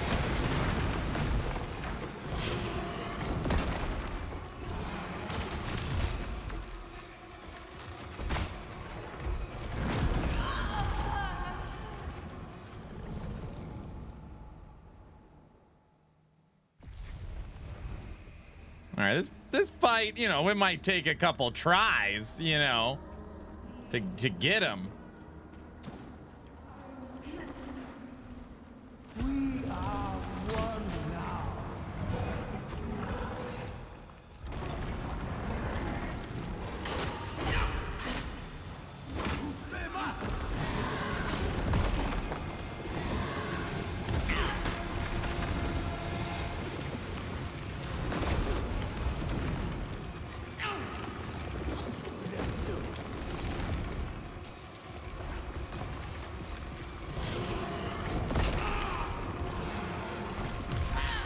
How is it hitting me?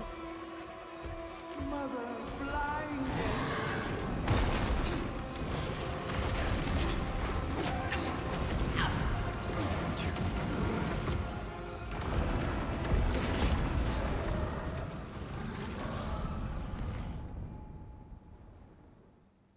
That purple stuff on the ground never goes away, is my guess.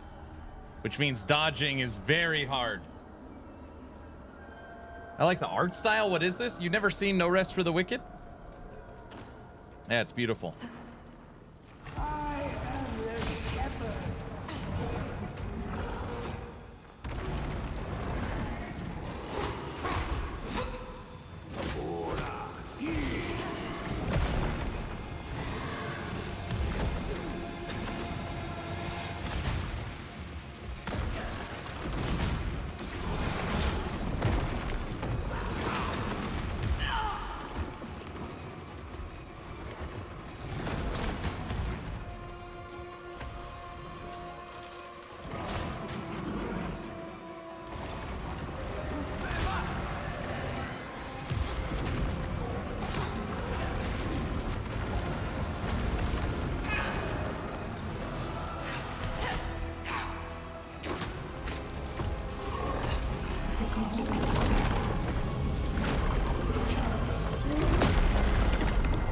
Heck is that?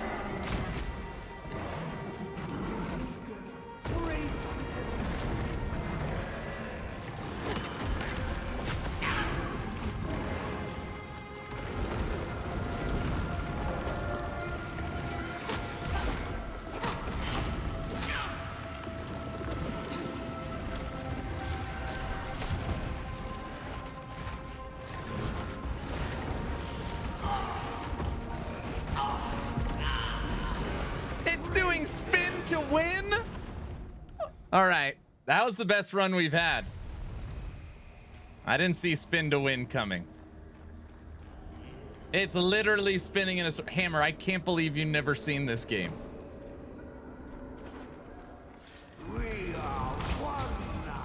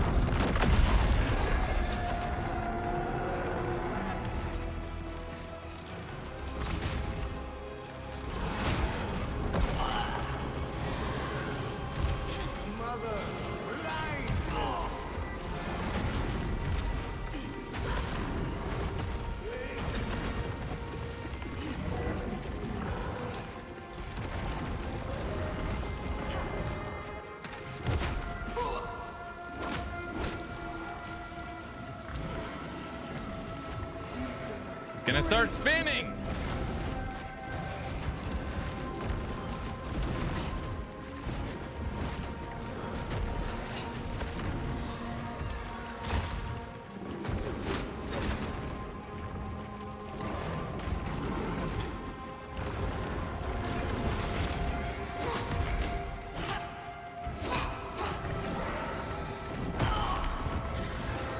of there.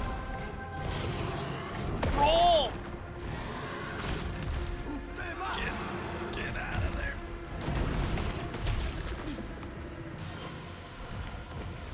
What happened to your beast? Oh, he's got a whole bunch of different crap he does now. That's fine. You could make all that slow stuff.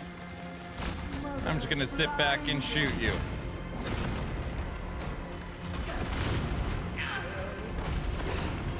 Oh, crap.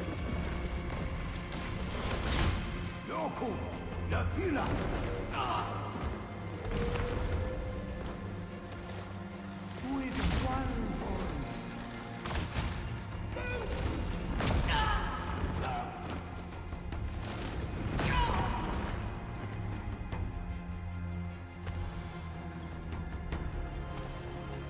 Seeker, break them.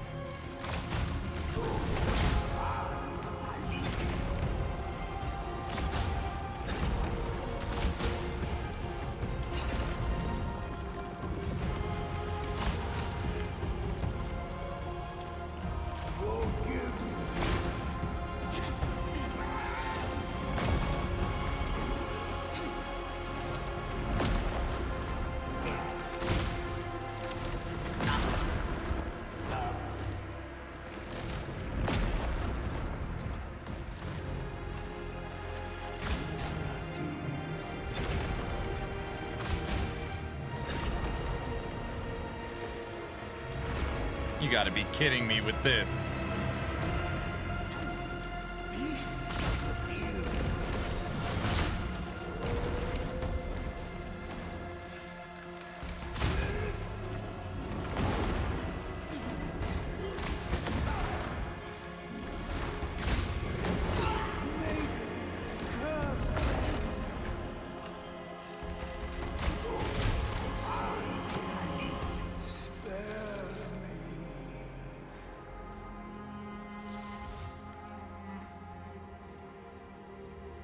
Got him!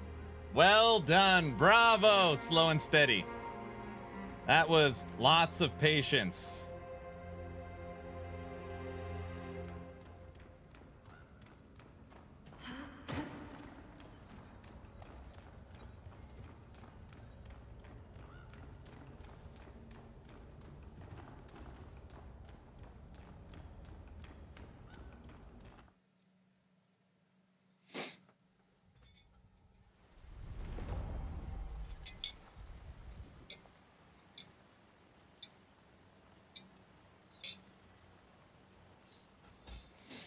It's pretty spry for a giant bug. Now again. What do you mean again? I hear nothing. The voices are gone. And so is he. You cut out a piece of us so that we may live. But we are less for it. En mirsa elatalin. A mender is to take no husband or wife, only to serve the people. It is a lonely life, and he was kind. There were times I wished for more. Please, return to Marin. The mother will guide me home.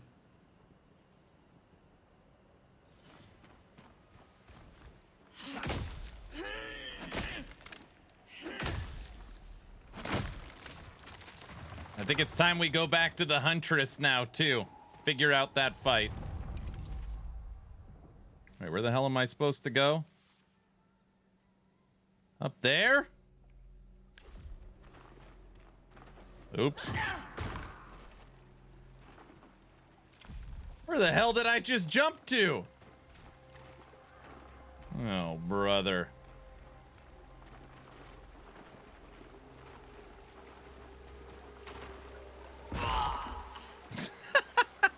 Hopefully the bears are gone. Oh, jeez.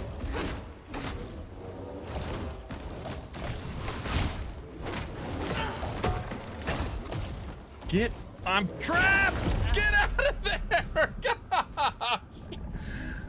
Oh. All right, where the hell are we? Not so spry. Back to the labyrinth of figuring out how the hell to get back. God, figure out how to get back to the village. Run. No, there's no way. Wait. This is gonna take us back into the trees. Why would...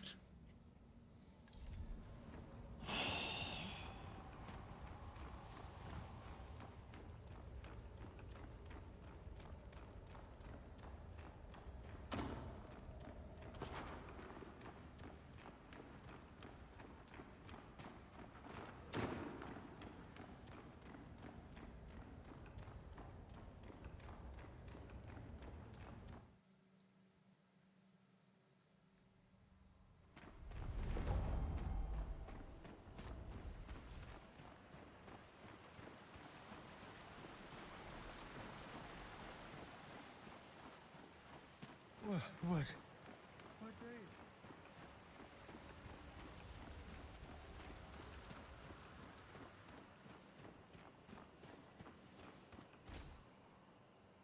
I don't want to talk to any of you. So it's done. This village owes you a debt of gratitude, Sarum. That's right. As do I.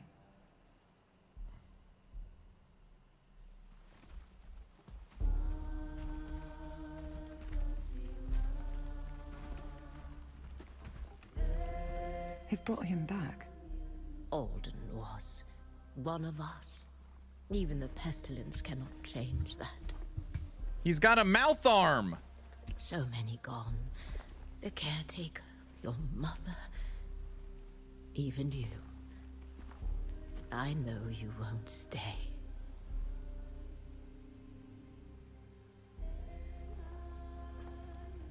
I remember when my mother used to sing me to sleep. You did too. Same lullaby. She's not gone. None of them are. And your voice is still strong, God. You'll sing again. In this circle. And in sacrament at the rites. For them.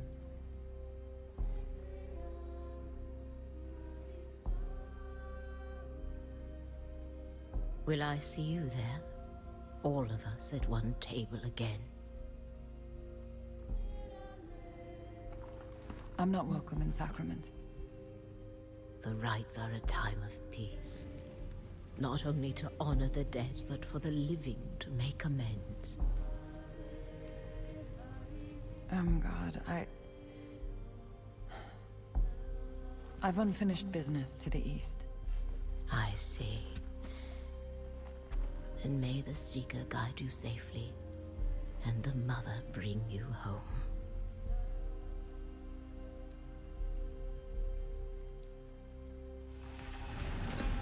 I used to have to drag Honora to this circle. She never wanted to pray. But she was happy to clamber all over the stones. I close my eyes. Still, I cannot quite picture her. Her mom. Your father doesn't speak of her. Never. She's a name in a grave. Nothing more. He carries his burden as best he can, as we all do. Perhaps we and Marin can lighten yours, Saren.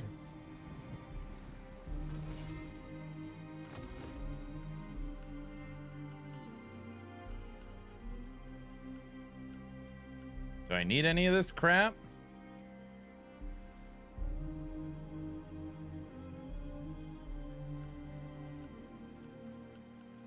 Guessing I'm gonna need it in the future. I don't suppose you've done much gardening, have you, Saren? There's a moment when all you can see is dry, but life is there.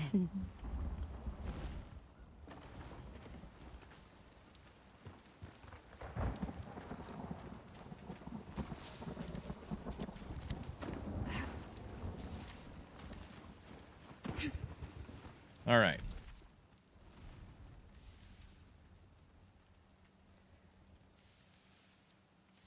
So this whole northern quest is done, right, VC? Done?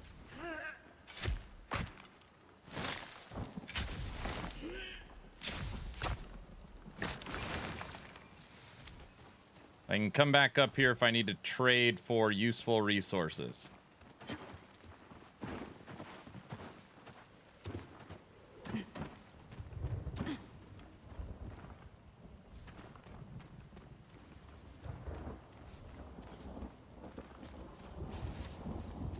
What's up, Tekken?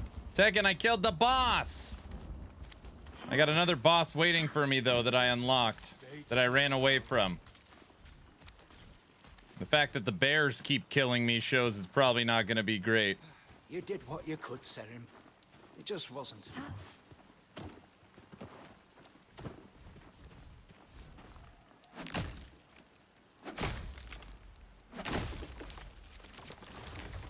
We just killed the breach boss.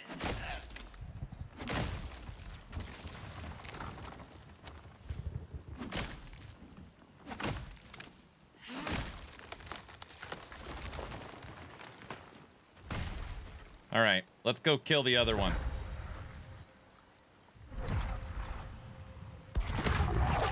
Fast travel. Look at that. You guys didn't know I could do that, did you? I didn't know I could do it either. All right. What take four tries to kill that boss? That's pretty good.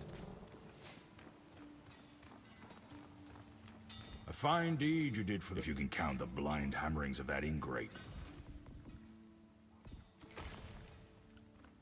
All right, let's see if we got any drops. Is he happy again? Well, we just killed the breach boss. So now we got to go kill the Huntress. May your will be half as strong as my work. Sacrament Graveyard Key. Potato? Good day to you. No clips.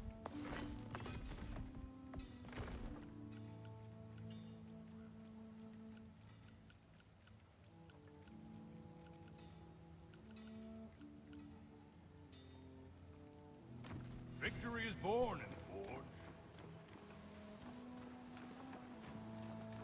All right. I guess I'll watch it back tonight. Oh, brother. Well, you can watch me die a lot right now.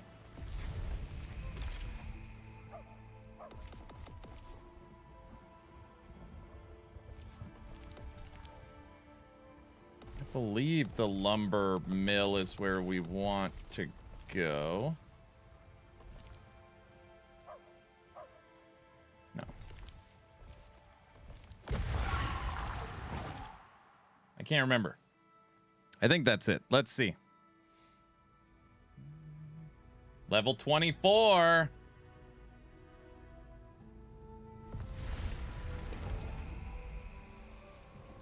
That's where we want to go.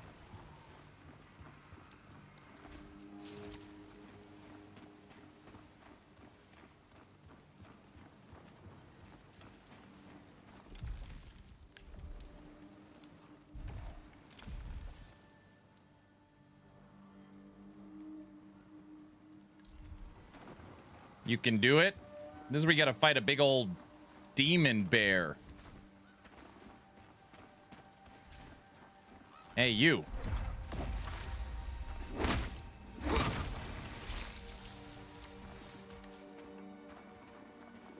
That deer looked evil, everyone.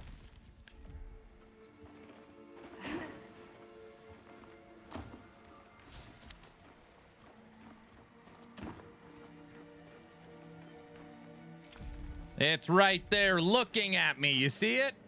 Look at that stupid thing. I see it.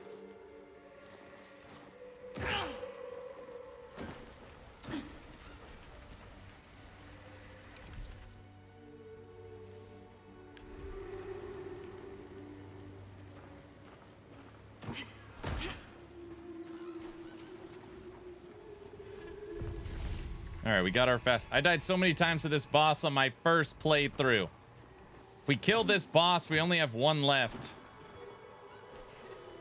And it's nighttime, so I can't see crap. All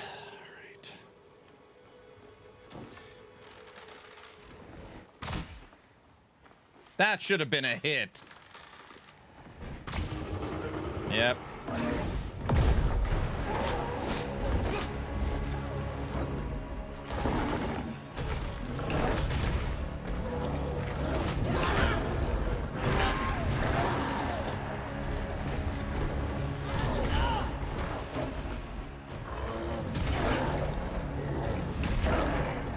Run away!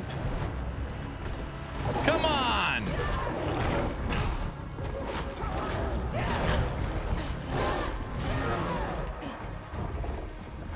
Aaron, have you even heard it a little?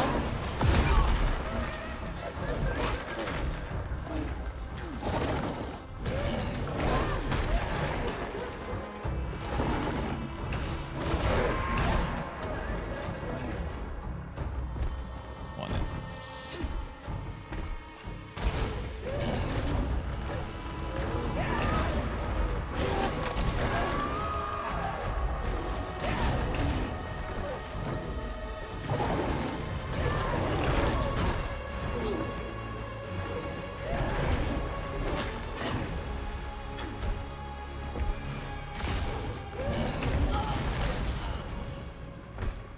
He hits hard.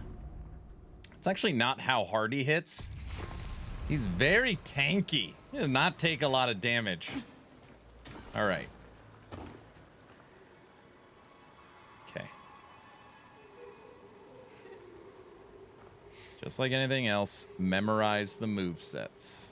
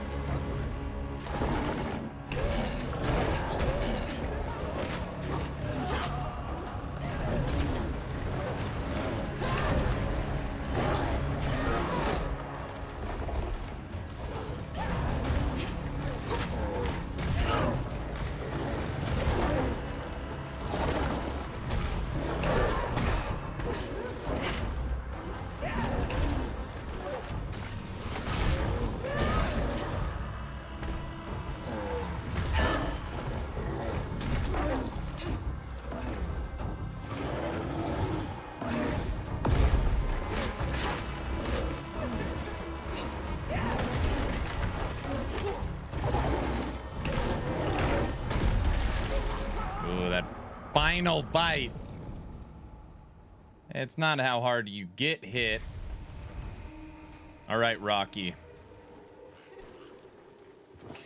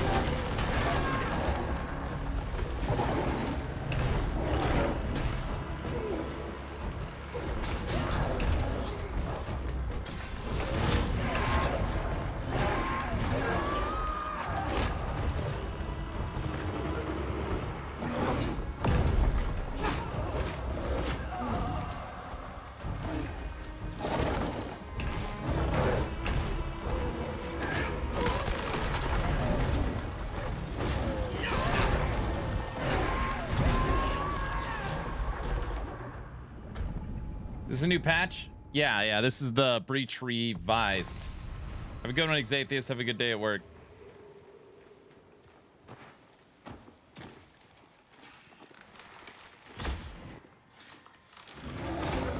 Both of those shots were a miss. Nice targeting.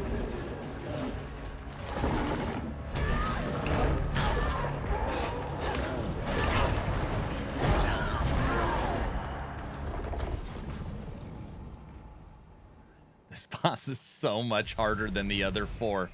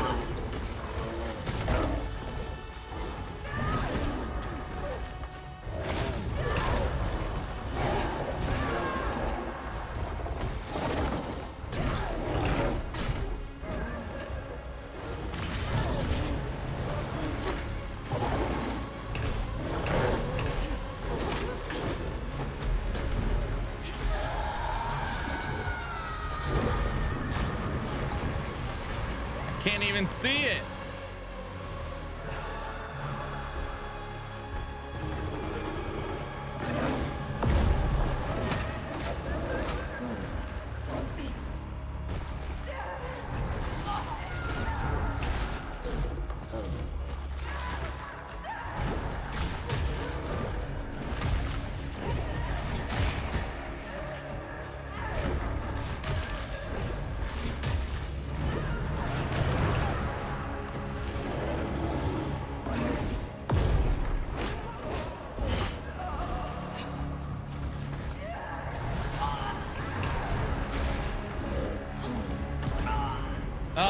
I landed in the purple stuff.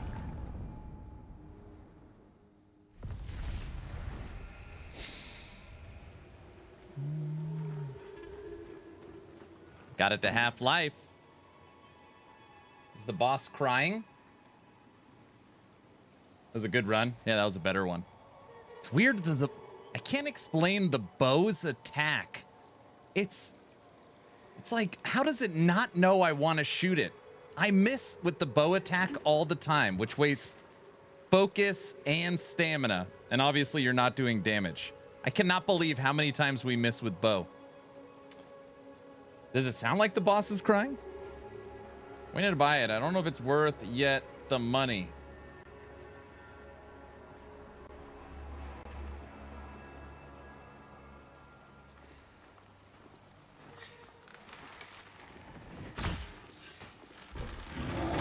Miss.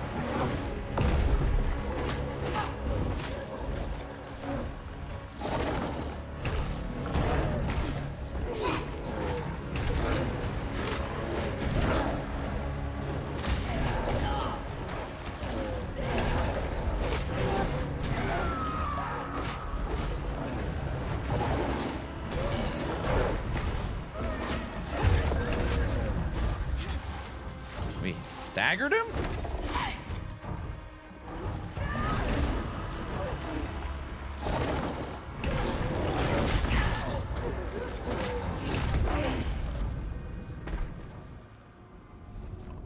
About the bow attack, there's a question to ask. It's like it doesn't lock on to the closest target. You almost have to manually aim it most of the time.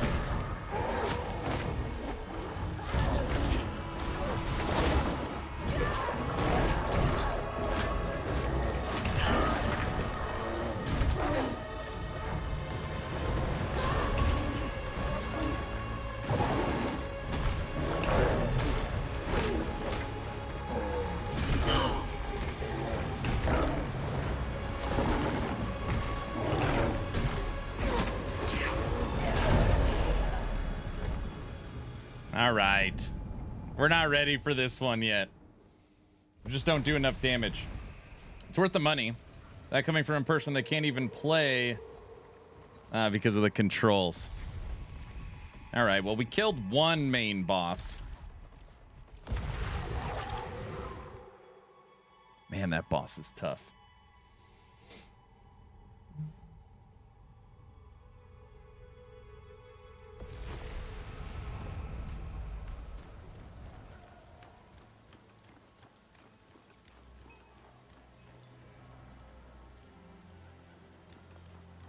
I've been on the fence with this game. What do you think so far?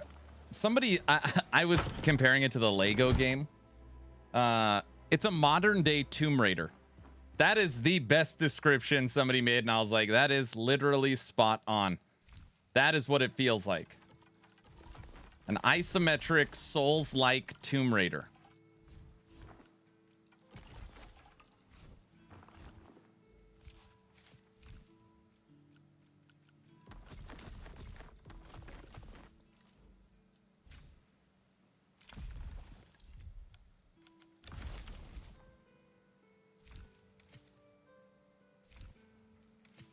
It's like Elden Ring and PoE 2 had a baby.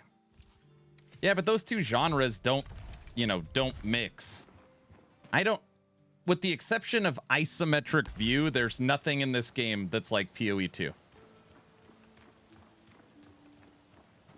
I mean, literally zero. There's nothing.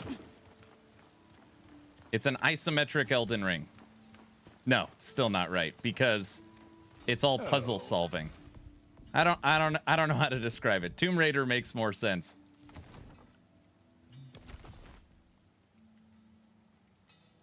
Is the loot random like PoE and Diablo? Yes, but it's not like, I mean, I've been playing, I don't know how many hours. We've only, in the past 3 days of playing, I've switched out 3 items. It's not like a normal action RPG loot. Like, it's not like that. You upgrade and like modify your items. It would be like Imagine here's your set of gear. And then throughout the entire time playing, you upgrade your gear and switch in the affixes. That's more of like kind of a way to describe it. Why cut the life and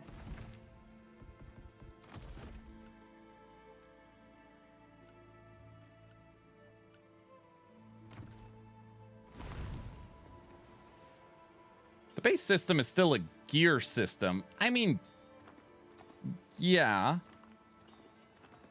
Yeah, I mean, the core system is still gear. These are, you know, you've got your, you carry 2 weapons or a weapon and an offhand. You have helmet, armor, gloves, pants. I could hold 3 rings and then crafting materials. But how do I explain this? Some of you will understand this. No Rest for the Wicked in its current place gives you an illusion of choice, okay? And the reason why I say that is you have these attributes, right? And the attributes kind of help make your character. Well, you'll see that I'm a bow, like I use a bow, a short bow.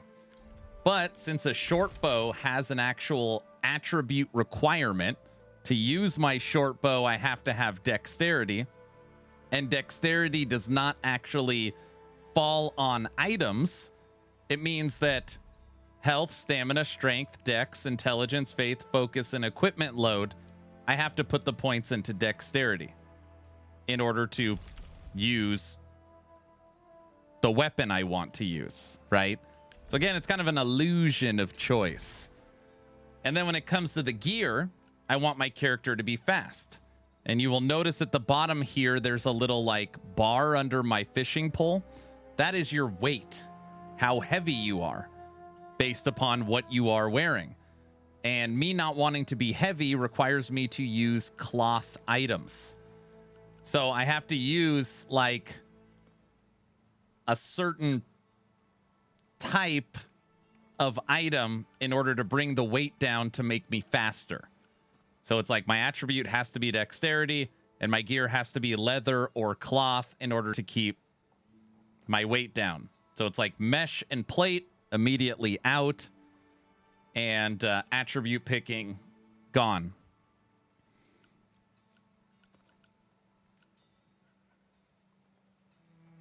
And then these 2 items, literally this bow and this weapon, I've just been upgrading from like the beginning of the game. So I mean, I haven't switched out my weapons in forever, literally forever. So basically, I'm just messing around with these 4 items. How does the end game work? Right now I'm just playing the campaign. So I've got supposedly 2 bosses left. One is down here that's murdering me. So I've already beaten the whole bottom with the exception of the boss. So we've got that ready. And then supposedly there's one other boss. I don't know if you unlock the final boss once you kill this one. I'm not sure. In an ARPG with no AoE for the most part, it's not spam skills like action RPGs, really. It's more like a Dark Zelda. But the random itemization absolutely follows ARPG norms. Yes. You will kill enemies. Enemies will drop loot. And that loot can be geared based upon random affixes. Yeah. Just, you know, it's like once every 4 days, though, you know. It's like that kind of gearing. Who's even in charge here? Governor Alpha or the Metro? Quip, thanks for the Prime sub. Ah, that area is called Weeping Sisters. That's why you hear crying. See, there you go. Okay, so I got some content already because you said you were already playing 3 days. I thought you would be at Endgame. Keep walking, stranger. King, have you played this game? Have you played No Rest for the Wicked?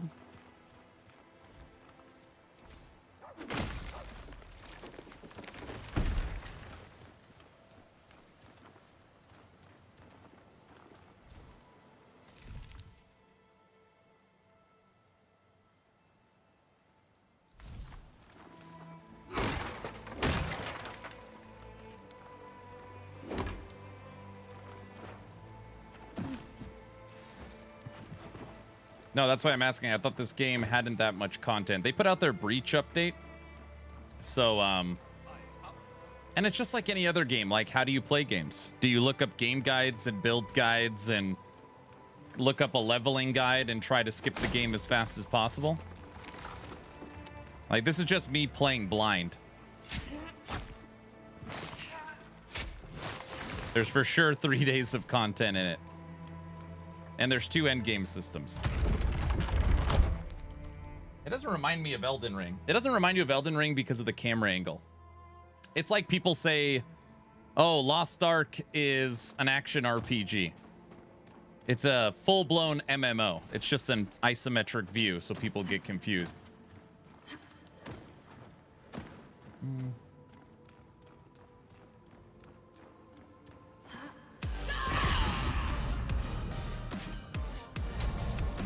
Hog, I'm dead! I jumped off the side!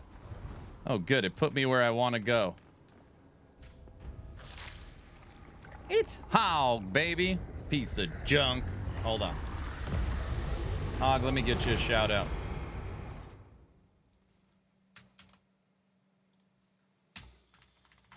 Shout out. Hog.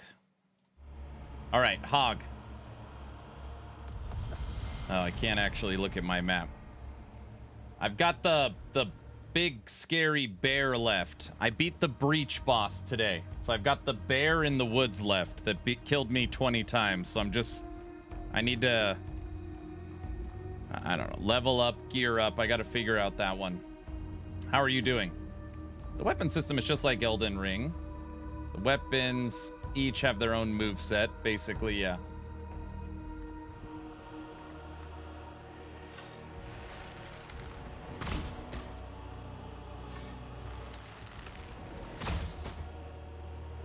Did you make some progress today? Wait, am I supposed to go swimming?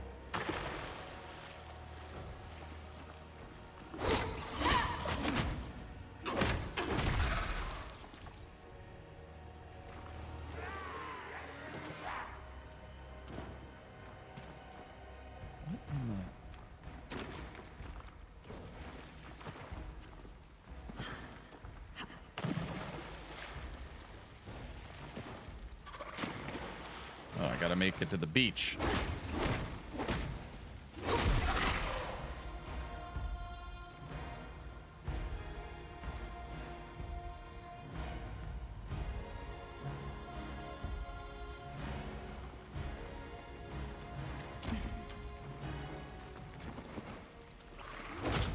Yeah, I think the game in its current phase, it relaunching the Breach 2.0 with now 5 hotfixes. Game's in a pretty good spot.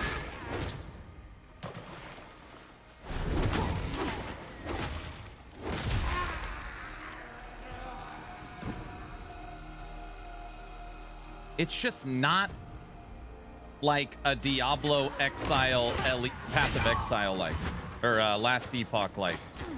I think that's where people get so angry with this one. Is they go in looking for a new like hack and slash, and then they're so disappointed.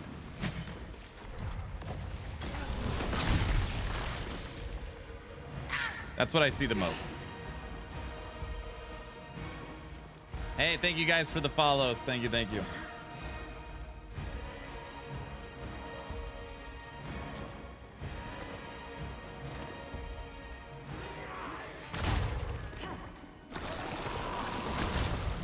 What was that?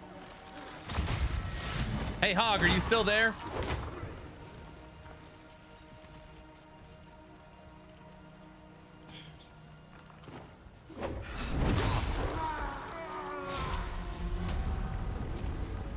Did we knock him down and then knock him back up?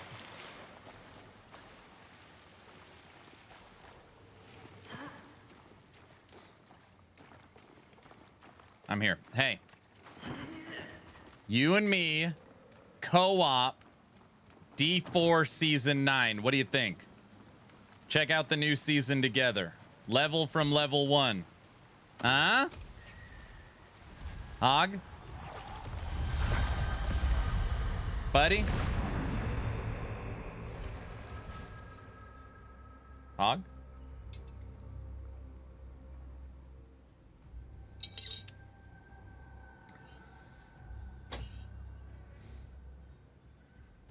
Dude, it'll be for the content, you know? It'll be fun. We'll just mess around. Hog?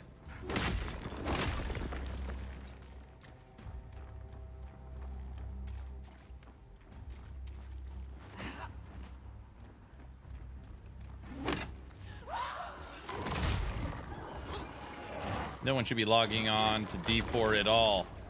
It's the only way to fix it. I see.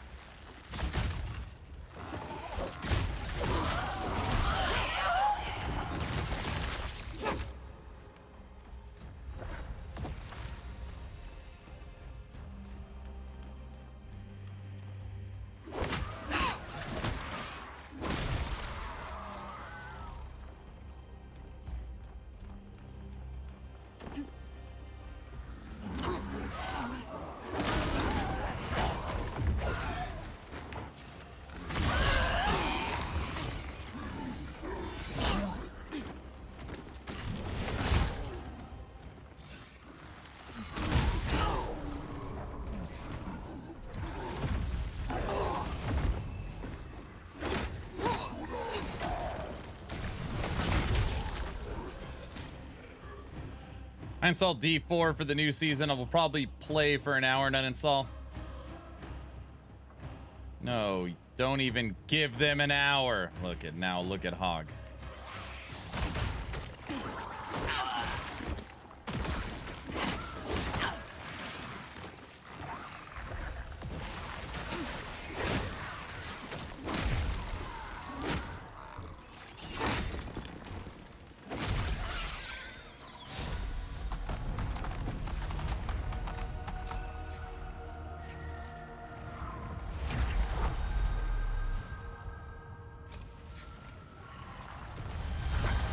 They're never gonna fix it anyways. But the Warcraft games are now on Game Pass. That's nice.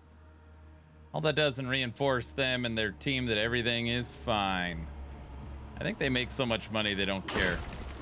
My guess.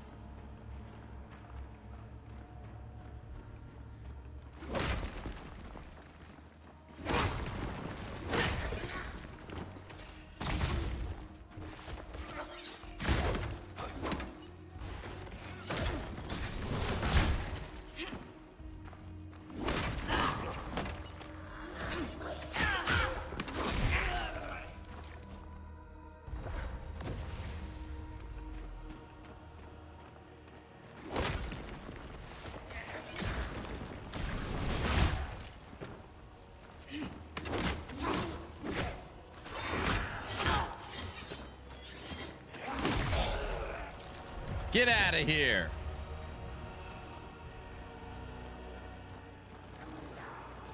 Who else? A mage trying to snipe me? Hog, you made it to this part yet? The Crucible? Like the first Endgame system?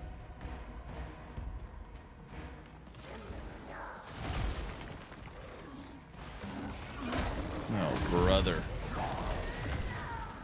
That looks fun up there.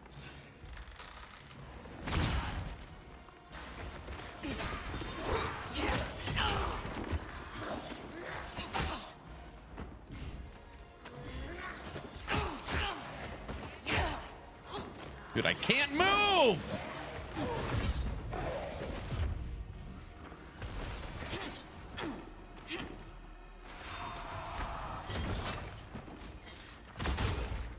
All right.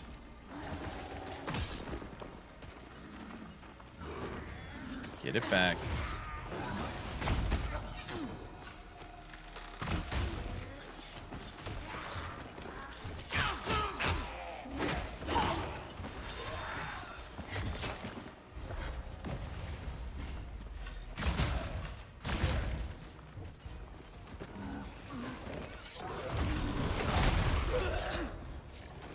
Got one.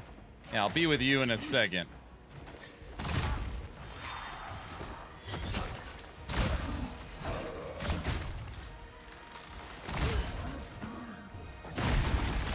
Perfect.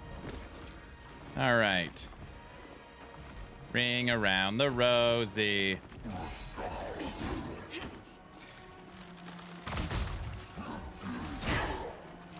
That reach should not be allowed. Come on.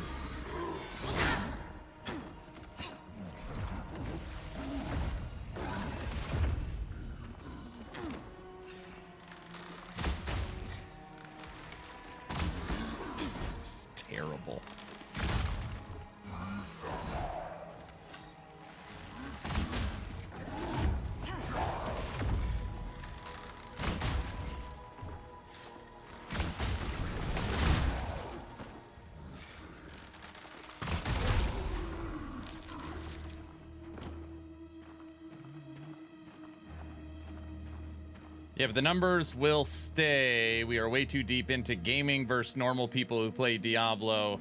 It's not even know what Twitch is, thinking about problems in the game. It's fine, but if Blizzard's new target audience, in my opinion, more like Nintendo games for everyone. Yeah, I listened to the song, Brow.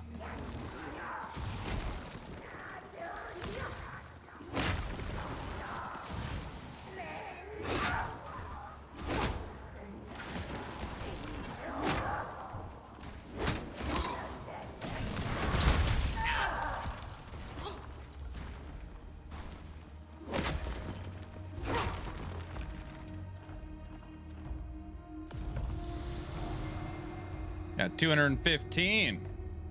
Skip directly. Weight decrease. Max health.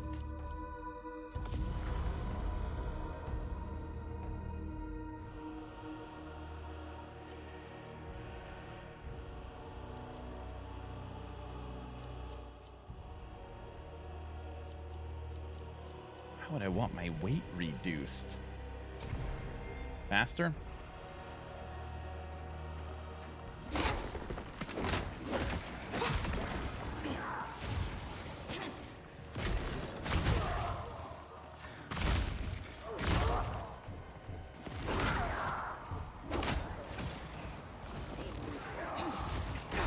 You spent your day setting up a new flower bed. You gotta be kidding me with this one.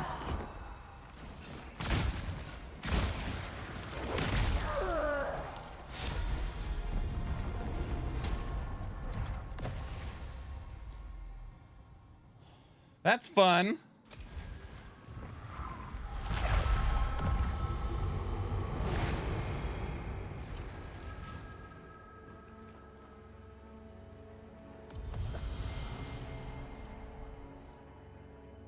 Pickup radius increased.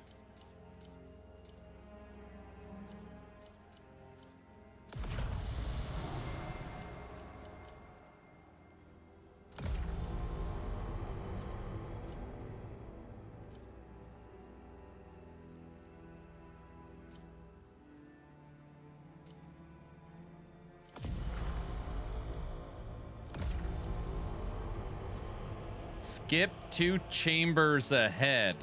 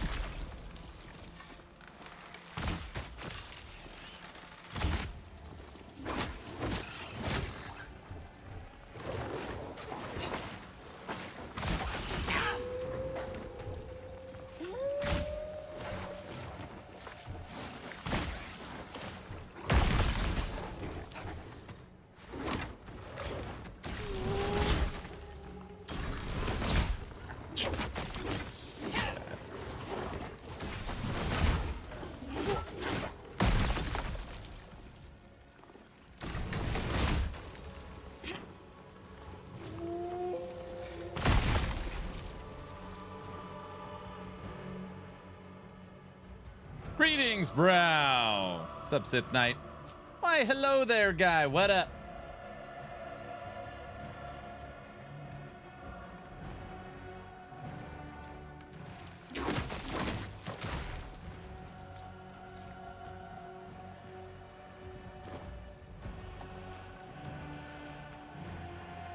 What are you aiming at? I have no idea. The sky.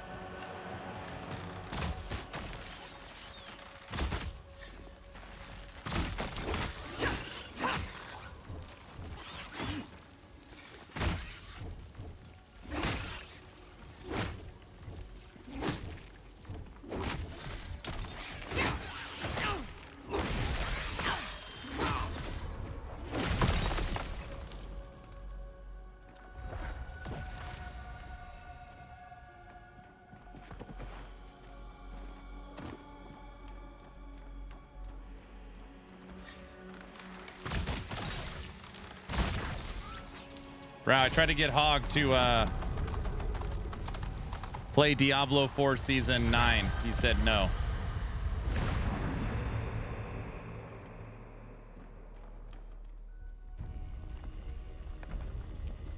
Boss? Whew.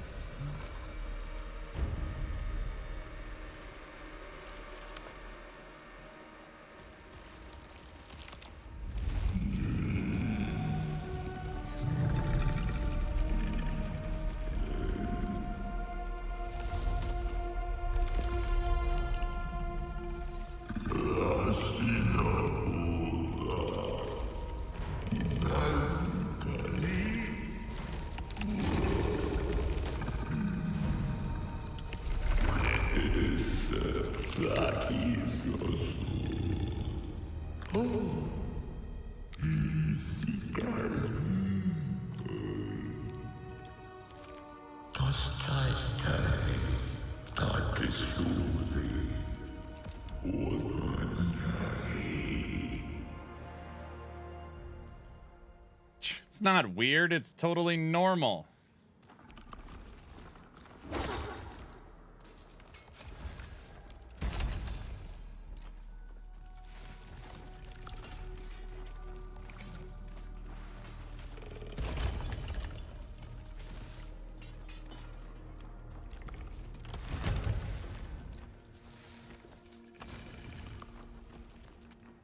Yeah, its hands are normal.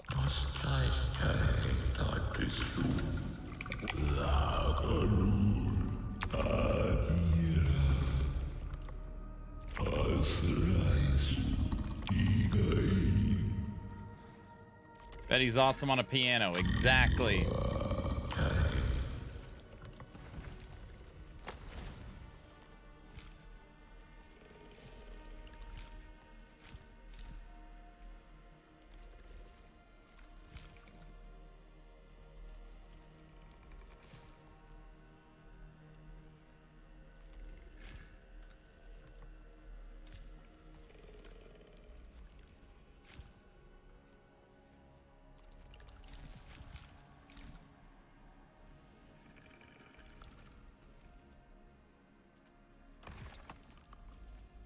You need 20 to redo this. Dude, Aaron, it's so easy to respec. Just make it to endgame, beat level 5 of the Crucible, and then you could respec your attributes. No, I need 20 of these seeds. I still can't do it. It's so brutal. It's unbelievable.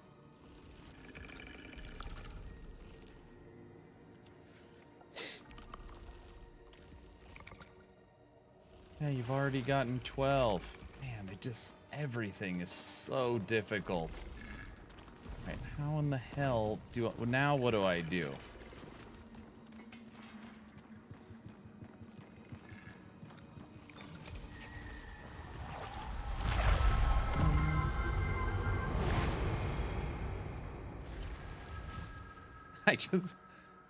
I don't know. Bunny, I do really like this game. It's just once in a while I just think like, how can anybody make that decision in game development? It's just like, let's make it as brutal as humanly possible. It just makes me sad.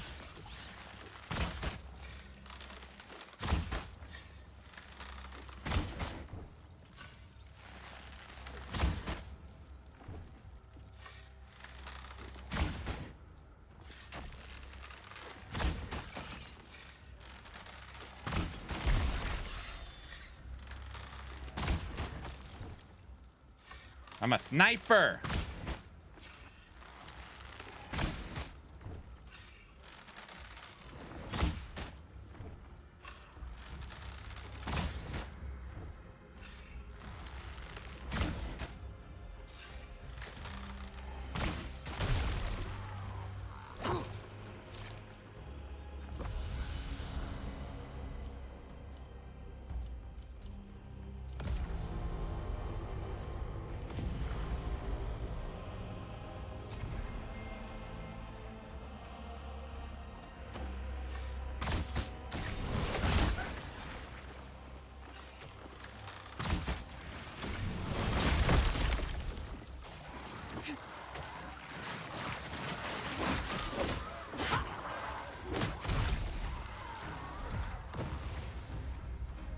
Kids back from camp. Everyone's back from camp. Mia starts a new camp tomorrow.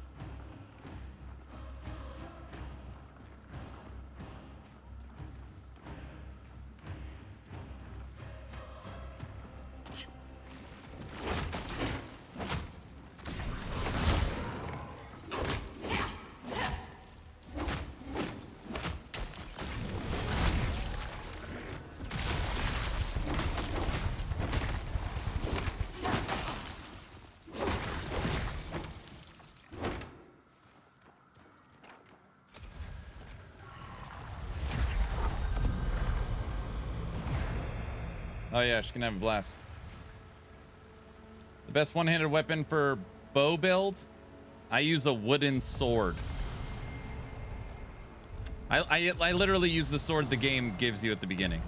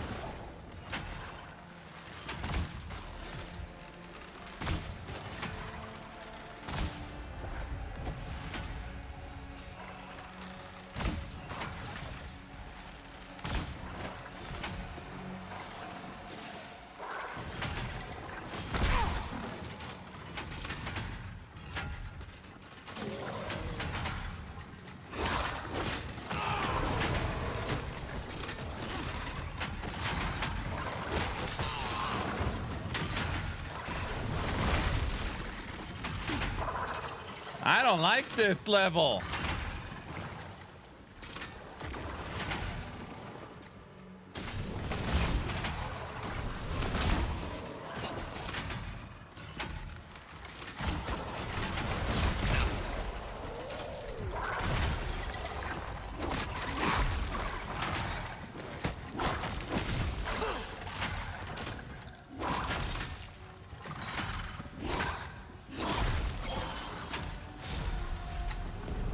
Got it.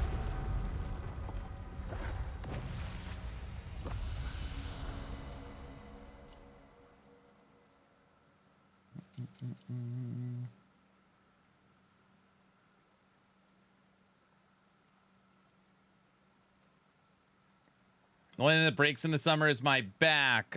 Aw, brow.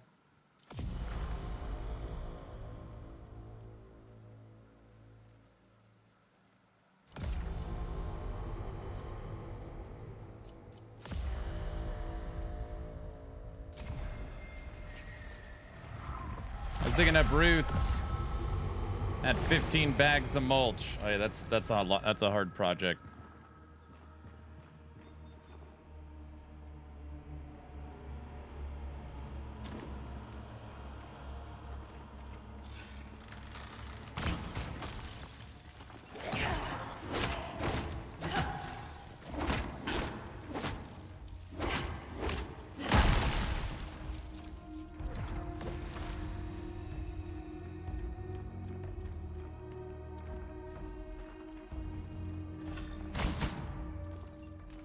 Come on.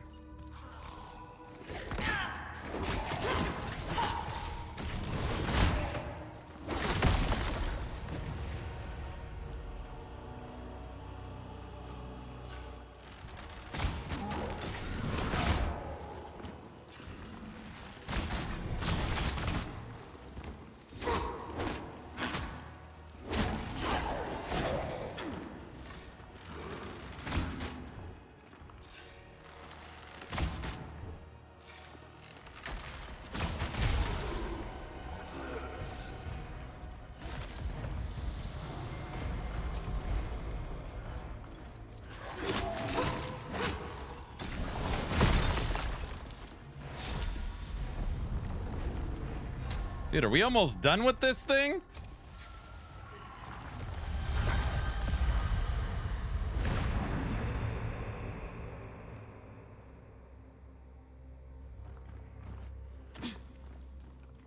There must be a boss at the end of the Crucible. Uh-oh. Is it you?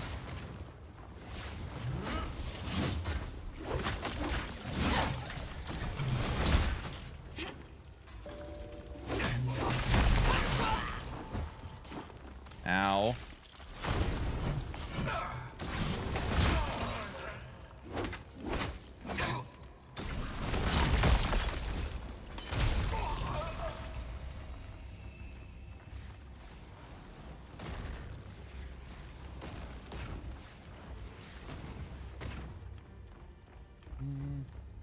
No.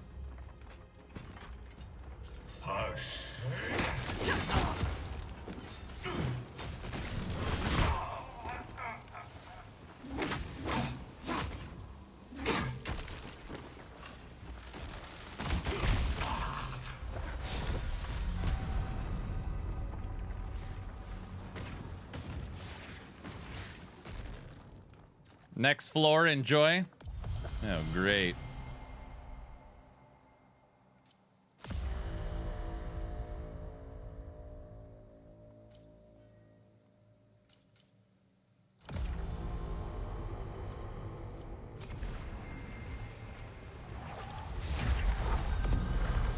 All right. Final floor. Boss.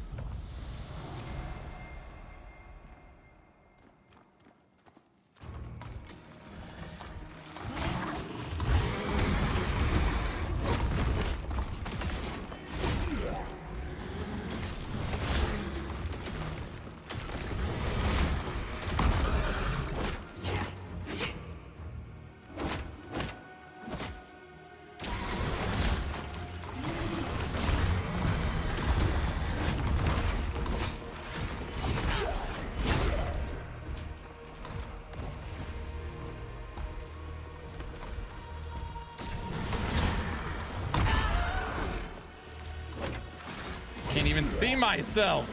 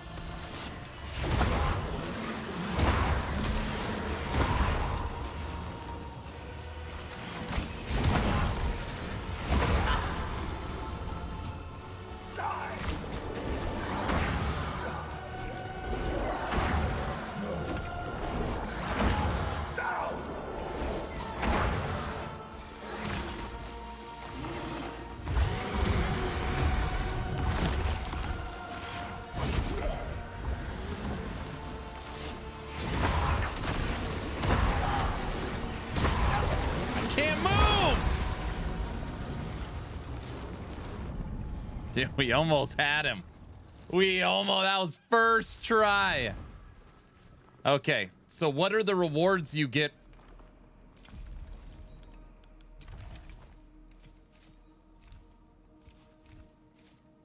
I don't understand. So we just ran 10 rooms of the Crucible. So what do you...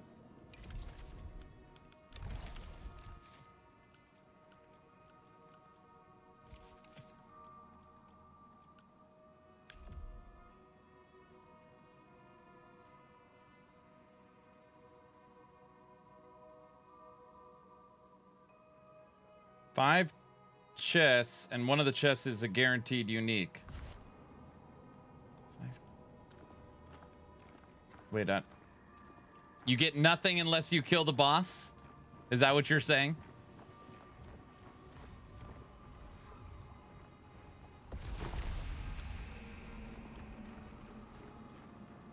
Yes.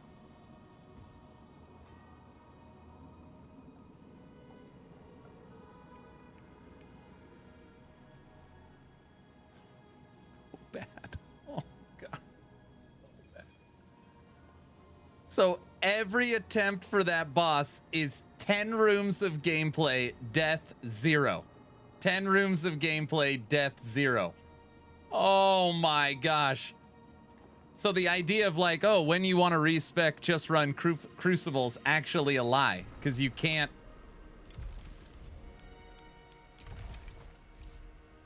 Oh, that is so horrible. You can practice the boss in pest runs. Oh, you did all that and gotten a 0. I got 0. Nothing. And the whole idea is I'm only doing it because I want to respec my attributes. For 4 days of playing Wicked, I cannot respec my attributes. Oh, it is so bad. It's unbelievable. Oh, it's horrible.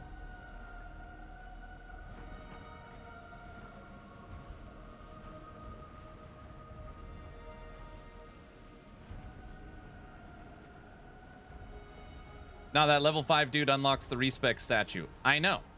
I went to do it, and he said I didn't have enough of the seeds. You need 20, and I only had 12. Oh my gosh.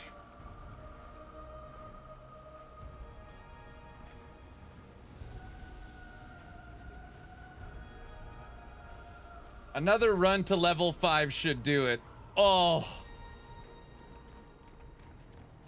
It's so bad. Gosh.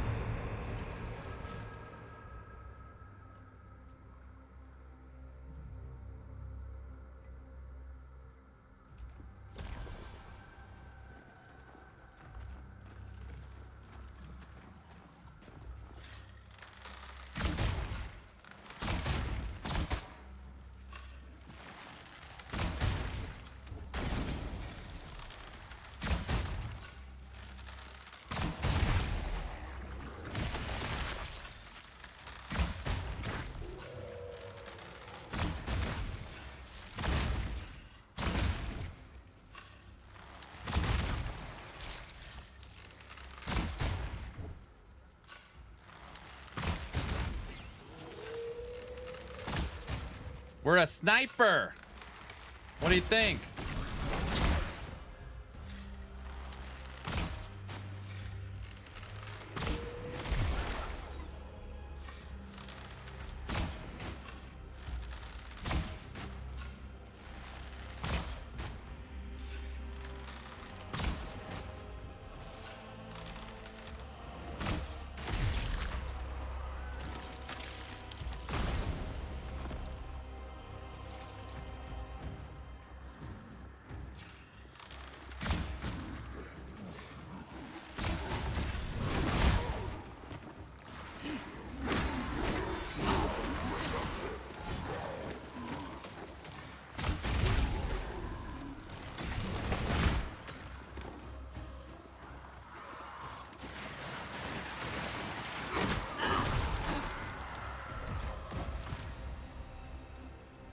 More like slow sniper. Hey, we're like the tortoise, you know? Shh.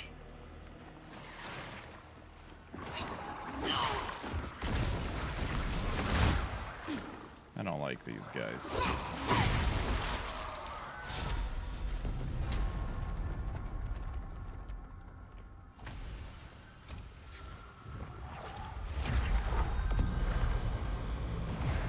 You get it permanently after purchase. Great.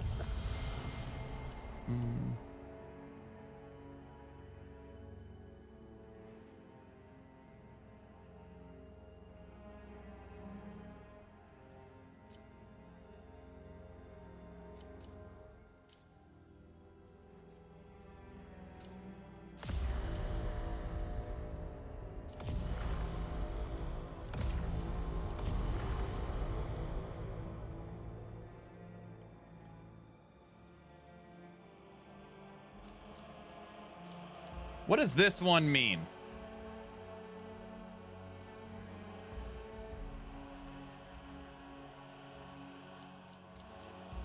Short respite? That takes you straight to the vendor?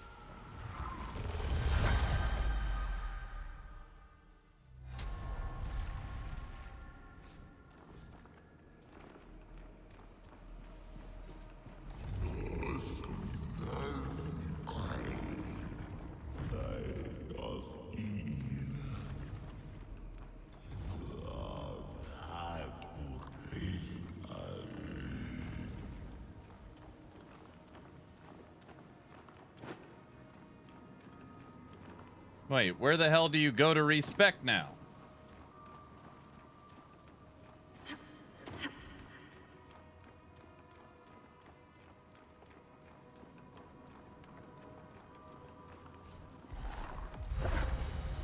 I found it.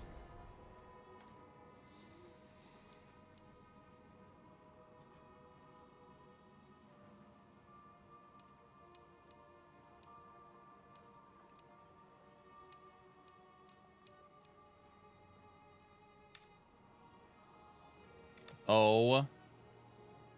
Respecing cost.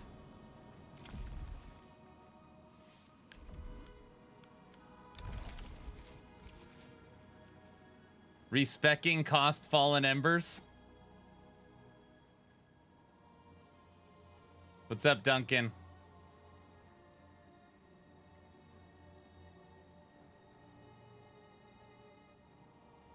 Dude, I asked you earlier. Ask me what?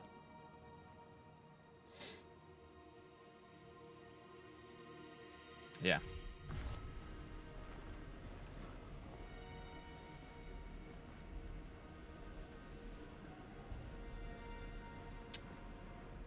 Tech, let this sink in for a second.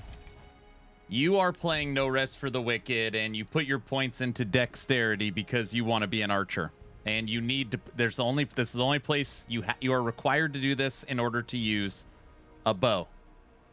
And you decide you don't want to be an archer anymore. You want to go into a different weapon. You have to go into the endgame system, run the endgame system twice to get enough seeds to unlock the respec station. And then to actually respec, you have to use the only resource in the game that allows you to craft.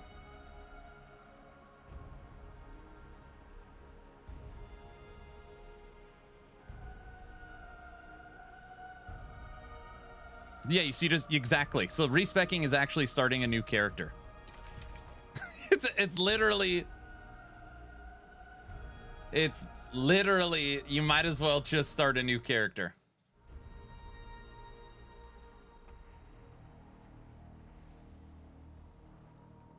This is my favorite. Fallen Embers are my favorite part in here. It's like it allows you to respec any attribute you want. It's actually very, very cool. But you have to use them very sparingly because you don't get that many. Dash is comparing No Rest for the Wicked to Diablo II. He's finally lost his mind. Okay.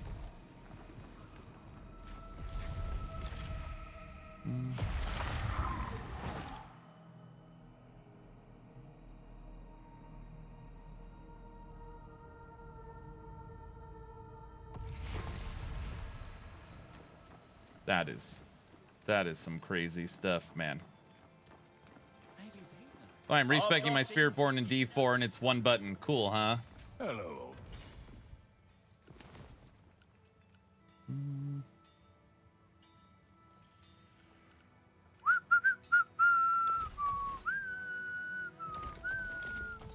All right.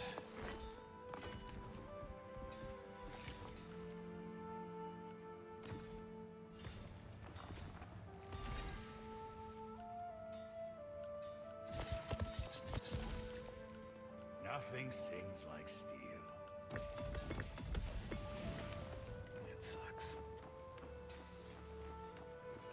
Make the world. What I mean is if you respec into the wrong thing, some is easier to make a new guy. Do you think that that's their design philosophy? If I ask Thomas, do you want people to be able to experiment with builds and figure out what they like? Or do you try something and if it sucks, you just start a new character? What do you think his answer would be? You cannot rush it. You think that's how they designed it? Greetings, warrior.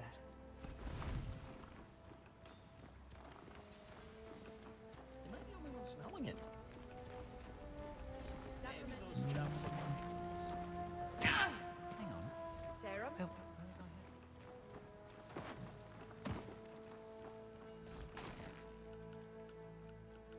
I know the answer because Thomas, the game director, literally the top dog of Moon Studios, was in chat with us for almost an entire stream.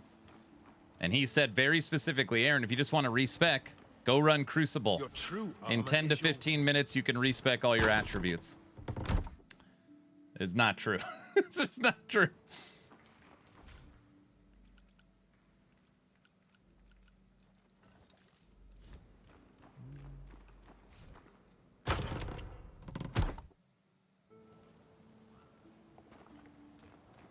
If not us, then who, Serim?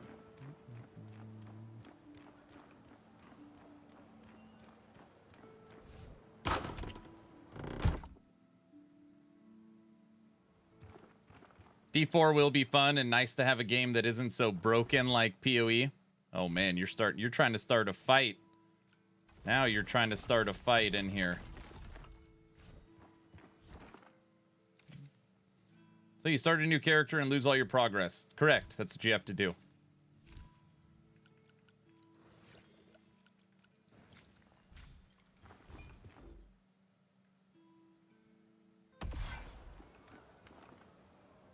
For him, it's true. He's played a lot.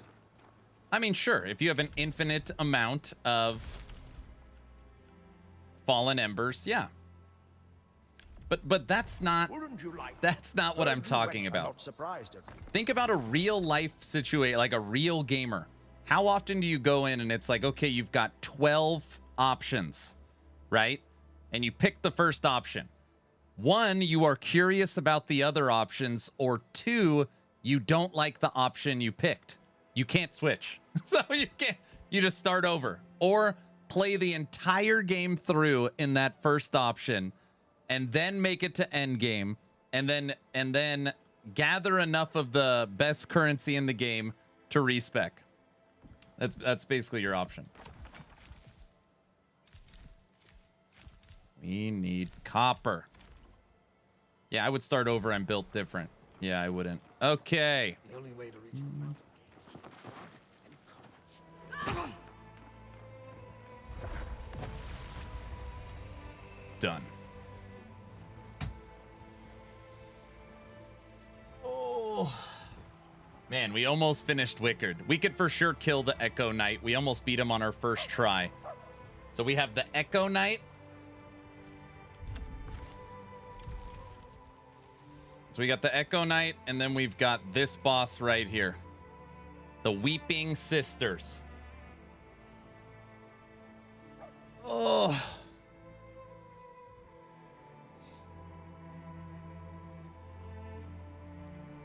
You do have to rebuild your whole town over again. The whole game, Crucible is open from the beginning of the game. Yeah, but you're not strong enough to beat anything. We tried to do it earlier, and we're getting smashed. Also, where are you going to get the Fallen Embers at the beginning of the game? You're not. Okay. That's going to do it for today. We almost made it 6 hours. We almost made it 6 hours. There's another boss after that one. Okay, dang it. We have 3 bosses. 3 bosses. Okay, so I've got...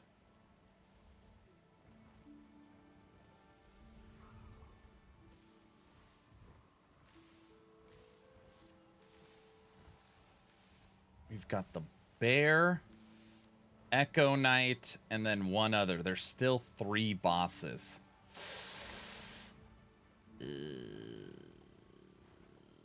So there's still more to explore. I can already see the rage on the last boss. I'm not too worried about the bosses. So far, every person has said, you're going to hate the bosses. And the one guy with 2 phases, we beat on like the 10th try. The dude with the Ultralisk, we beat on the 4th try. Thomas said Echo Knight was going to smash me. We almost killed him on the first try. I know we'll beat that fight. This has actually been the hardest one. The Bear. The Bear has been the hardest one. I actually like the boss fights a lot. I like the boss fights a lot. This one, we just don't do enough damage. We got him to half life. I love them. They're pretty memorable. Yeah, the boss fights are fun. Yeah, the game isn't bad. I think the visuals are good. I think combat is fun. I think even character customization's pretty good. Sound is good. The environment, like it's a well-made game. I just, in the sense of an action RPG, I want to test and experiment and see what I like. And right now, Wicked in its current state does not offer that without spending lots of time and resources. So I think that is my current request. I don't want to use the bow anymore. I want to use the 2-handed sword. I can't do that. So that's what I would like. All right, I'm done for the day. Let's see who's out there. Tomorrow we'll draw the giveaway. As long as you're following the channel on Twitch or subbed on YouTube, type in !giveaway. And let's see who's streaming today. We got one of the bosses down on Wicked today. Only one. Another thing that's crazy, this sword I'm using, I think this is the first sword they gave me. I think I'm using the first weapon. I can't, the game, it won't, there we go. No, it won't let me. All right. Never mind. All right, I'll see you guys tomorrow.